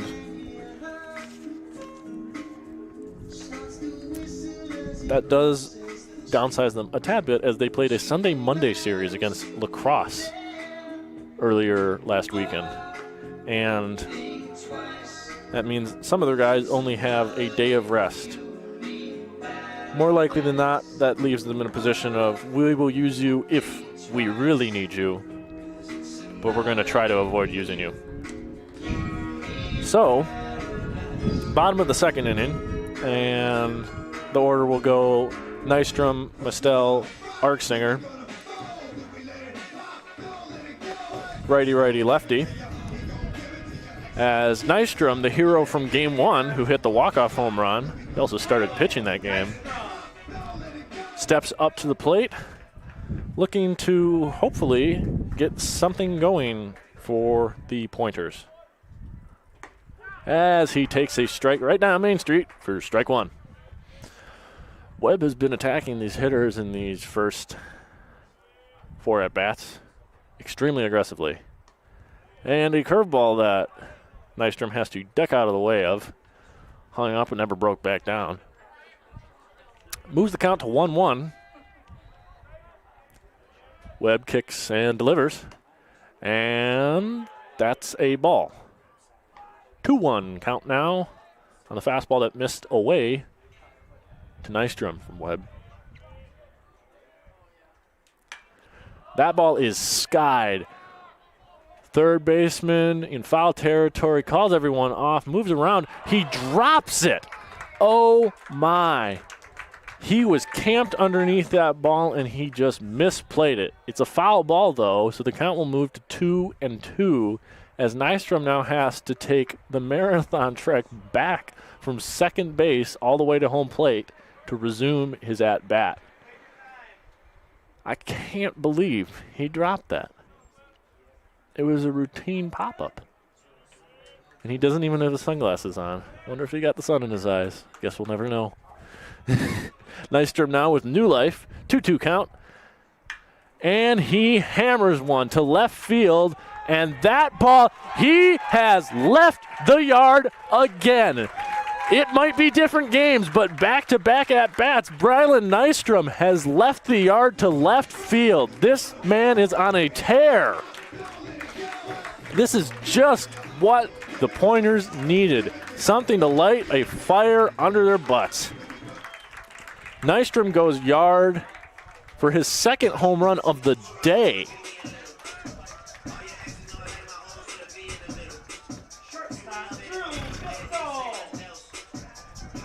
He got a hold of that ball, and the third baseman must be kicking himself after giving him that chance. Mistel grounds it to short. Shortstop fires across the diamond. Good throw, and that is the first out of the inning.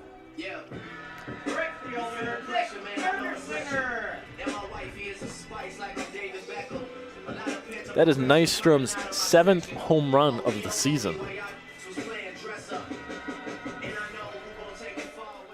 On a tear right now as Nick Arsinger steps up to the plate and takes a strike.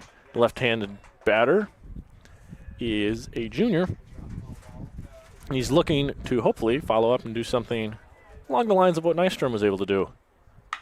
As he lifts one, and center field had him played perfectly. Camps maybe a few steps to his right, and that's the second out of the inning, with Arsinger flying out to center field. First baseman Cooper Brown steps to the plate now in the 7-hole. The left-hander looking to rebound after last game. Rough game, went 0 for 2 with 2 strikeouts. And the pitch to Brown is down. That's a 1-0 count now on the Pointers' first baseman. Kicks and deals. And he swings through a changeup. 1 ball, 1 strike.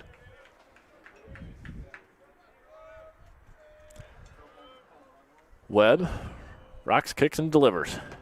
And that ball was just inside. Move the count 2-1 on Cooper Brown. Brown looking to get his first hit of the day.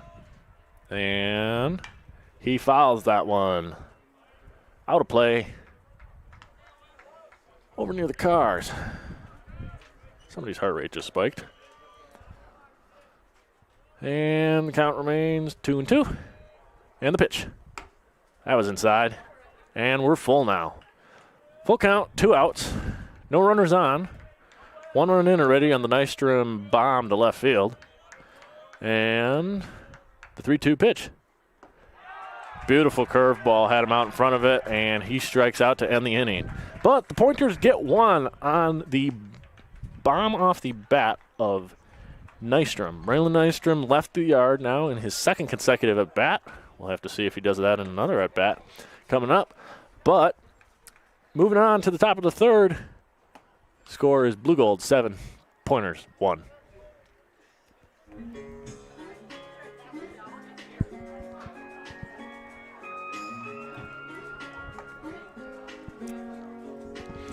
Wagoner's out here warming up for his 3rd inning of work. And you have to wonder what type of leash he'll be warranted with the considerable amount of damage that he has given up in the past 2 innings. Out in the pen, Winkler is still appearing to be warm, ready, and well rested. Just playing catch, keeping loose. Oliver moves back to second base after the defensive shift that was put on with Casado coming up. And leading off this inning for the Blue Golds will be Austin Curdy.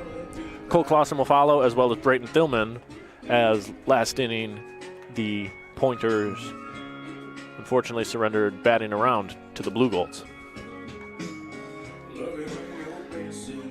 Pointers looking to not have a repeat of that as Curdy steps up to the plate and Wagoner attempts to right the ship and deliver a scoreless inning to rejuvenate a little bit of some confidence into this team after a rough start. And the first pitch is skied to left field. Left fielder's tracking. Looks like he's got it, reaches up, makes the catch, and there's 1 away in the first inning on the first pitch. Nice and efficient. Take a 3-pitch inning here. You would never complain about that. Clausen, Cole Clausen now steps up to the plate. Right-handed senior. Clausen's already got a hit on the day. He's 1 for 1. Came around to score in last inning. And the pitch is a fastball on the outer half of the plate. Called for strike 1.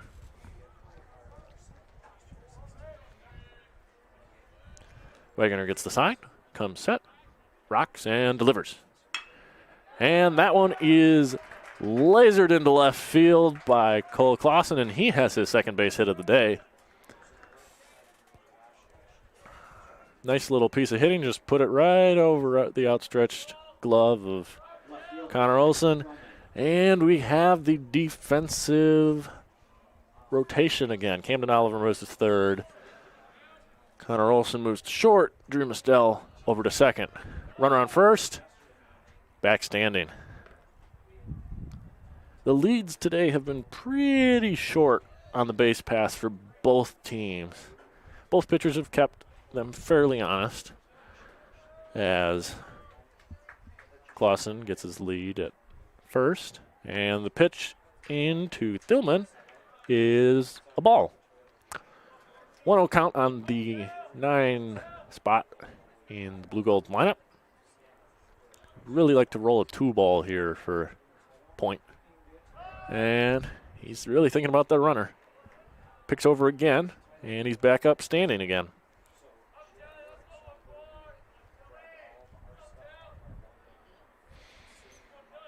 And the pitch. And that's high and away, and it's a 2-0 count now. Snow's got the best arm on the Pointers roster in terms of catchers. So, picking over, I get it. Keeping them in control, keeping the running game in control is great, as there's a strike, and it's a 2-1 count now on the 9 spot. He's got about a 50% caught stealing percentage on the year. As the 2-1 pitch. And that's foul tipped into the catcher's mitt, and now it's an even count at 2-2. 2-2 count now on the left fielder. Would be really nice to roll up a 2-ball here and get the Pointers out of this inning nice and quick. And he tries to pick him off, and that was a lot closer. Still got under the tag, safe. Caught him a little bit off guard there. He actually had to slide in the base that time. He's got a ball to work with here in the count. 2-2 count, 1 on, 1 out. And he's back standing. Pitcher's kind of in the runner's head, it looks like. He looks a little startled out there, the base runner does. 2-2 count, though. And the pitch. And that one is fouled. He just threw his hands out at that ball just to fight it off. And count remains 2-2. Runner goes, and that ball is skied up. It's popped high. It's in foul territory, and that one's going to reach the bleachers. And the count remains 2-2. Runner was going there, but with the 2-strike count, still swinging away to avoid the strikeout. And he popped it out of play. Wagoner now gets the sign off of his pitch com and checks the runner. And the pitch. And he missed outside. It is a full count now on the left fielder. Really good at bat here in the 9 spot. Really what you want, ideally, from a 9-hole hitter. And he comes set, brings home the pitch, and strike 3. And he's out on the tag down. It's a strike him out, throw him out. What a play by Easton Snow. And Wagoner gets what the doctor ordered, a scoreless inning on the mound with a strike him out, throw him out, double play to end the inning. 1 hit in the inning for the Blue Golds, no runs. As we head to the bottom of the 3rd inning, the score 7-1 Blue Golds.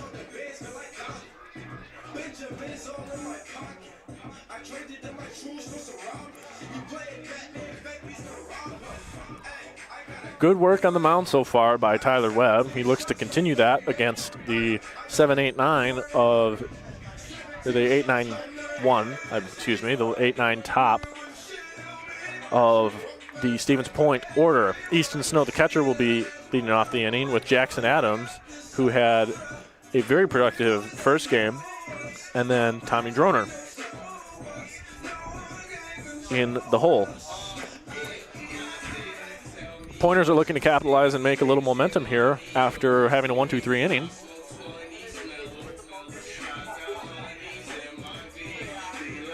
A killer play there by Snow, the catcher. Really showing his skills as a defensive backstop with the strike him out, throw him out.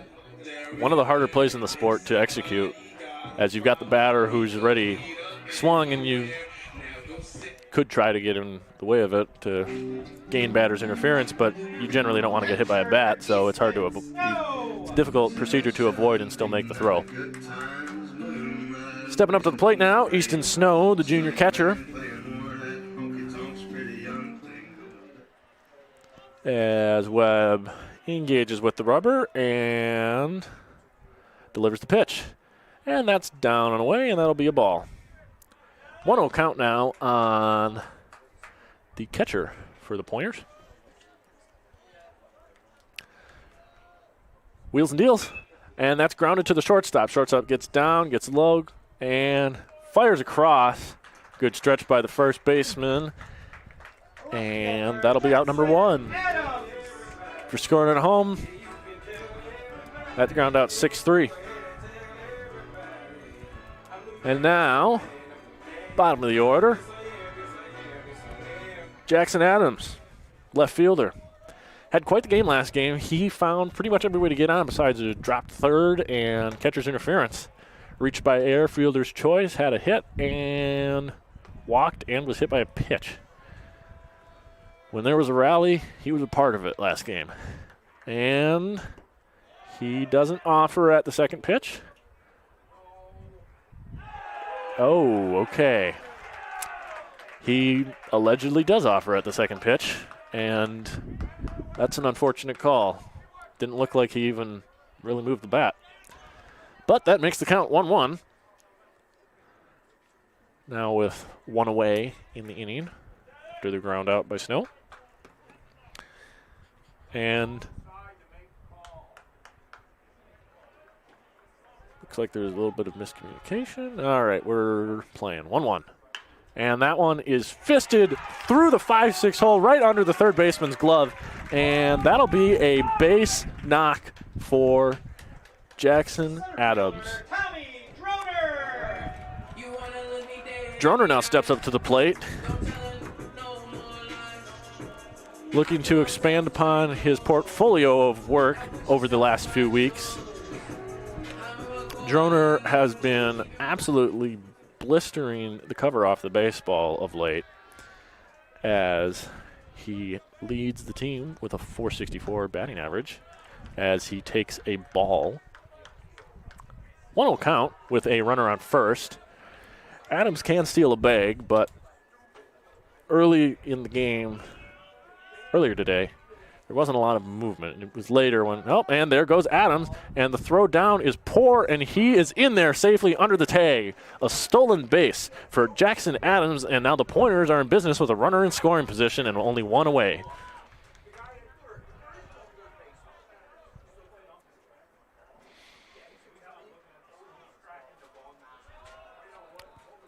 Runner on second now. 2-0 count on Tommy Droner, the leadoff batter for the Pointers. And the pitch. And he takes a curveball right down the pipe. 2-1 count. A little get me over. Webb got a strike there, and now it's a 2-1 count. Runner dances off a second, shortstop cuts in. Nope, and the pitch. Ooh, did he go? No, they're call the first one, and the umpire's telling Eau Claire's dugout to mellow out. But Eau Claire has a right to gripe considering they called that first one a check swing, called it a strike. So that moves the count to 3-1. 3-1 count now on the leadoff batter, and he takes a fastball in the zone, and the count moves to 3-2. Droner is not fully swinging the bat this at bat. 3-2 count now with one on second and one out. And he hits that curveball on a line to the center fielder. Center fielder makes the catch.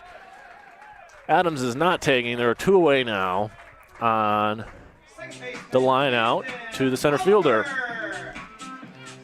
Center fielder to center fielder there. Droner to Smith. Up now is Camden Oliver. Left-handed hitting second baseman. Trying to make something happen with a runner in scoring position and 2 away. And the pitch to Oliver is, fouled off of his shin. That never feels good. Little stinger there, but Oliver appears to be okay. Taps the dirt off his shoes with his bat. And climbs back into the box against Webb with an 0-1 count.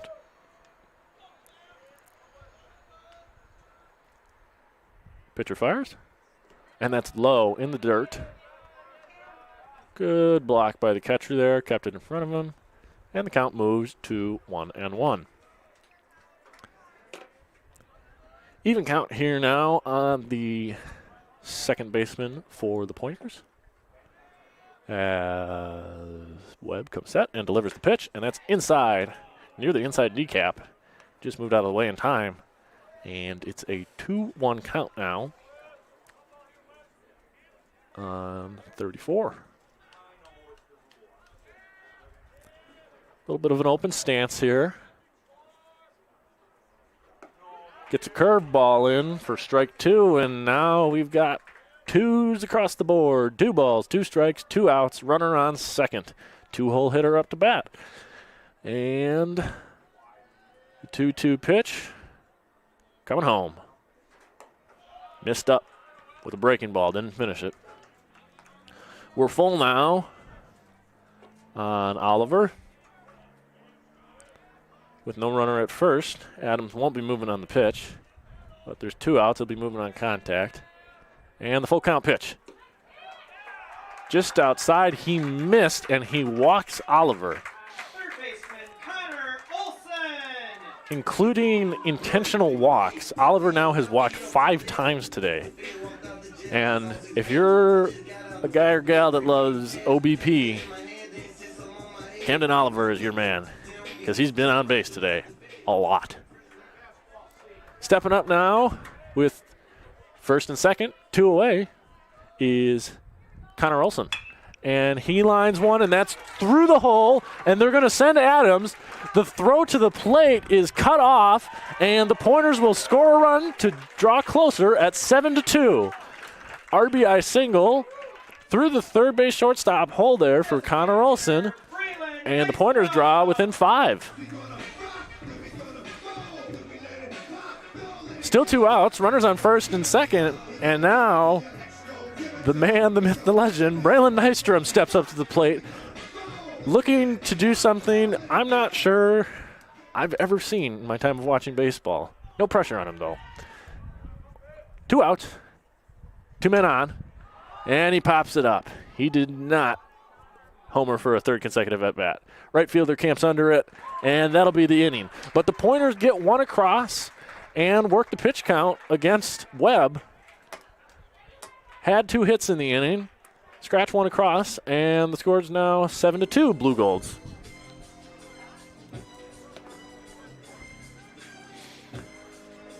Really nice inning there from the Pointers. You work the guys' pitch count up to 48 pitches now on the game, and you have a chance of maybe seeing the bullpen then by the 5th inning, which is something you'd ideally like to see. Webb has only walked 1 guy. He's given up 3 hits, but struggled controlling the running game by giving up in the 1 real stolen base opportunity, at least from the first to second. There's only 1 opportunity for a good stolen base chance. As stealing second and third here, it's just a little bit harder. Now pitching for your Pointers, starting the 4th inning, is the freshman, Ethan Winkler. He's a left-hander, and Winkler is from Appleton, Wisconsin. He went to Appleton East. 5'11" fellow. And he's got a little bit of a rock before his delivery. And as a fellow southpaw, I've always kind of got a nice little appreciation for anybody that can twirl it from the left side of the mound. He's got a little bit of velocity on him, and he's got a signature long flowing locks. Blowing out in the breeze on this crisp spring day here in Stevens Point, Wisconsin.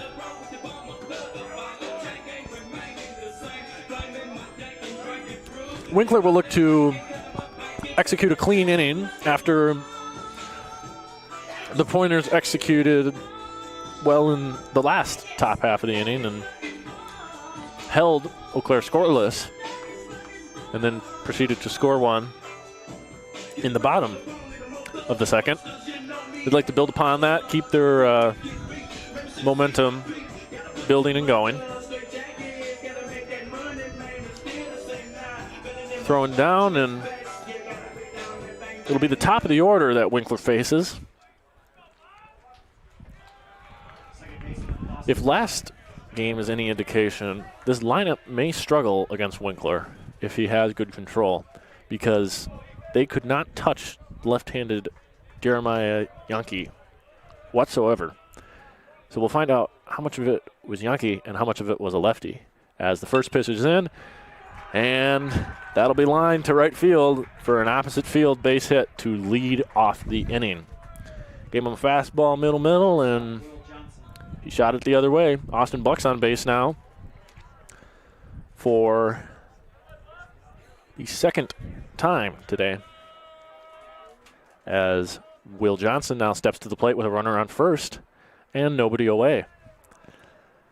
The freshman looks and delivers the pitch, and did that hit him? Nope. That skipped up, and Buck rounds second. No, thought better of it. He's heading back to second base on a wild pitch that'll be scored, no doubt, on Winkler. Must have hit the plate or something, because it skipped up and it hopped all the way to the backstop on the fly. Winkler delivers the 1-0 pitch, and that ball is nuked, but it's foul. Just a long strike there. Winkler was able to execute. 1-1 count now. No outs in the top of the fourth with a runner on second base. The pitch down, and it's 2-1 count now.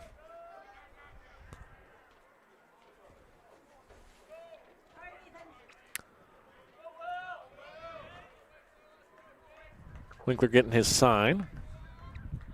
Runner on second. Buck takes his lead. As two geese fly over, and he's a jam shot to Johnson. Olsen fields and throws across to first for the first out of the inning, as the runner advances to third on the soft ground out by Will Johnson. And now comes probably the most feared hitter in the lineup at this point in the day. DiGregorio has homered and doubled, driven in 4 so far this game, as he takes inside for a ball. 1-0 count on the Blue Gold's catcher.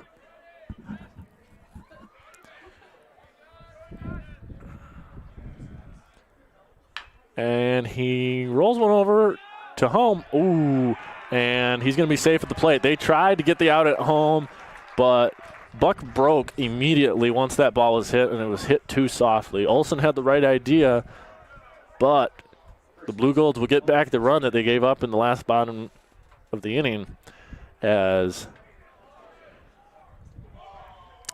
DiGregorio will reach safely with what will undoubtedly go down as a single, meaning he's only a triple away from the cycle, as first baseman squares to bunt, appears to have pulled it back in time, and it will be 1 ball and no strikes on the first baseman, Logan Hesselman.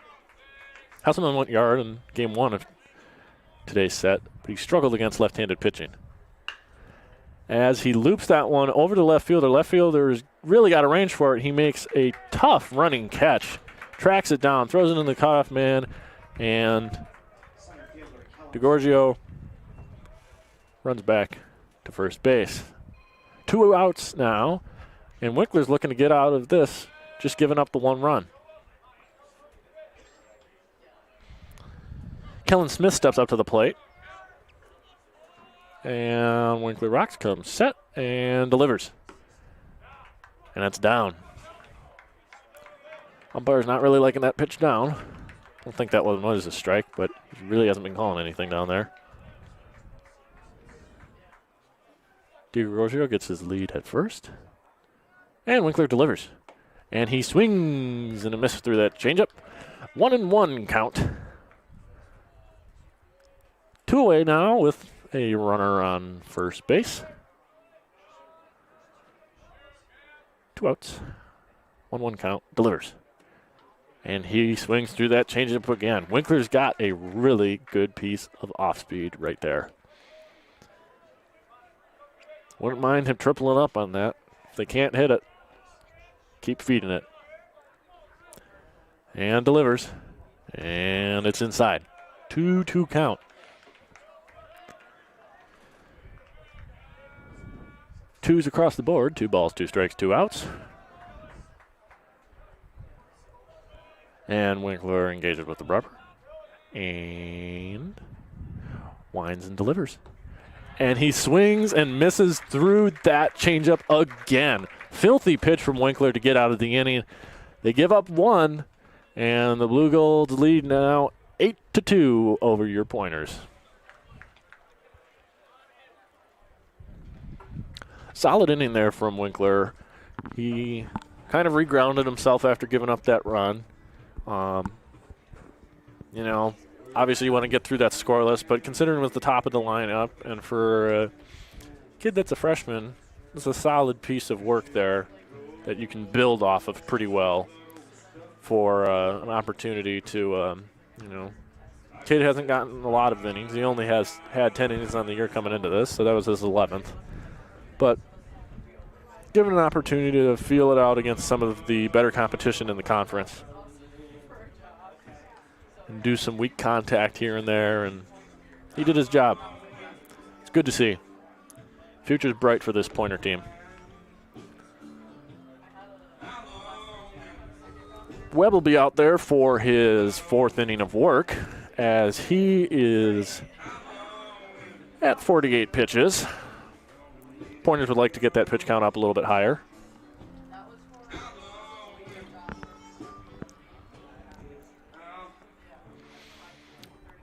And this inning, it will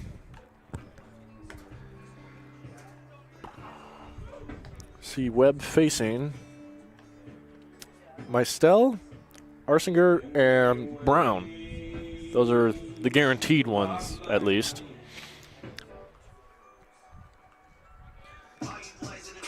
Meistel sporting a fair amount of accessories. Pointer purple shin guard and pointer purple compression sleeve. Right-hander steps in against Webb to lead off this bottom of the 4th inning. And the pitch. And that's high. 1-0 on the shortstop for the Pointers. Meistel takes a strike, and it's 1-1.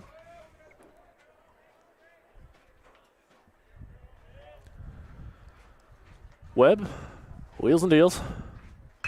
And Meistel stings one into center field, and that'll get down for a base hit. Nice little piece of hitting there from Drew Meistel. He's been swinging the stick real well. Just recently got his average just around above 300.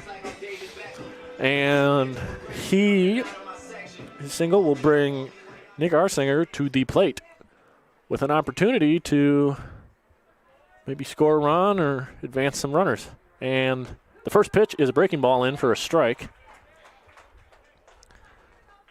Meistel's getting a fairly conservative lead out there at first base. Arsinger waits. And Webb delivers. And that's another breaking ball in there. You don't like offering at those when there's not 2 strikes, but at this point, you got to put some wood on it. 0-2 count now, no outs. Mystell single to center, he's on first. And the pitch. And he laces one. Ooh, nope. Good play by the second baseman. And wow, beautiful double play turn there. 4-6-3. Textbook, just how you write them up. Second baseman just barely got to that one and got a nice glove flip there to Will Johnson, the shortstop, who fired it on the return to Logan Hesselman for the double play. And that's a rally killer right there. Cooper Brown now steps up, hoping to get something started again with 2 away, as Webb is only throwing 6 pitches this inning, which is the exact opposite of what the Pointers wanted to do. As he lays off a breaker down on the dirt, and that's 1 ball and no strikes.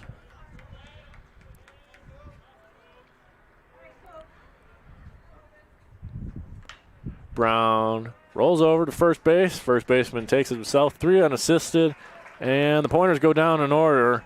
No runs, 1 hit, none left stranded, and a disappointing bottom of the 4th for the Pointers.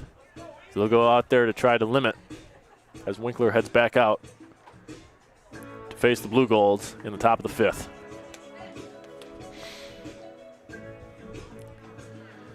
Winkler's only at 14 pitches. Deuced 1 fly ball, 1 ground out. He's got a strikeout.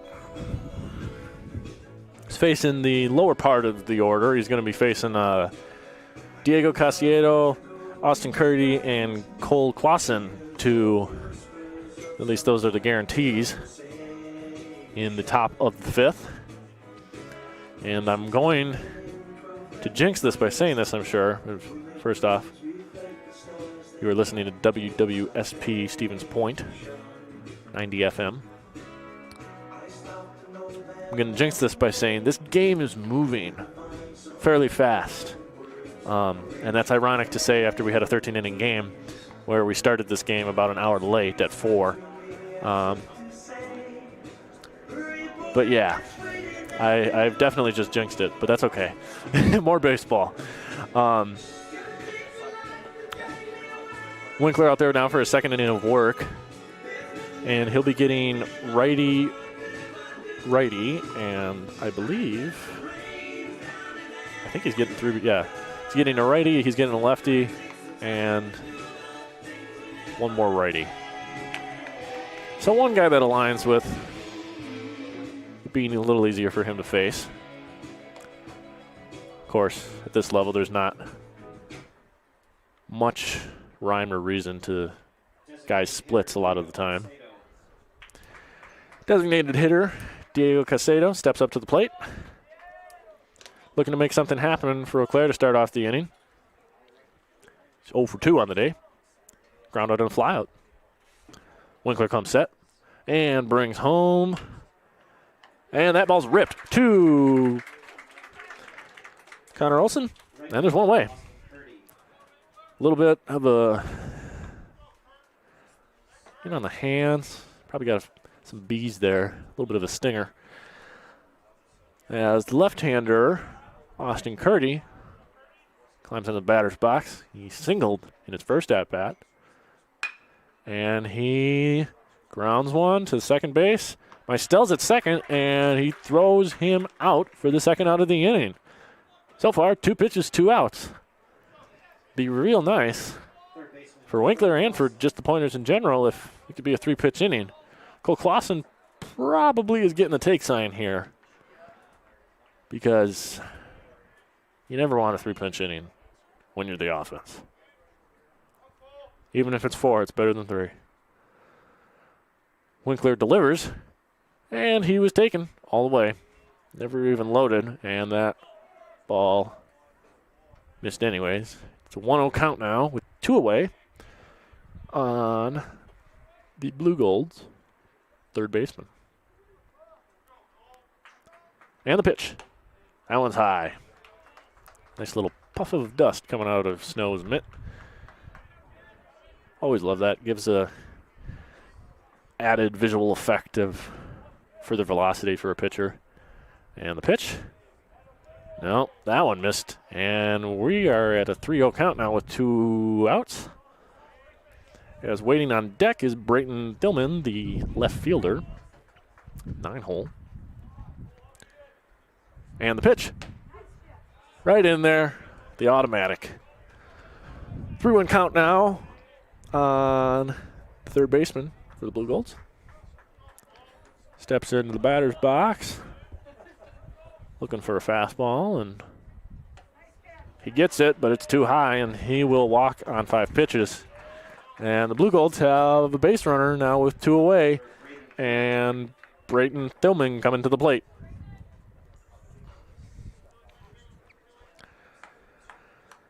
Dillman doesn't have a hit in any of his at-bats, but he does have an RBI fielder's choice, and he scored a run. And a nice little bender in there on the lefty on lefty. Little lefty on lefty crime there. 0-1 count now on Dillman. Picks over to first, and Clausen's back, easily standing up, jogging. Keeping him honest there. Winkler comes set and brings home the 0-1. And that just missed high. Tried to hit that same spot with that breaking ball and left it a little too far up. That's okay. Winkler's 1-1. And that nearly hit him in the face.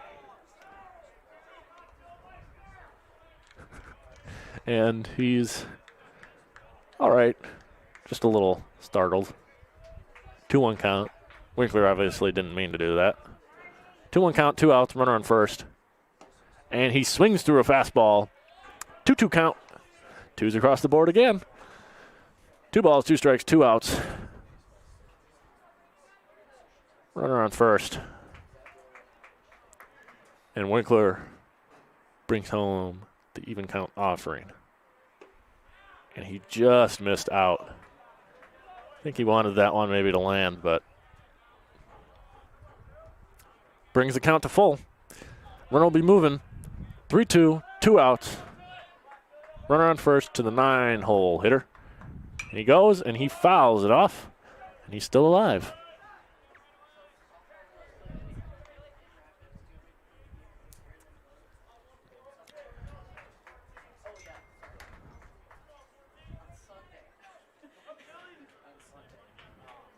Winkler, full count pitch. He struck him out looking. Winkler puts up a 0 in the top of the 5th, and that's just what the Pointers needed. Going to the bottom of the 5th now. Eau Claire is up 8-2 on the Pointers. It's not completely crazy to think this is a doable comeback for the Pointers, considering what they pulled off last game. They were down by 6 runs at one point, albeit a little bit earlier in the game, 7-1.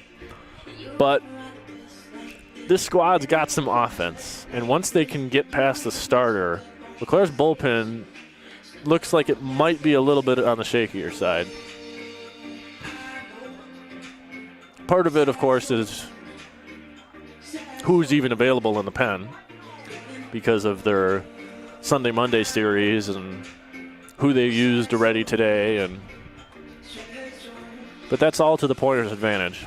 Pointers didn't have to use a whole lot of pitching in the first game. Only had to throw out 3 guys out there: Nystrom, Hawkers, and Yankee. Funnily enough, Yankee, the last guy to pitch out of the bullpen, he threw by far the most innings with 6 innings of work. But Webb is out here looking to continue his strong outing. building upon a stat line of 4 runs, 3 strikeouts with 4 hits given up and only 1 walk. And stepping up to the plate now for the Pointers is Easton Snow, the catcher, number 8 batter. Snow steps up to the plate, looking to hopefully do better than last time when he grounded out to start the bottom of the 3rd. Snow fouls him back, and it's already an 0-2 count for a called strike for the first pitch. So he finds himself in an 0-2 hole, and now going to have to battle here against Webb. Webb delivers the 0-2 pitch. That's down in the dirt, and Snow did a good job to hold himself back on that. Wanted to offer at it, but kept the hand still. Hips went.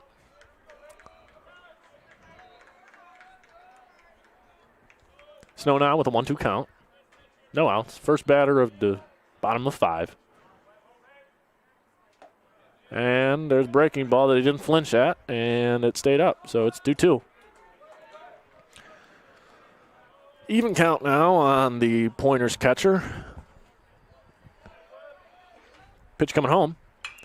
And that is skied into foul territory. The first baseman's drifting, and he makes the catch about 5 feet from the foul line fence.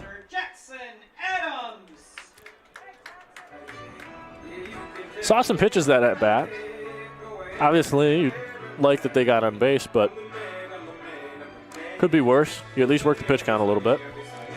Stepping up to the plate now is 9-hole Jackson Adams, left fielder. He steps in, and a fastball misses way up and away from Webb for 1-0.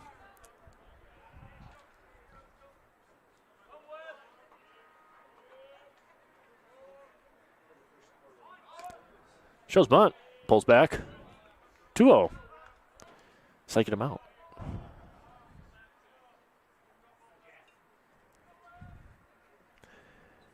Adams already has one of the 4 hits for the Pointers today as he squares the bunt and bunts it foul.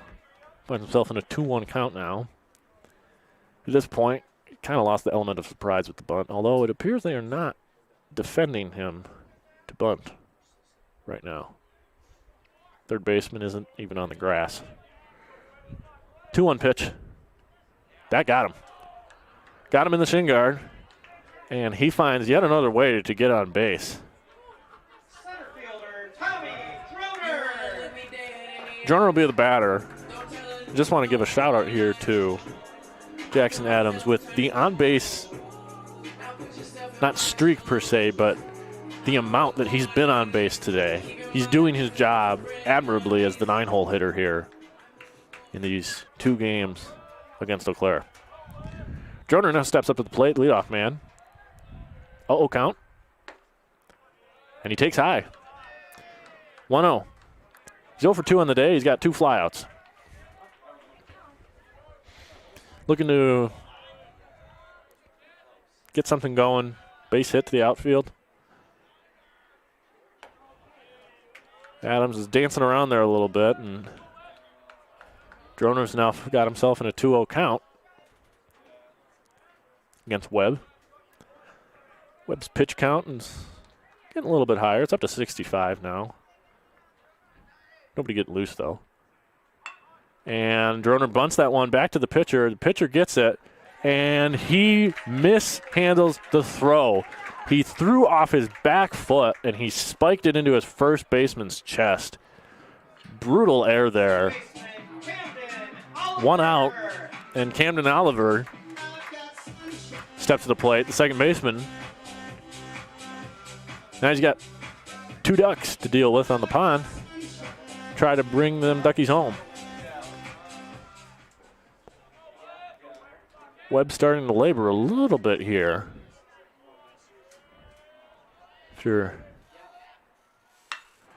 And Oliver, he rips that to first. They try to turn 2, and Pitcher drops the ball on the return. They get one at second on the force. But when it rains, it pours.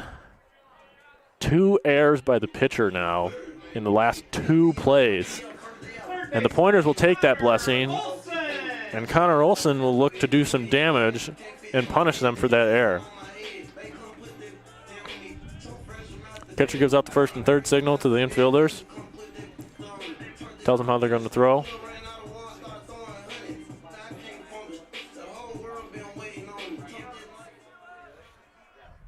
Fielder's choice for Oliver. 2 outs, first and third. Olson, breaking pitch, too high. Doesn't get the call, much to the chagrin of the Eau Claire fans. 1-0 count. Olson's already got a hit and an RBI today. And the 1-0 is a strike in there. It's a little extra frustration behind that pitch. You could also use that to your advantage if your point could potentially get the pitcher Webb out of his mechanics. And he swings through a fastball about eye level. Not what you want to be swinging at with runners in scoring position. 1-2 count, 2 outs. Oliver on first. Adam. Foul ball, still alive. Adams on third base. Droner was out on that force from Oliver. And Olson still in a 1-2 count. Starting to work the pitch count even a little bit more for Webb. And the 1-2 pitch. And he fans him. Brutal place to strike out. No runs on no hits for the Pointers. Just a hit batsman and a well-placed bunt that forced an error. Score still 8-2. Eau Claire up on Stevens Point. Winkler will head back out there for a third inning of work. And he's looked sharp so far today.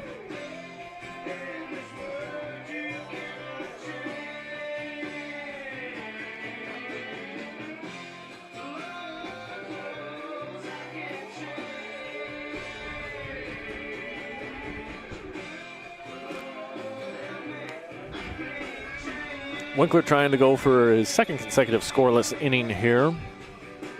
So far, the stats are as follows. 9 hits for Eau Claire, 5 for your Pointers, and everybody's got an error apiece.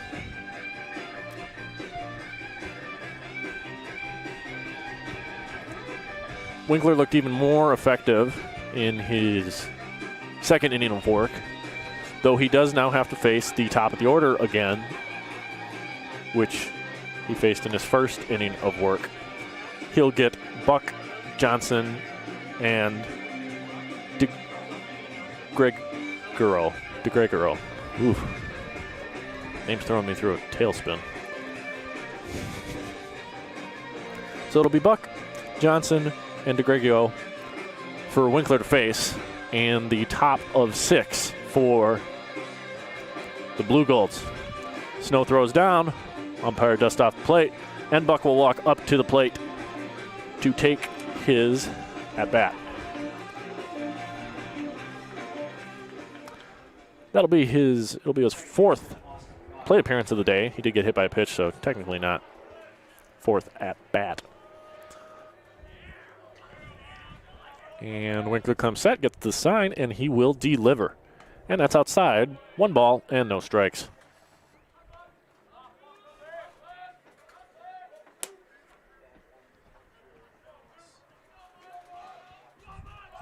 Winkler delivers the 1-0, and Buck skies that one, and it's going fairly deep out to right field.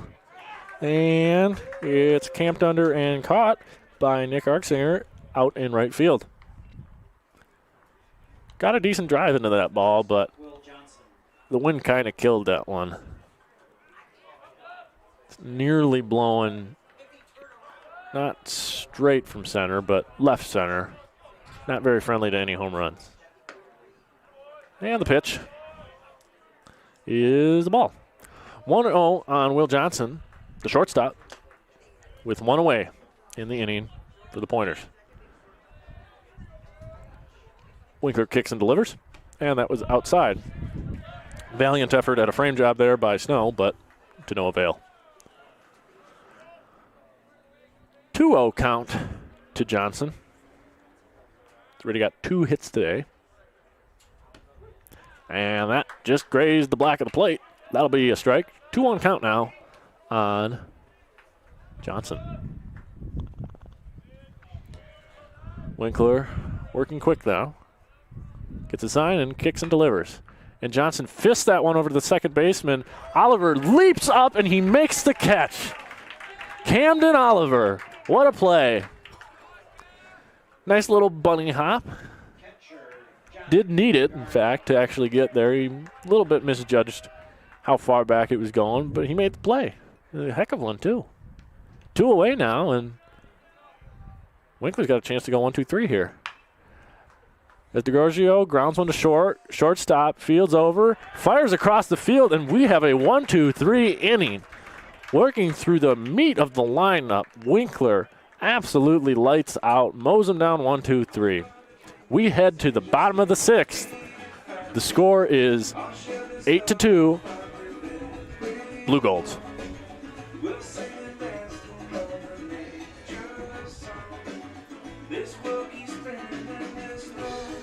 Webb's heading out there for one more inning of work.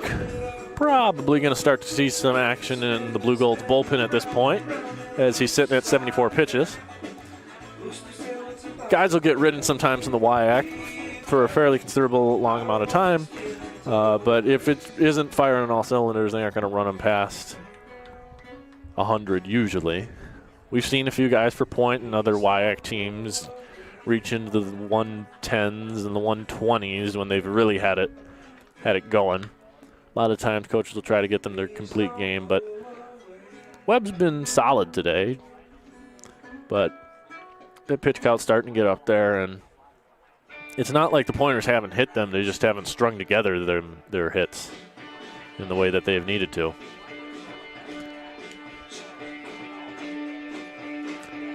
So, Nystrom, Meistel, and Arsinger will be the trio that are scheduled to face Webb, as Webb looks to continue his run of consistency on the mound for the day. Sun's starting to peek out behind the clouds again. Is it casting a few shadows from trees into the foul territory around right field? Nystrom, he's left the yard today twice, just once in this game, as Webb gives and delivers the pitch, and not sure what it was, but whatever it was, it missed outside. And Nystrom will get the 1-0 pitch served up, and that's now 2-0. Missed down and away with a fastball, and Nystrom's got himself in a nice little hitter's count right here. Got to imagine he's kind of hunting fastball here as the pitch comes in, and that's out. Webb's being careful here and dancing around the guy that's really tattooed him the worst in this game, at least. Webb then brings home, and that's ball 4, I think.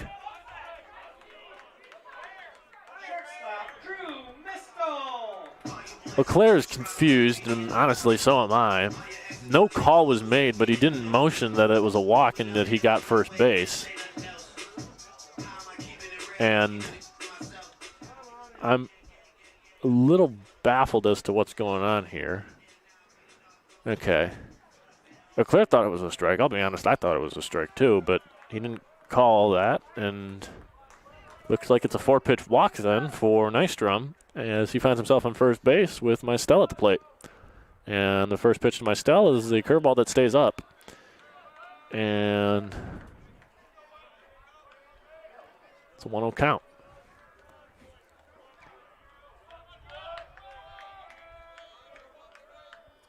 Delivers the 1-0 pitch.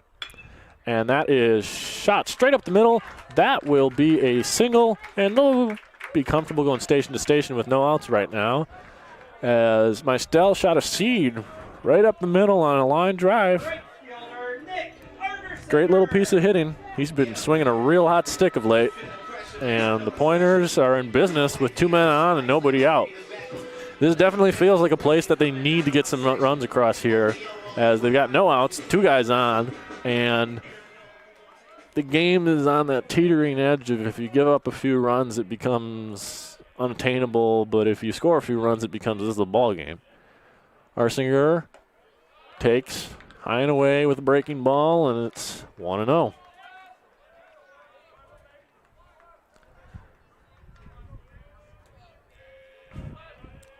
One-0 count on the Pointers' right fielder as he takes a fastball for a strike.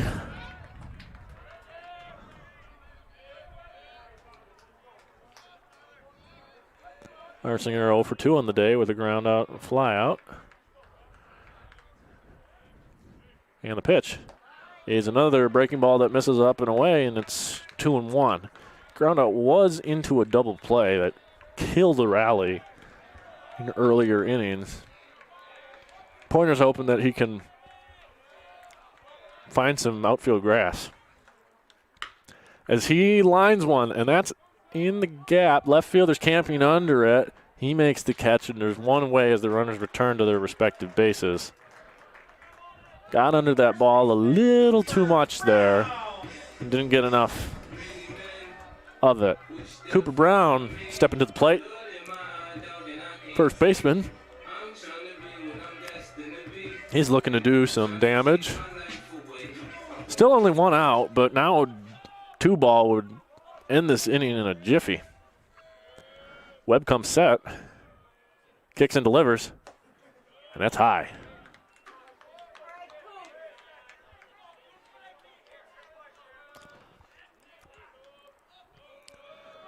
Brown 0 for 2 on the day with a strikeout and a ground out.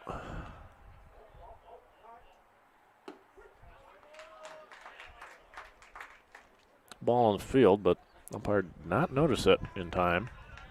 So, looks like it came from whoever's warming up in the bullpen right now. Webb gets a sign. 1-1 pitch is delivered. And Brown skies that one into center field. That's kind of in no man's land. Nope.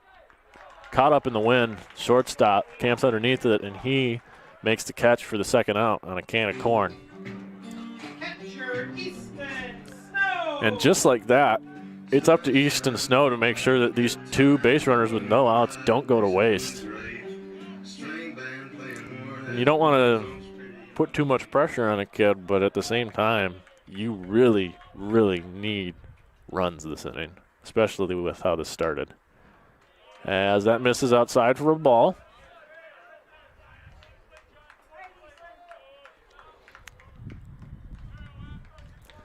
Snow's 0 for 2 on the day with a ground out and a flyout.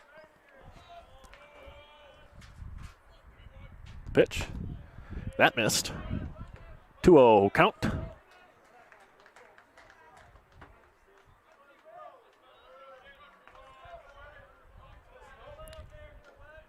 Snow looking for his first hit of the game. Trying to make something happen here with runners in scoring position. And the pitch. And that misses out. Webb is kind of lost his control as there is some action, some arms warming in the blue-gold bullpen. Double barrel. Webb comes set, and the 3-0 pitch is taken for a strike on the inside corner. The automatic, albeit the location might not have been considered the automatic, but it's all right. 3-1 count now to Snow, the catcher. And he ropes one foul down the left field line. Ooh, the boys would have been running for a good while if he had actually kept that one fair. Moves the count to full now, 3-2. Got some good metal on that one. 3-2 count, 2 outs. Runners on first and second. Runners will be moving on the pitch. And they go. And he fists one to the second baseman. Second baseman stays down, throws to first, and that's a scoreless inning. And that's just brutal if you're Point. Score remains 8-2 after 6. Blue Golds.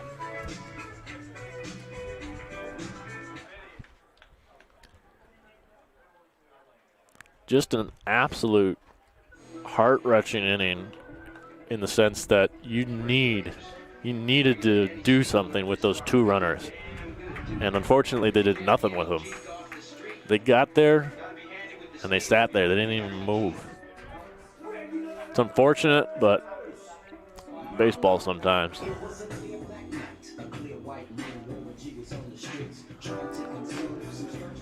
Coming into the game now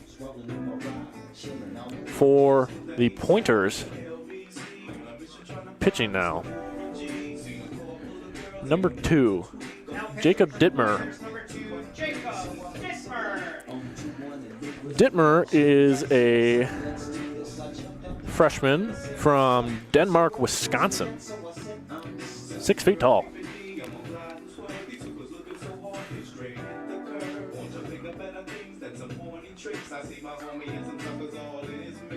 Sporting a 10.5 ERA on the year. He's got 6 innings pitched. He's given up 6 hits, 7 earned runs, 8 total runs. Struck out 7, walked 5. He's allowing a batting average of .250 against him.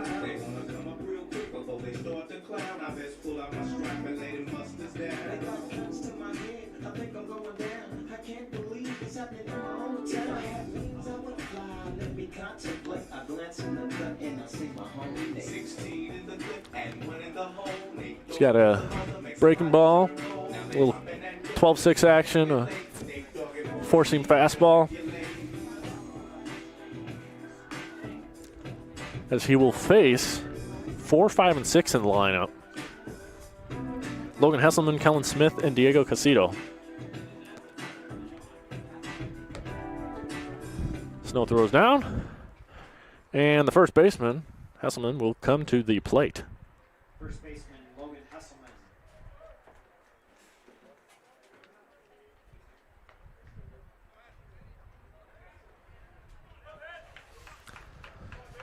Hesselman having a rough go of it for the most part.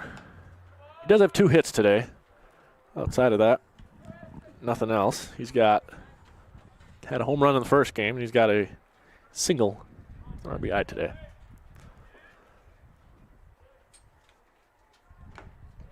Foul tip into the catcher's mitt, and counts 1-1 now on Hesselman.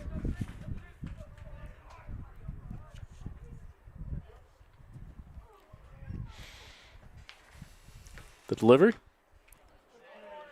Little inside, and Hesselman sold it well. Might have caught the corner, but didn't get the call. 2-1. Dittmer from Denmark, Wisconsin. Delivers. And that one's labeled pretty well. Out to Dromer in center field. Camps under it. Puts it in his pocket. And, yep, 1 out. Center fielder, Kellen Smith. Kellen Smith comes up to the plate. Looking to get something going. He's 0 for 3 on the day with a strikeout, ground out, and a flyout.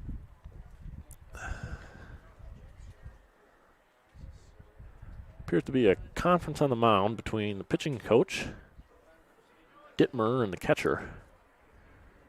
Potentially strategizing how to attack this hitter, Kellen Smith. Another freshman. Little freshman on freshman competition. Dittmer kicks and deals, and he blew the doors off of Smith with that first pitch. Got it by him for strike 1. 0-1 with 1 out.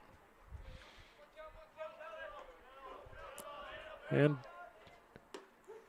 drops a breaker in there, and Smith might not have liked it, but it's a strike nonetheless. Smith finds himself in an 0-2 hole now. Detmer comes set, looks in, delivers. And he just missed up and away. So the count now is 1-2.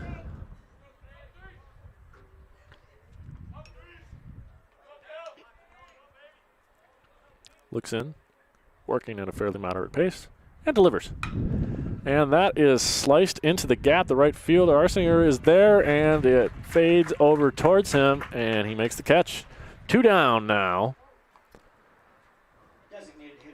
On a lazy slice there off the bat of Kellen Smith.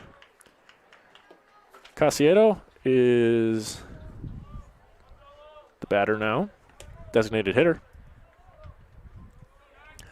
as they make the usual positional switch with Camden Oliver moving to third base, Mistel second, and Olson to short.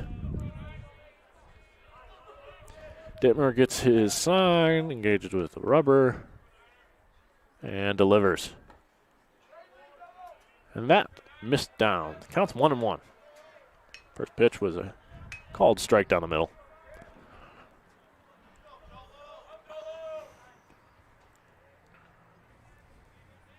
Dittmer delivers. Missed low. 2-1 count on the designated hitter for the Blue Golds. Looking to get through this with a nice 1-2-3 clean frame. And that one skips away from the catcher over to the batter on deck, and it will be a 3-1 count now on the DH.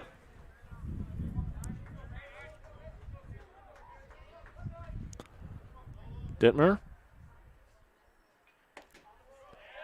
misses up and away, and he put on Casado with a walk. Right fielder Austin Curdy.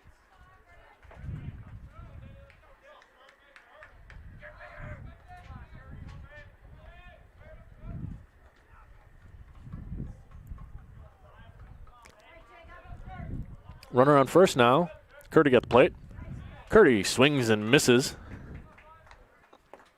Got the doors blown off him there. Dittmer's got a solid fastball here. It's got some good heat, got a decent amount of ride.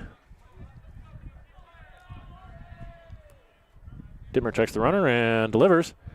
And, whoop, he thought about going. No, ball didn't get far enough away from Snow there. And stays at first. 0-2 count, 2 outs now on Austin Curdy. Curdy's 1 for 3 on the day. Also scored a run. Came around to score after his hit. Runner on first. 2 strikes, 2 outs. He struck him out looking. Froze him with a fastball, and he's standing there like a statue.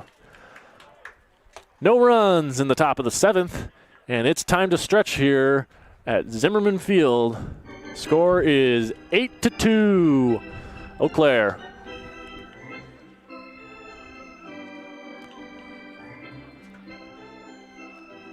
Webb headed back out there for another inning of action as he looks to start his 7th inning of work for the Blue Golds.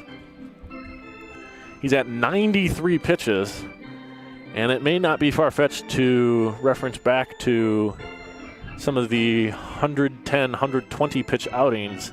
They may try to ride Webb all the way here.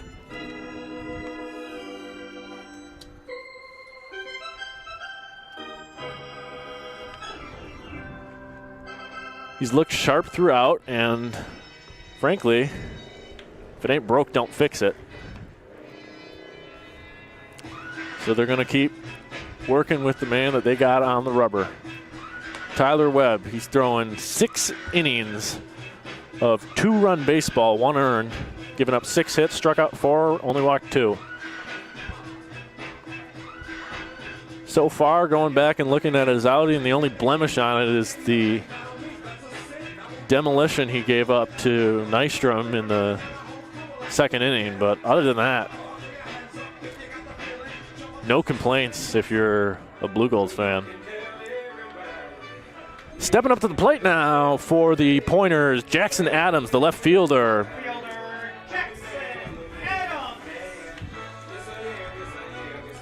Adams has had a pretty productive day here. He's gotten hit by a pitch, and he's had a hit. He scored a run as well. He's also got a stolen base as he loops one into center field. The center fielder's going. Nope, second baseman's got it, calls everybody off. Camps under it, makes the catch. Center fielder a little bit hobbled there. He's kind of grabbing into his hamstring like he broke wrong, but no time called, so play will go on. That brings up the top of the order now. Tommy Droner stepping up into the batter's box to face Webb now for a fourth time. He's got one hit against him as he takes a fastball middle, but it was up above the zone. 1-0 count on Droner. The pitch. And he tries to drag bunt, and it handcuffs him. And it somehow didn't hit him, but he offered. That's a strike. 1-1 count, 1 out to Droner, the leadoff man for the Pointers. Takes a strike. He's in a hole now, 1-2.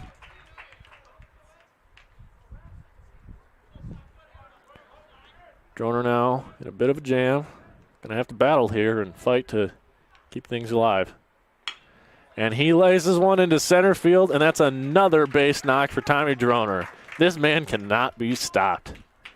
Second knock of the day for Droner. Beautiful swing on a 1-2 breaking ball that he softly deposits into center field. Just a technician with that bat in his hand. Camden Oliver steps up to the plate, looking to bring some sunshine to these Pointer fans with another base hit. As he lines one, it's over the second baseman's head. Droner's going to have to hustle. Right fielder bobbles the ball. No need to hustle now, and we have runners on second and first, and one away. Third baseman, Connor Olson. This brings up the 3-hole. Connor Olson to the plate, looking to do some real damage and make this game competitive again. Double barrel action in the bullpen for the Blue Golds as Webb is beginning to show signs of labor as he is well over 100 pitches, I would imagine. No, he is at 99 pitches on the day. We'll see how much longer they let him go. Webb brings home the pitch, and it's a breaking ball that misses down on the dirt. Little dust devil down there. 1-0 count to Olson. 2 men on. Took a strike right in there. 1-1 count to the third baseman for the Pointers. Comes set, Webb does, and delivers. It's another fastball in there for a strike. Olson hasn't shown many signs of even wanting to really swing the bat yet in this at-bat, and he finds himself now in a 1-2 hole because of it.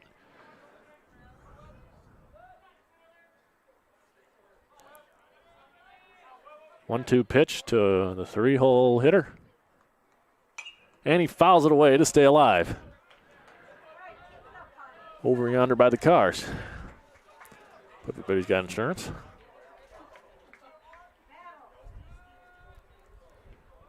As the runners grab their lead from their respective bases. Remains a 1-2 count, 1 out. And the pitch to Olson is way high. That was above his head.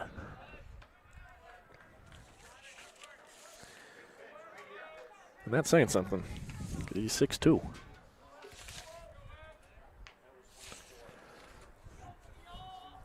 Two now, and the offering. And he did a good job to lay off of that breaking ball. That was down in the dirt in the other batter's box, but he was tempted still. Kept the hands and just let the hips fire. Kept that bat back, didn't break the plane. Full count now on the third baseman for the Pointers. 2 on, 1 away. The pitch. And that's inside, and he walked the bases loaded now. And somebody who's pretty familiar with taking this man yard is stepping up to the plate. Got to imagine there's at least a visit coming from the pitching coach here. As the designated hitter, Braylon Nystrom, will step up to the plate after this little mound conference. We'll see if they let him get him or if they're going to opt for using a fresh arm out of the bullpen.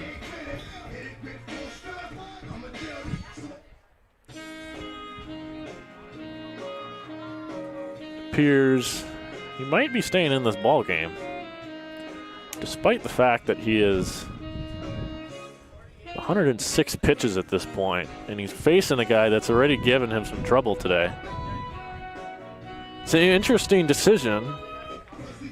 Obviously, even if he gives up the grand slam, Eau Claire still has a 2-run lead, so I think there's definitely that factors into it.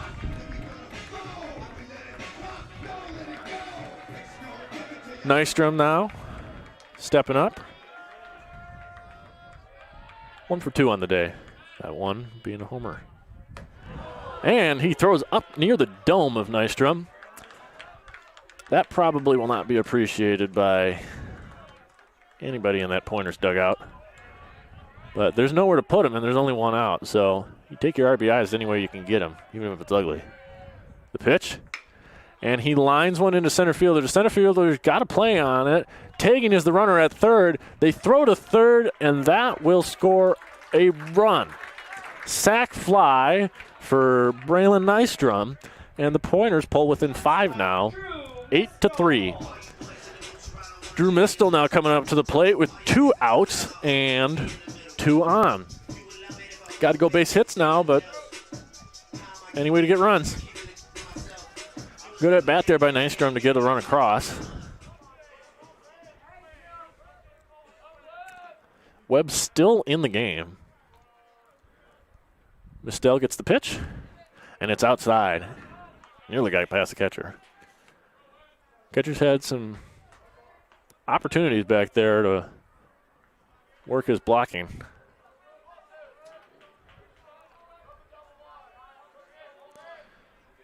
1-0 count.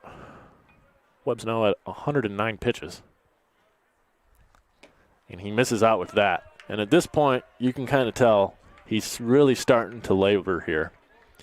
The stamina of Webb is probably near, if not at, its end, with this being his 111th pitch now.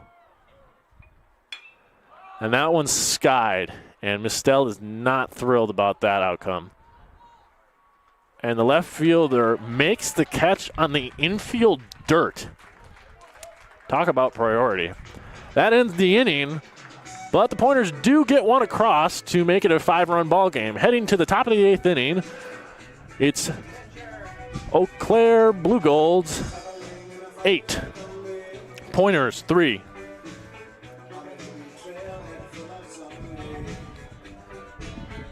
There'll be a new pitcher on the mound for the Pointers, Jake Williams.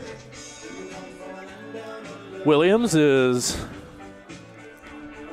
a freshman. Carroll Stream, Illinois, went to Wheaton North High School. Jake Williams.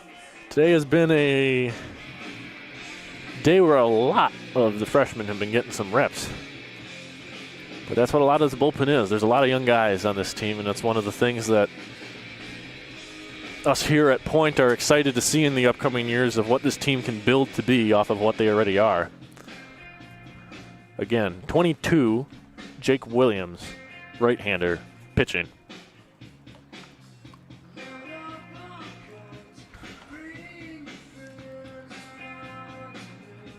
Williams sports a 9 ERA. He's got 5 innings of work.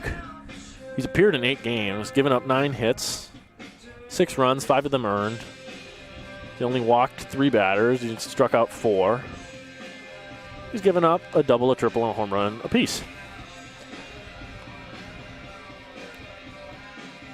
Isn't particularly too wild, but yeah, he's a strike thrower.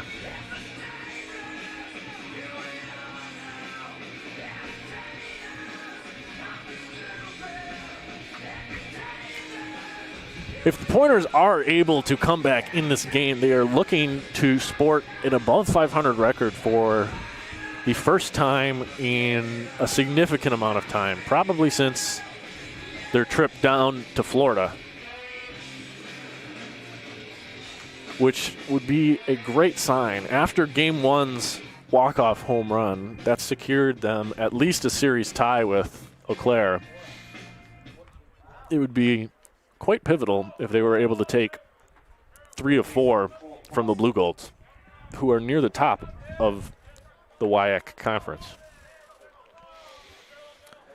Williams will face off against Cole Clausen to start out. 8-hole batter.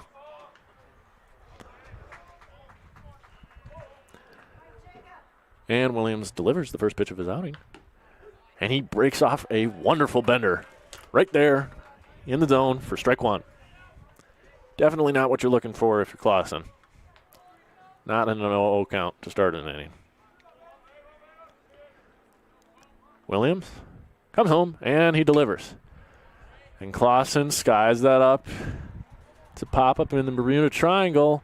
Arsinger, the right fielder, gets it. Looked for a moment like it was going to be the center fielder, and Arsinger called him off. The wind's been hanging them pop-ups up today. As with 1 away now, Brayton Thillman will step up to the plate. 1 quick out there for Williams. It's always a nice thing to get the first one out of the way nice and quick. Thillman steps in. And another bender in there for strike 1. It's nice to be able to catch batters off guard with that first pitch breaking ball. They've always got to have that fastball in their mind. And he brings home the 0-1.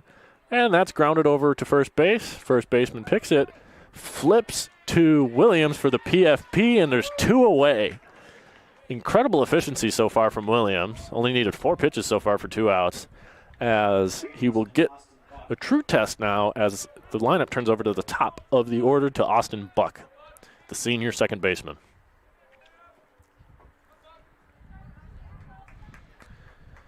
Buck's had a pretty nice day at the plate. 2 runs scored, 1 for 3. He's got a hit by pitch, 2 fly-outs. As he takes a strike to make it 0-1.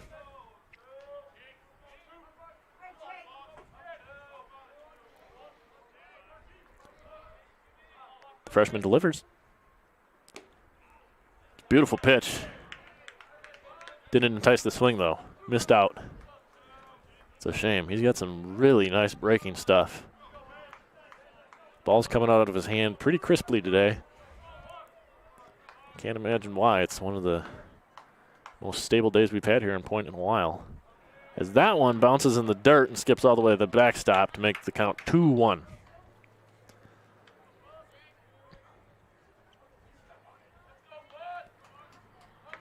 Williams got the first two outs pretty quickly. Finds himself in a 2-1 count against the leadoff batter.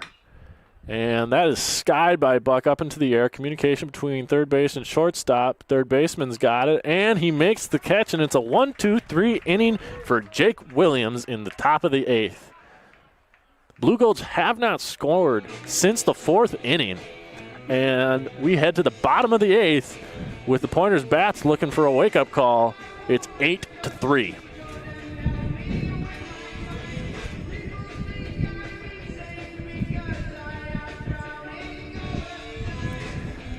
On the mound for Eau Claire, new pitcher, a junior, Draza Duport. Duport is, let's see here, from Glenville, Illinois. Glenbrook South High School, to be exact. It's a junior, 6-footer. Comes in throwing forcing fastball. He's got a little bit more velo behind him than some of the past guys we've seen. Eau Claire's going for an approach of pushing and pulling with velocity a bit. Duport sports a 12.6 ERA, through 5 innings of work. He's given up 8 hits, 8 runs, 7 of them earned. He's walked 4 and only struck out 1. And he gives up a .381 batting average.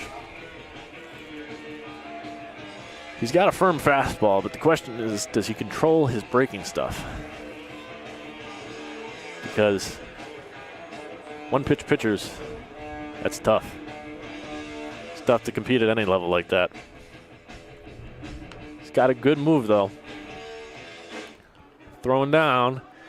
And to get this inning started, Nick Arsinger will lead it off for the Pointers in the bottom of the 8th, trying to spark a rally here as the Pointers are within reasonable striking distance of 5 runs. And the pitch. And he fills up the strike zone there. 0-1. Fastball. Down and away. He's working fast now. And the pitch. And that squirts between the catcher's legs and the umpire's legs to the backstop. 1-1 count. Fastball was in the dirt. Duport is working at a fairly fast speed as Arsinger fouls that one off out of play to the left side. The 1-2 count, no outs. You don't need to get all 5 runs back in this inning. It'd be nice, but you could do 2 or 3 as that misses inside, and the count is 2-2 on Arsinger.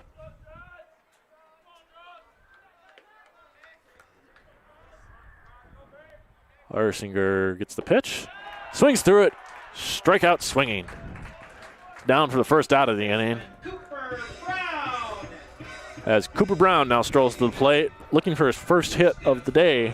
So he's 0 for 3 in this game, 0 for 5 in total. And the pitch. Nearly hit his knee. Got out of the way of that one, and the count is 1-0.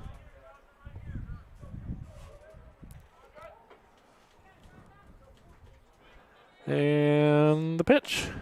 Down in the dirt. Duport seems to have a really nice fastball, but struggles to command it occasionally.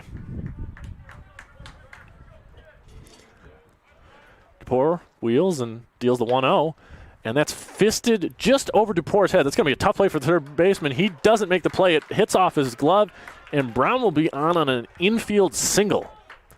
Well, it wasn't pretty, but in the box score, that was a 120-mile-an-hour line drive. And I don't think Cooper Brown's going to care either way. He's on base, and that means the Pointers are in business, as Landon Parlier will be pinch hitting for the catcher, Easton Snow. Parlier has been used in this sense frequently throughout the season. Probably his most well-known moment this year would be his 3-run pinch hit bomb against River Falls.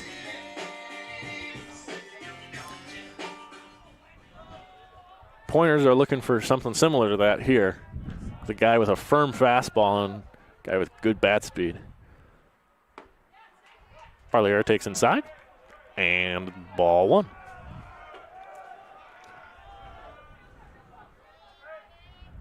Runner on first, 1 away, 1-0 count. Duport delivers, and that fastball's out. It's 2-0.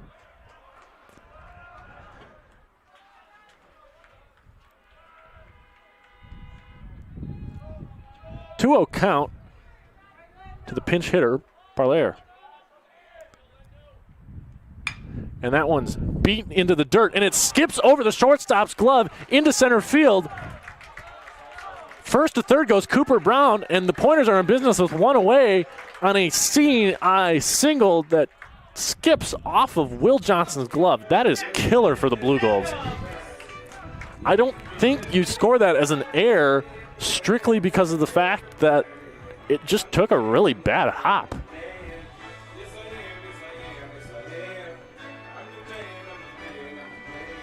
Pinch running for Parlier will be Asher Nicholson, sophomore.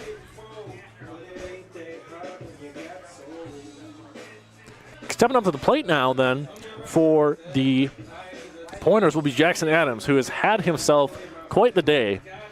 And you got to imagine that Blue Gold's dugout is starting to sweat a little bit as the rally train has begun to pick up some momentum here. And the pitch, that's a strike down and away on Adams.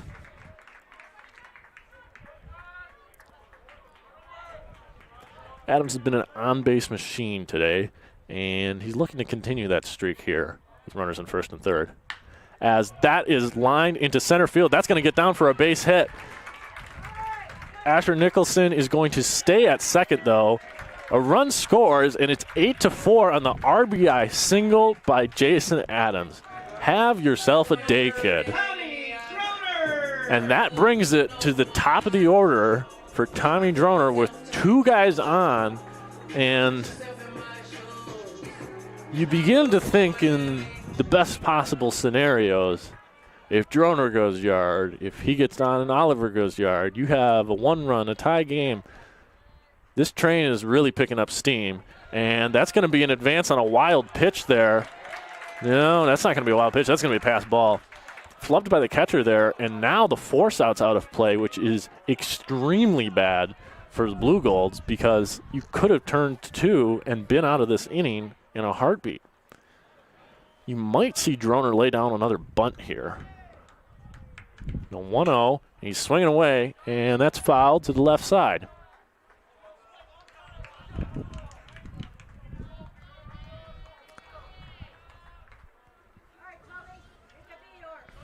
Duport has been struggling, getting knocked around a little bit, to say the least. Droner now with a 1-1 count, 2 guys on, and he takes outside. Nicholson's getting a little antsy out there at third base. He's kind of daring the catcher, taking a secondary lead fairly aggressively, looking for a fastball maybe. 2-1 pitch is fouled away to the left, and now it's 2-2 on Droner. Umpire's looking for balls. He doesn't have any. Droner's only gotten fastballs in the zone. Everything else, the breaking balls haven't been landing. So he knows what he needs to sit on. 2-2 count, and that is in the dirt. 3-2, and there's a risk of putting Droner on and bringing Camden Oliver to the plate with the bases loaded. Of course, the Blue Golds have a lefty ready, waiting in the pen. Droner swings, lines it into right field. That's going to score 1. Could score 2. They hold him at 3. They're going to score 1. There's going to be runners at first and third, and it's an 8-5 ball game. Ladies and gentlemen, we have a ball game. Droner with an RBI single through the right side into right field. Scores Nicholson as Adams moves up to third. Oliver comes up to the plate, and it looks like they're going to let him face Oliver. Personally, I wouldn't do that if I were you, but we'll see here. Camden Oliver gets the pitch, and it's a strike right down Main Street. 0-1 count, 1 out, runner on first. The ball in the field. Umpire calls time. Bullpen arm for the Blue Golds, airmailed one. Camden Oliver, 0-1 count, 1 out. Swings through a fastball. He's down 0-2. He's been seeing those fastballs while he's been on deck and in the hole, and his eyes are getting big. And you can't blame him. This dude's only been able to land a fastball for a strike. 0-2 count. Hits one. Out to left field. He burned him. He burned him. Runner from third's going to score. Droner coming around third. He's going to score. Camden Oliver with a 2 RBI triple, and it's 8-7 Pointers. Camden Oliver just torched the left fielder with that line drive. Completely misplayed it, allowing both runs to score. And now Connor Olson is coming up with a chance to tie the ball game with Camden Oliver at second base for the Pointers. These dogs just don't have any quit. you have to wonder about how ready is the Blue Gold's bullpen, as Duper has been getting knocked around out here, and they haven't even come to talk to him on the mound. Strike one's in there. 0-1. Still one away. 0-1. And that misses down. And that's a 1-1 count now.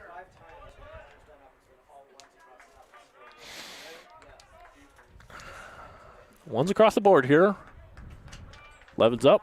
1 ball, 1 strike, 1 out. 1 man on. And he slices that, but that's going to slice foul. 1-2 count now. He's got to protect here. Pointers have been great in hitting in clutch situations. This team is simply electric. They've found another gear. Olsen strikes one into right field, and that's going to be caught by the right fielder. 2 away. Put a good piece of wood on it and did what he had to do with 2 strikes. That'll bring up Braylon Nystrom to the plate. And I can hardly imagine they're actually going to let him face this. There's no way that they allow him to face Nystrom, right? He's been getting pinballed around out there. Only at 23 pitches. They're intentionally walking Nystrom. Well, this gives Drew Mistel a chance to tell them that they made a mistake. First and second now, 2 away, and Mistel can silence this away crowd real easily with 1 swing of the bat. 2 outs, 2 runners on, Mistel at the plate. The pitch. And he slices that one way foul. Dupour ahead in the count now, 0-1 on Mistel.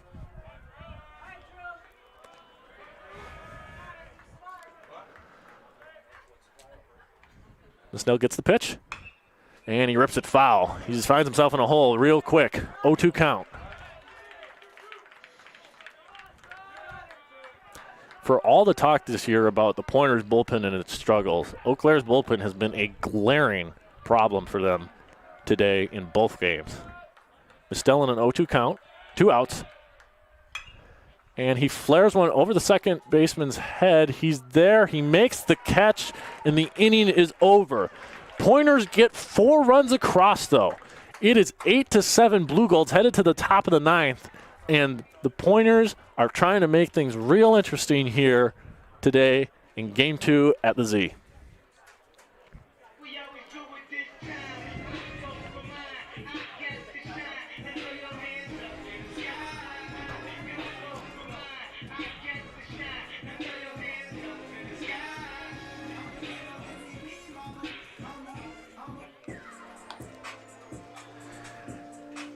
Now pitching for the Pointers, number 26, Joe Schneider, senior. Joe Schneider, the closer, has entered the game for the Pointers as they want to shut this puppy down and get it to the bottom of the 9th, where they can hopefully plate 2 runs to walk away with at least a day sweep of Eau Claire. If they were to win this game, they would win the series against Eau Claire, having already won 2 of 3. And the fight from this team has been impressive, to say the least.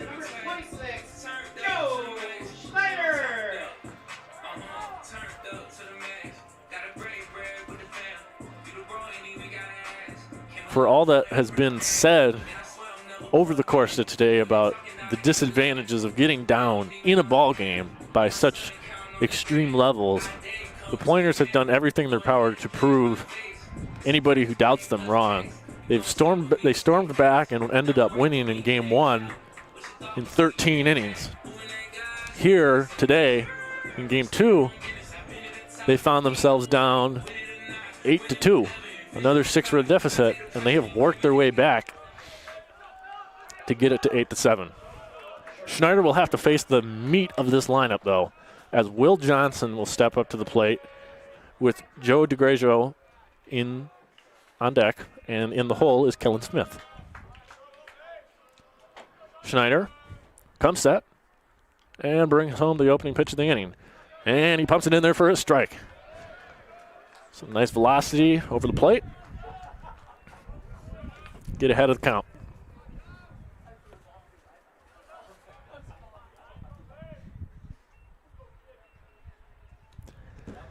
That one missed by a good margin. Good breaking ball, but just pulled it a little bit too much. 1-1 count. Schneider, the team's kind of designated closer, delivers. Blew the doors off of Johnson, and he's ahead in the count now, 1-2. After a pitch like that, got to imagine you'd probably just go heat, but put it a little bit higher this time. 1-2 count to Johnson. And he struck him out swinging. One away now in the top of the ninth. Schneider with a beautiful changeup right there. Got Johnson whiffing at it. Stepping up to the plate now, John DeGregorio. Schneider looks in, gets his sign. Delivers. Ooh, he caught it. Oh, my word. A circus play from Joe Schneider on the mound. The catcher lined that ball straight back at him. Darn near killed him, but he caught it off of the ricochet off his glove. If that isn't a sign of a Pointers W on the horizon, I don't know what is. Logan Hesselman will stand in now with 2 away after the spectacular play by Schneider. Hesselman takes low for a ball.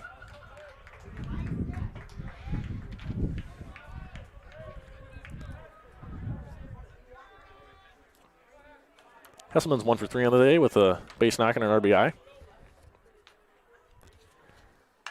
And he popped him up.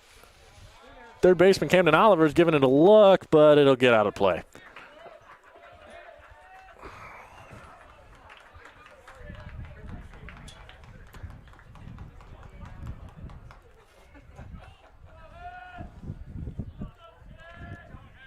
Hasselman steps in now with a 1-1 count. Oop, there's the ball in the field of play. Airmail again from the Blue Golds.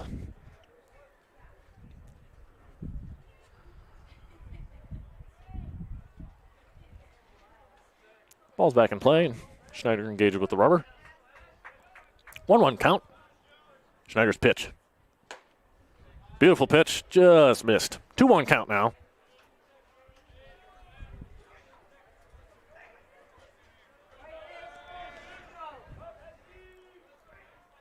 Schneider behind in the count, 2-1. Delivers. Beautiful breaking ball. We're even now at 2. Hesselman, left-handed first baseman. Schneider, the righty, comes set and delivers.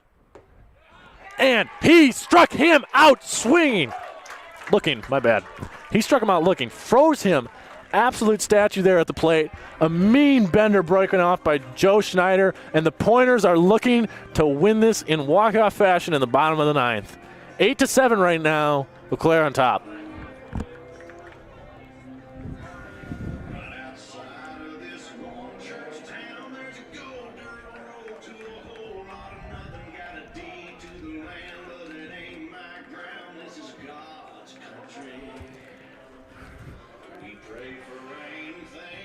Out on the mound for Eau Claire, they've got a southpaw. Number 28, Kai Mueller, is a senior. He's out on the bump. Looking to try and slam the door shut on these Pointers, but it's going to be a tough job. These Pointers today have clawed their way back in both games, and they put up their best of fights at the end of the game.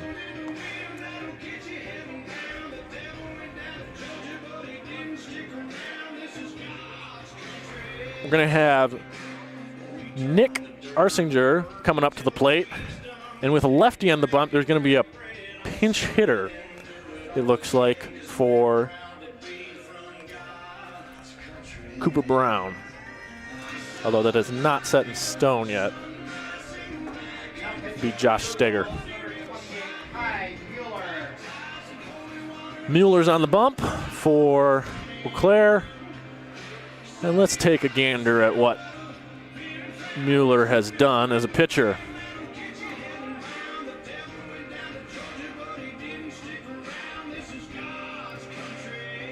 Well, we're headed into unknown territory. Mueller has not pitched. There are no stats for Mr. Mueller. So I am interested to see what this will hold for the Pointers, as they have no scouting report to go off of either. Bottom of 9, it don't get any better than this. Nick Arsinger at the plate, no outs. And he takes a strike. 0-1. 0-1 on the right fielder for the Pointers.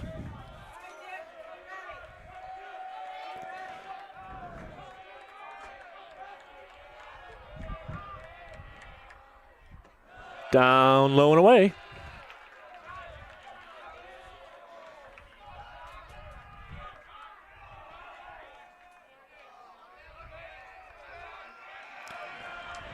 One now, the count.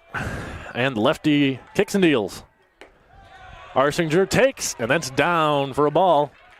2-1 on the Pointers' right fielder. Mueller looks in. Arm hanging.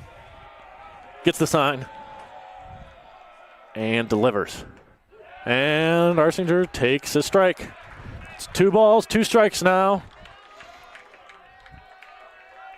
On the left-handed hitter, a little lefty-lefty action. Arsinger, the pitch. Foul ball, just foul. Good fight by Arsinger there. Beautiful work to stay alive in a 2-strike count. Shadows starting to elongate across the infield and outfield. Some of the trees now, making it that picturesque type of setting for a big comeback victory. And he goes down looking. He froze him with a breaking ball, and Mueller punches out the first batter he faces looking. And at least according to the statistics, it's his first strikeout of the season. Pinch hitting now for Cooper Brown is number 17, Josh Steger. Two-way player.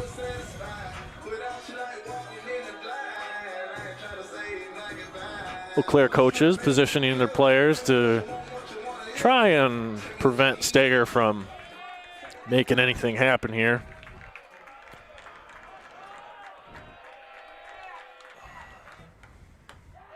Steger takes a ball.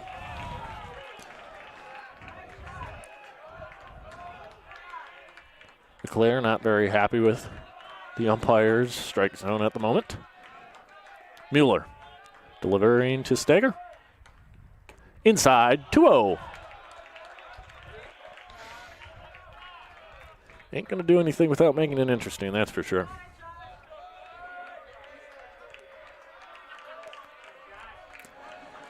Steger, right-handed hitter. 2-0 pitch. And he really got under that one.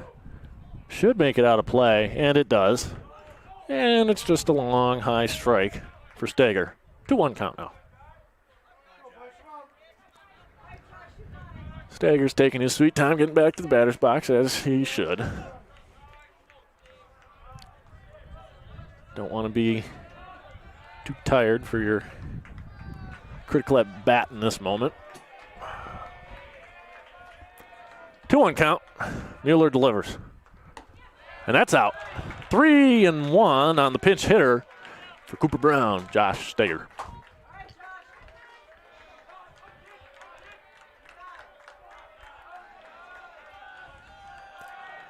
Stager, 3-1. And he popped him up. Catcher sets his mask. He's looking. He's got room. He puts up his glove. He makes the catch, falling to his knees. And the Pointers' comeback is in its last legs. 2 outs now, and Mason Fink is coming to the plate. Fink hasn't recorded it at bat yet as he entered the game as a replacement after Snow was pinch hit for. So it's going to come down to Fink. He takes high, 1-0.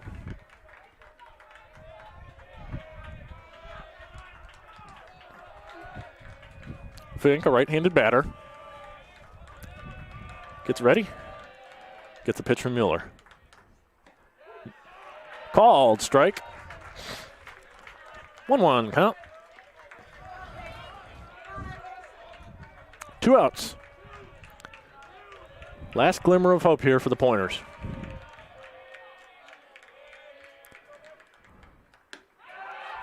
Fink takes the ball outside. And Eau Claire is, to say, frustrated would be an understatement. 2-1 count.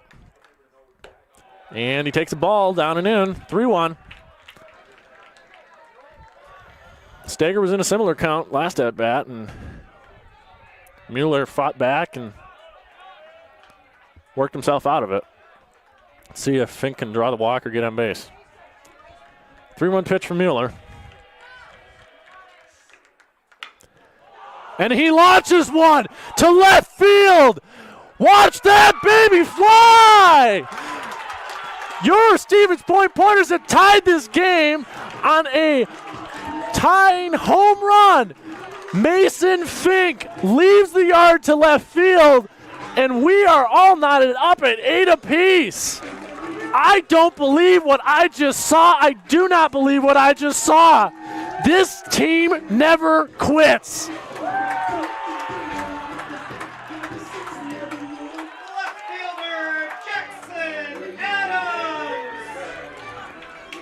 And now, arguably the hottest hitter on this team, the 9-hole, Jackson Adams, an absolute on-base machine. This kid's having one heck of a day. Is coming up to the plate with the opportunity for anything. Lefty on lefty matchup here with 2 away. This is a whole brand new ball game. We're tied up at 8. And he takes in with a breaking ball, clips the corner for a strike. 0-1.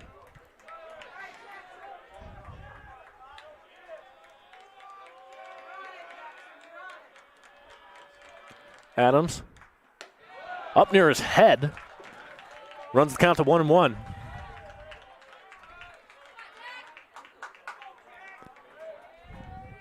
Adams stands in. Little lefty on lefty action. The 1-1 count. Mueller wheels and deals. And that hit him! The winning run is on base. And Tommy Droner is coming up to the plate. You could not ask for a better situation. Droner hits a ball in the gap here, and Adams is going to be running for days.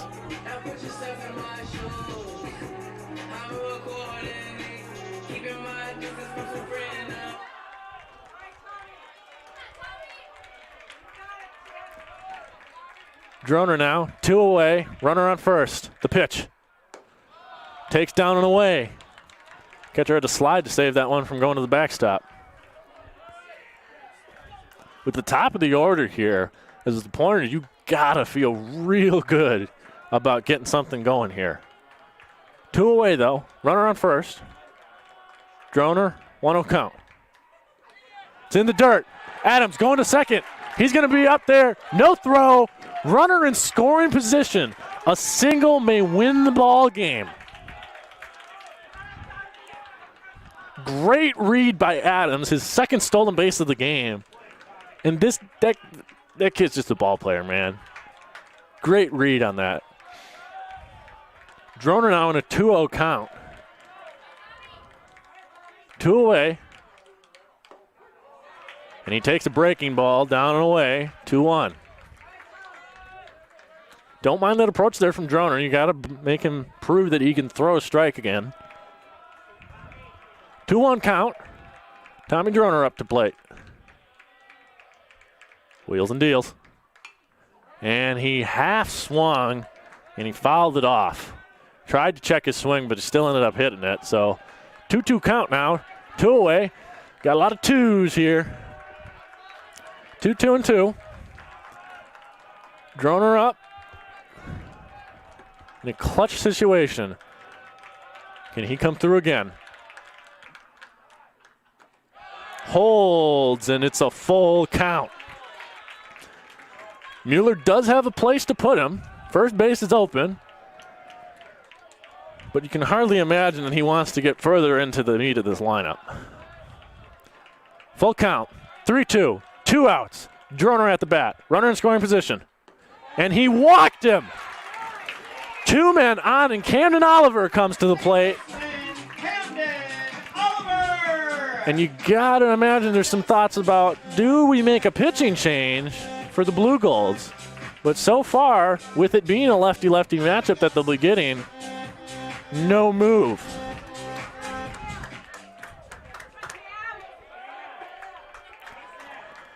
Camden Oliver, Mr. Sunshine Man, with 2 runners on.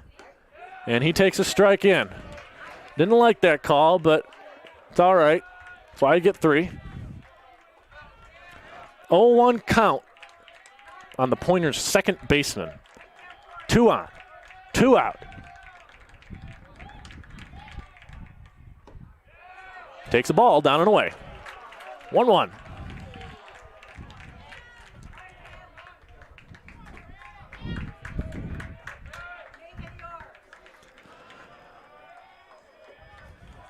Camden Oliver, 1-1 count.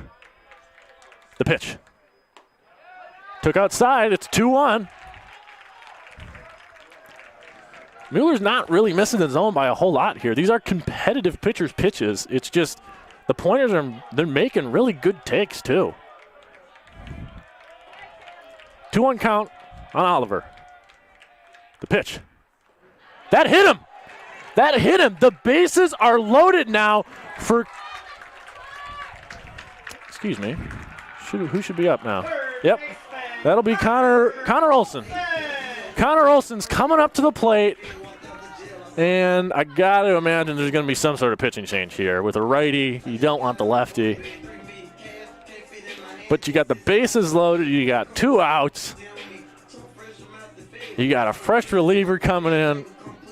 If you're Connor Olson, this is what you dream about in the backyard when you're playing wiffle ball with your buddies. This is about as high level of intensity as you can get. Right-hander going out onto the bump for the Blue Golds is Paul Gorel, number 48. He's a 6'3" freshman from Holman, Wisconsin. And, warm-up pitches generally aren't always an indicator of everything, but he spiked the first one, so we'll take our wins where we can get them. But bases are loaded. That's the situation. We got 2 down, and it's bottom of the 9th. You got the 3-hole hitter, Connor Olson, coming up to the plate. And, you can't really ask for a better scenario setup to have a good ending in. These are the types of things that we already talked about in the first game, that could be seen as a turning point for the Pointers. But you come in here and you walk them off twice. Ooh, you're talking about momentum that the rest of the WIAC doesn't want to see. They don't want the smoke. All right, Gorel's ready, and it's time now. It doesn't all come down to this with the tie game, but it kind of all comes down to this. And we got bases loaded, 2 outs. Connor Olson stepping onto the plate. Let's see some Dogs magic happen. The pitch. Takes a strike. 0-1.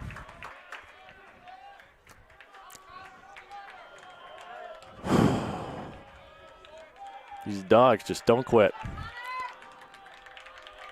0-1 pitch. Fouled straight back, and he finds himself in an 0-2 hole pretty quickly.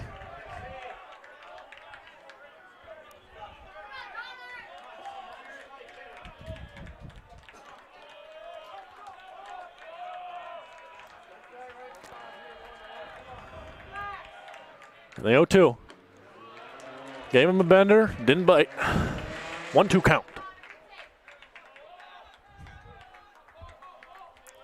1-2 count on the Pointers' third baseman. Bases are all full of pointers. Burgers are all on the grill. 1-2 pitch. Missed high. 2-2. The other thing that's in play here, folks, if he walks, this game's over. That's all it takes. All it takes is a base on balls, a hit by a pitch, a wild pitch, and this game's over. 2-2. And he swings, and he drives it to left field. Oh, man, he pulled it foul. Oh, he should have. Oh, man, straighten that ball out. Connor, come on. He did it to us. Oh, still 2-2. Base is juiced. And he lines it out to right field, and the right fielder's going to make the catch. That's the inning. We're headed to extras. Pointers tie it up on a game-tying Mason Fink solo shot. We're going for extra baseball again, baby.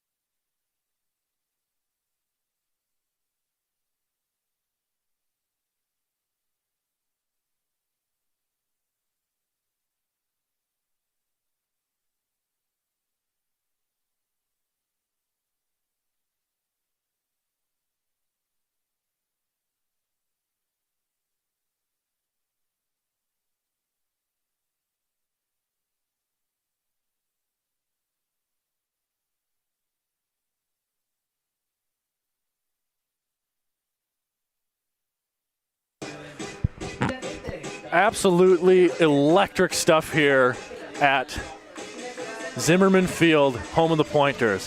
8-8 ball game. We're headed to the 10th inning for the second time today. Joe Schneider's back out on the bump for the Pointers as he looks to shut down the Blue Golds in their top half of the 10th. And, I mean, I don't think words can describe this game. If there was one word to describe this game, bonkers would be it, because these Dogs are just ridiculous. I don't understand how to explain it. Like, they're just different. As you can tell, I'm speechless. As Schneider delivers, and at the ball, 1-0.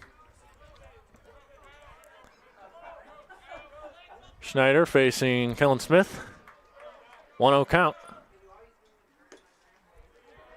And that missed.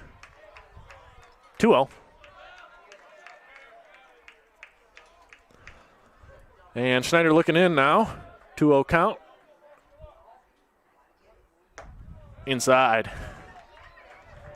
3-0 on Smith, the leadoff batter in the inning. Center fielder.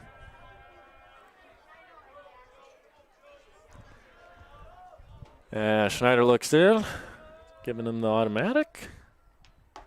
And that'll be the automatic. 3-1 now.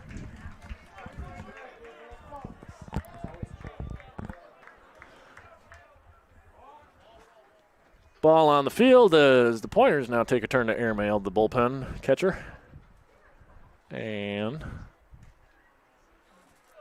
still 3-1 count. No one down here. First batter of the top of the 10th. Giving us some more extra baseball. Always love that. And that one's fouled away, and Schneider's now worked the count back to full. Great work here by Joe Schneider to work this count back, as he was in danger of losing him to a walk. Schneider now getting his sign and looking to put away the first batter of the inning. Full count. The pitch. Grounded. Over to shortstop, and he boots it. That's going to be an error. Runner on first now for the Blue Golds. And the designated hitter, Diego Casado, stepping up to the plate. Casado's had a rough go of it today. He's 1 of 7 on the day. Did walk. So the Pointers look to turn 2 here. Squares the bunt, pulls it back. It's a ball. No shift over from Camden Oliver this time around. Pardon, Oliver's at first now. Steger at second. Mistel at short. Olsen at third. Pulls back the bunt again, and it's 2-0. Blue Golds are willing to play small ball, just scratch across 1 here. As Olsen is playing fairly shallow on the grass right now. And puts down a bunt, and it's a beauty. Olsen throws to first. They get the out as Smith took a rather large turn at second, but they got over to cover third in time. And there's a runner on second now with 1 away for the right fielder, Austin Curdy. And this looks like it's going to be it for Joe Schneider. Pretty good performance from him out on the mound. Did his job real well. This bullpen has been a great piece today. Bryce Ear is the pitcher now on for the Pointers. And it is completely understandable as to why Mr. Air would be coming into this game, sporting a 2.19 ERA in 24 innings pitched. He's struck out 36 and only walked 8. It can be fair to say that this is one of the elite arms in the Pointer bullpen.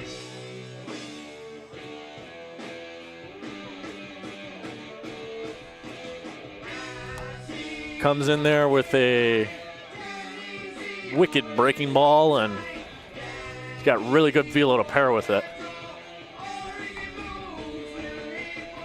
Buckling, you might say.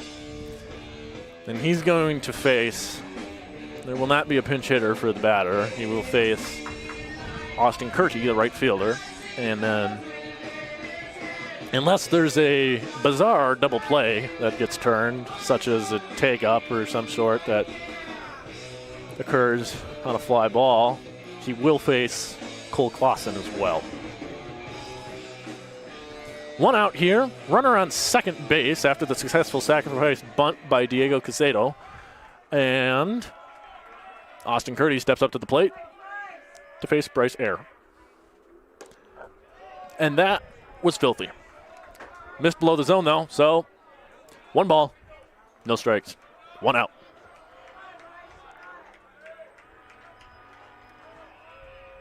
Delivers the pitch, and he put it in the dirt. Good block by Fink, but 2-0. And this is about the worst time possible to have any form of control issues. Air brings home the 2-0 pitch. Swing and a miss. Swung over top of the fastball. It's 2-1. And Air's trying to work his way back into this count.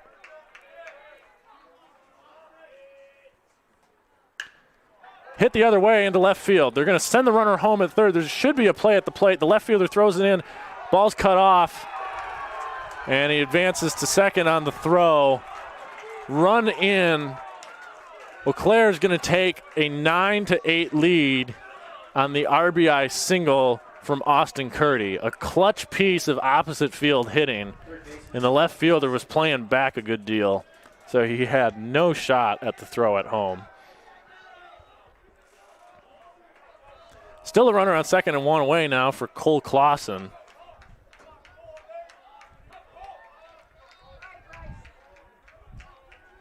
Clausen digs in against Air. Righty on righty matchup. And Air delivers. And it's a beautiful breaking ball. Just above the zone though. 1-0 count.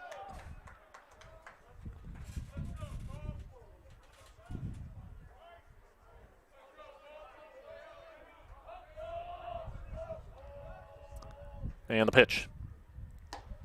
Blew it right by him. Strike one. He's got a really good fastball, does Air.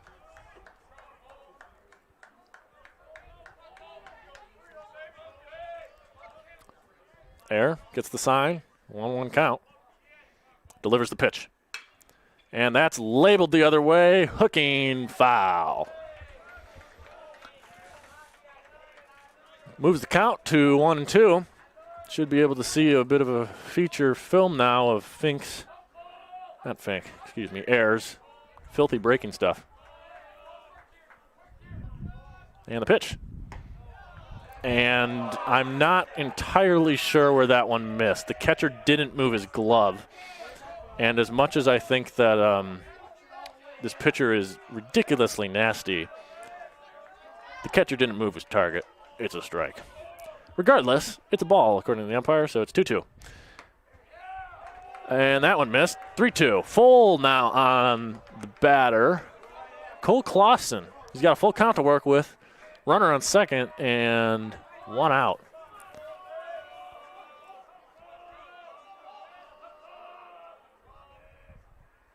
And that's fisted foul. See another full count pitch coming.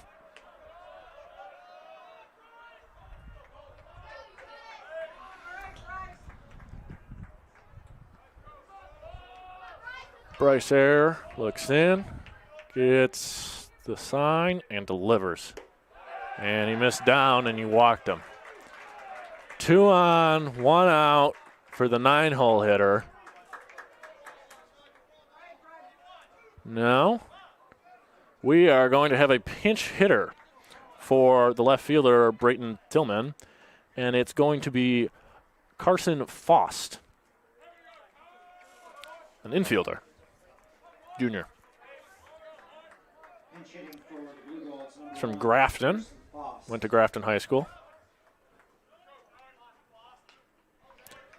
And he's pinch hitting for the left fielder, Tillman. 2 men on, 1 out. And the Pointers kind of desperately need a 2-ball here. Need a gopher ball.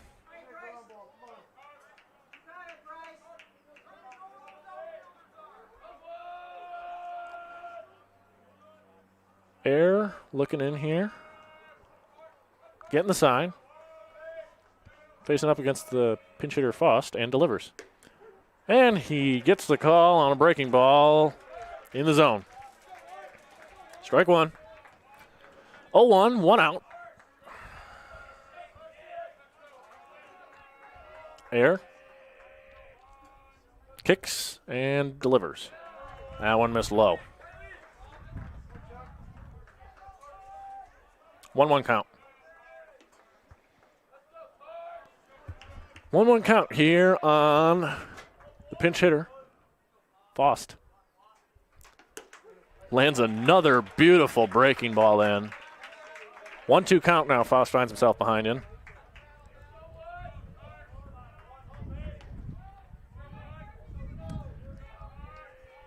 Air would take a strikeout here too. The pitch. Wave and a miss at a filthy breaking ball. And there's 2 down now with 2 on. And the second baseman, Austin Buck now, leadoff hitter, coming to the plate. Playing him fairly straight up.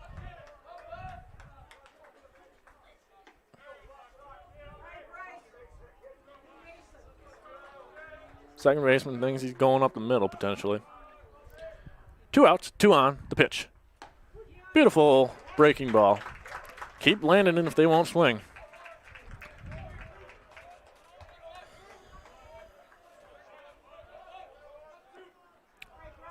Air looking in with the 0-1 pitch to Buck. Foul ball and that hit Fink in an unfortunate place. 0-2 count now.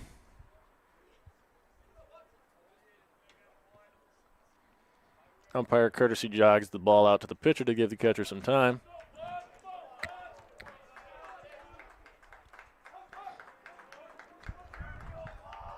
But he's all good. And play will resume.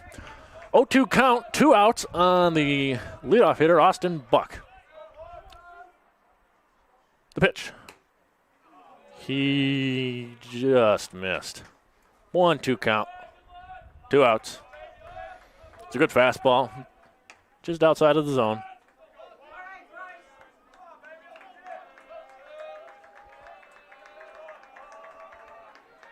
One, 2. Air delivers. Ooh. Little knuckler down the first baseline. Picks it up and puts it in his back pocket. Didn't even attempt it. I don't mind the thought just because he kind of was already at first base. But now you got to face Will Johnson. Best hitter on this ball club.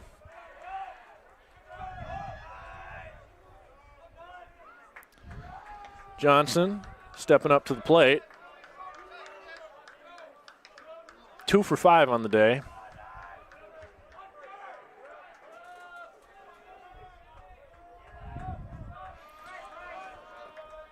Air, nowhere to put him, steps off. 2 outs, bases loaded. Getting his sign. Playing Johnson straight up. Fouls a breaking ball away, and count is 0-1. It's critical here that Air gets out of this without allowing any more runs. Because despite how good the Pointers have been at coming back, you can't expect the team to continuously keep doing that all the time. Air delivers, misses down with a fastball. 1-1 count now on Johnson. Shortstop.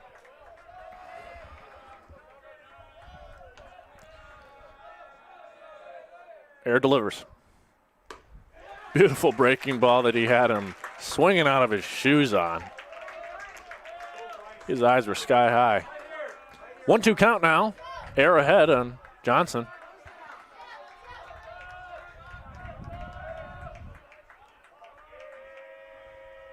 Brings home the 1-2. And he knew that breaking ball was coming, and he lines it into left center. That's going to bring home 2 runs.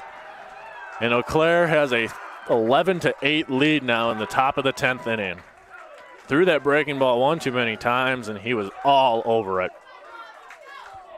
Be a 2-run single for Johnson. And now, with DiGregorio coming to the plate, you got to imagine that they're going to consider taking Air out of this game.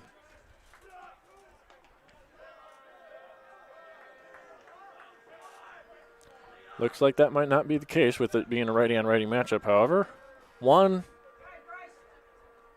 3 in, 2 outs, first and third. Good breaking pitch, just missed. 1-0 count on the Blue Gold's catcher.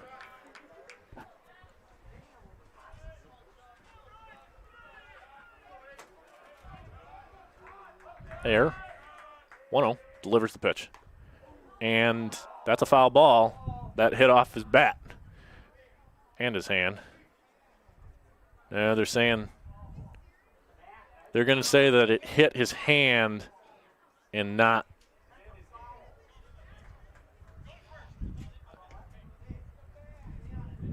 They're going to say that it's a hit by pitch, even though, well, there's no replay before here. We'd never know. It's hard to take the word of the guy that got hit. Umpires will convene to discuss it, but if it stands, bases will be loaded, and Logan Hesselman will step up in the batter's box. They're giving him first, unsurprisingly. Points coach is obviously arguing his case as, well, why is this the way that it is? Please explain it to me. Because he thinks that hit off the knob of his bat. And unless it hit directly on bone, which is a possibility on the hands, that is the sound that was made when it contacted his person. However, it's ruled a hit by pitch. Bases will be loaded with 2 outs. Air will now face Logan Hesselman. Hesselman, a left-handed hitter. And Air will bring home the pitch. And he's sorted. Yep, that's a strike. So,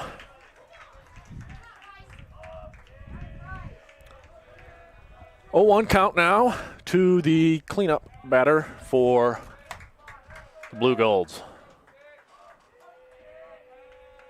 And the pitch.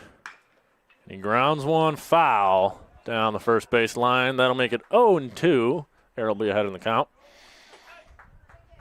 2 outs. Bases all full of Blue Golds. And Hesselman's looking to battle against Air now with no balls and 2 strikes. Bringing it home. Blew his doors off him, strike 3.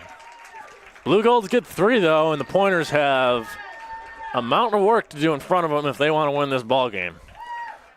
Going to the bottom of 10, it is 11 Blue Golds, 8 Pointers.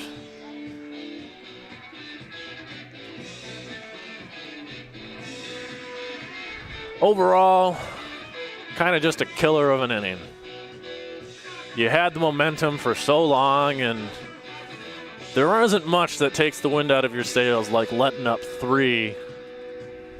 Potentially, I think they might be unearned because of the error at the start of the inning. But three runs nonetheless. And it's just killer. Nothing takes the wind out of the sails like that. So the Pointers will have some work to do here in the bottom of the 10th.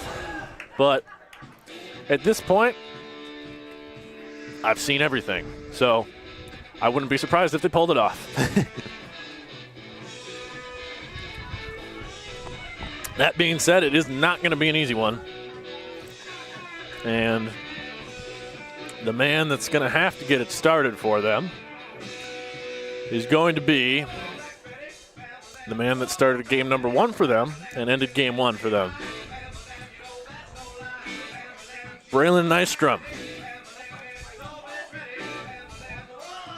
Hoping to do his best impression of game 1, hopefully. Throwing down to second, and Nystrom will now step up to the plate. Hoping to get the wheels turning on Mother Momentum on this gorgeous Earth Day. Stepping up to the plate, and 1 for 2 on the day. He lines one, but it's foul. He's all over that pitch, just a little out in front of it. 1 for 2 on the day with his home run, 2 walks, and an intentional walk. So he spent his fair share of time venturing around the base path. 0-1. Misses down, and that'll be a ball to even the count at 1-1. Obviously, you want to do this the old-fashioned way with just a bunch of hits, but you aren't going to turn up your nose at a walk or a hit by pitch or error or two. And a changeup that I'm not even sure if that would have made the plate if he hadn't swung at that out in front of it. But nevertheless, it's still a strike. And 1-2 count now on Braylon Nystrom. Finding himself behind now. First batter of the bottom of the 10th. Down and away. Evens count at 2-2.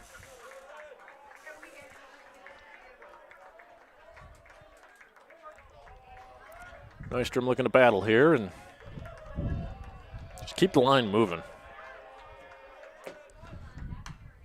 Fouls one off up over the press box and didn't hit the press box, so it's over it. Still a 2-2 count on the designated hitter for the Pointers. The pitch. Missed high, and Nystrom's now worked the count to full. It's exactly what you need out of your bats here if you're the Pointers.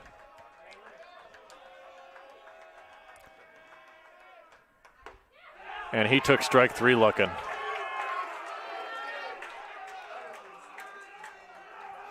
That's a killer. Nothing really more demoralizing than the K looking. But 1 down, and got to turn the page quick because still got a shot in this. Drew Maistel will be the batter. Right-handed hitting second baseman, shortstop. I think he's at second base now. And the pitch. Swing through a fastball.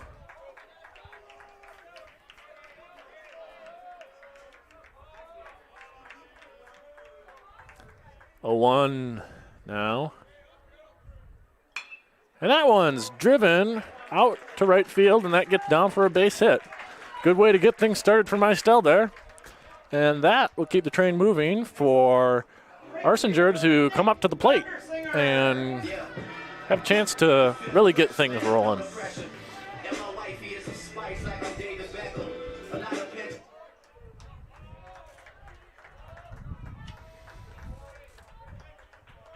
Maistel probably taking a fairly one-way lead out there. You don't want to get picked off in this situation.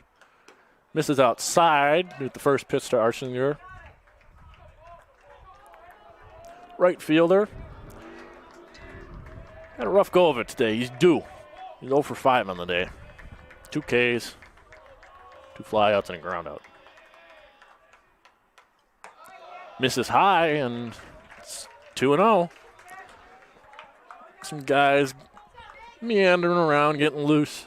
Blue Gold's bullpen, just in case.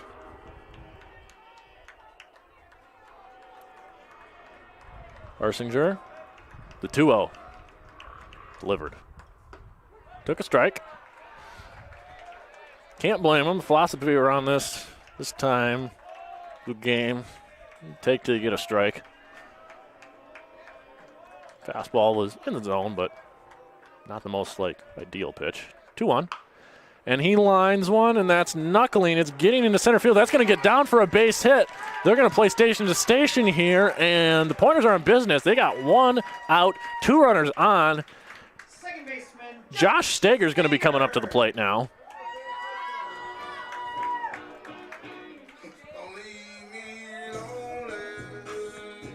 Steger entered as a replacement after a slew of pinch hitters. He pinch hit for Brown and moved over to second, and then that moved Camden Oliver to first. First pitch misses down low to Steger. And you can tell the energy in the Point dugout has started to climb as there's only 1 out, and they're making some noise now on the base path. Steger launches one, And the left fielder has it? Yes. Makes the catch, moving towards the line. He couldn't locate it quite right away with the sun. And my, oh my, are we in a familiar situation to the bottom of the ninth? Mason Fink steps up to the plate with 2 outs, albeit there are 2 guys on in this time around. But one swing of the bat would tie this game. He's already left the yard once to tie this game in the late innings. Any more heroics here from Mr. Fink? The pitch. Takes a strike.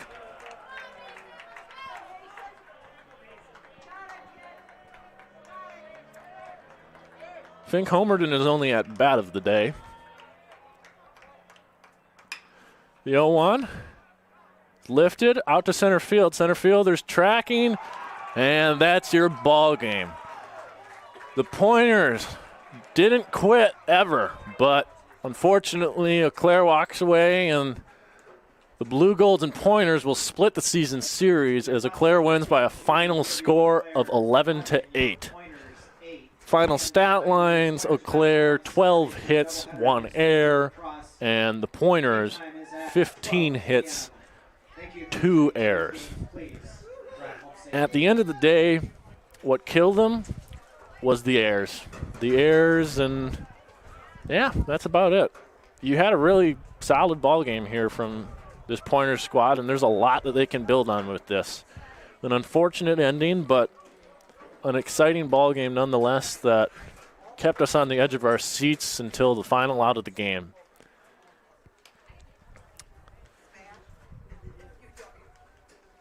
Thank you so much for listening to YX Sports and Y Athletics. Have a good night. This is WWSP Stevens Point, 90 FM.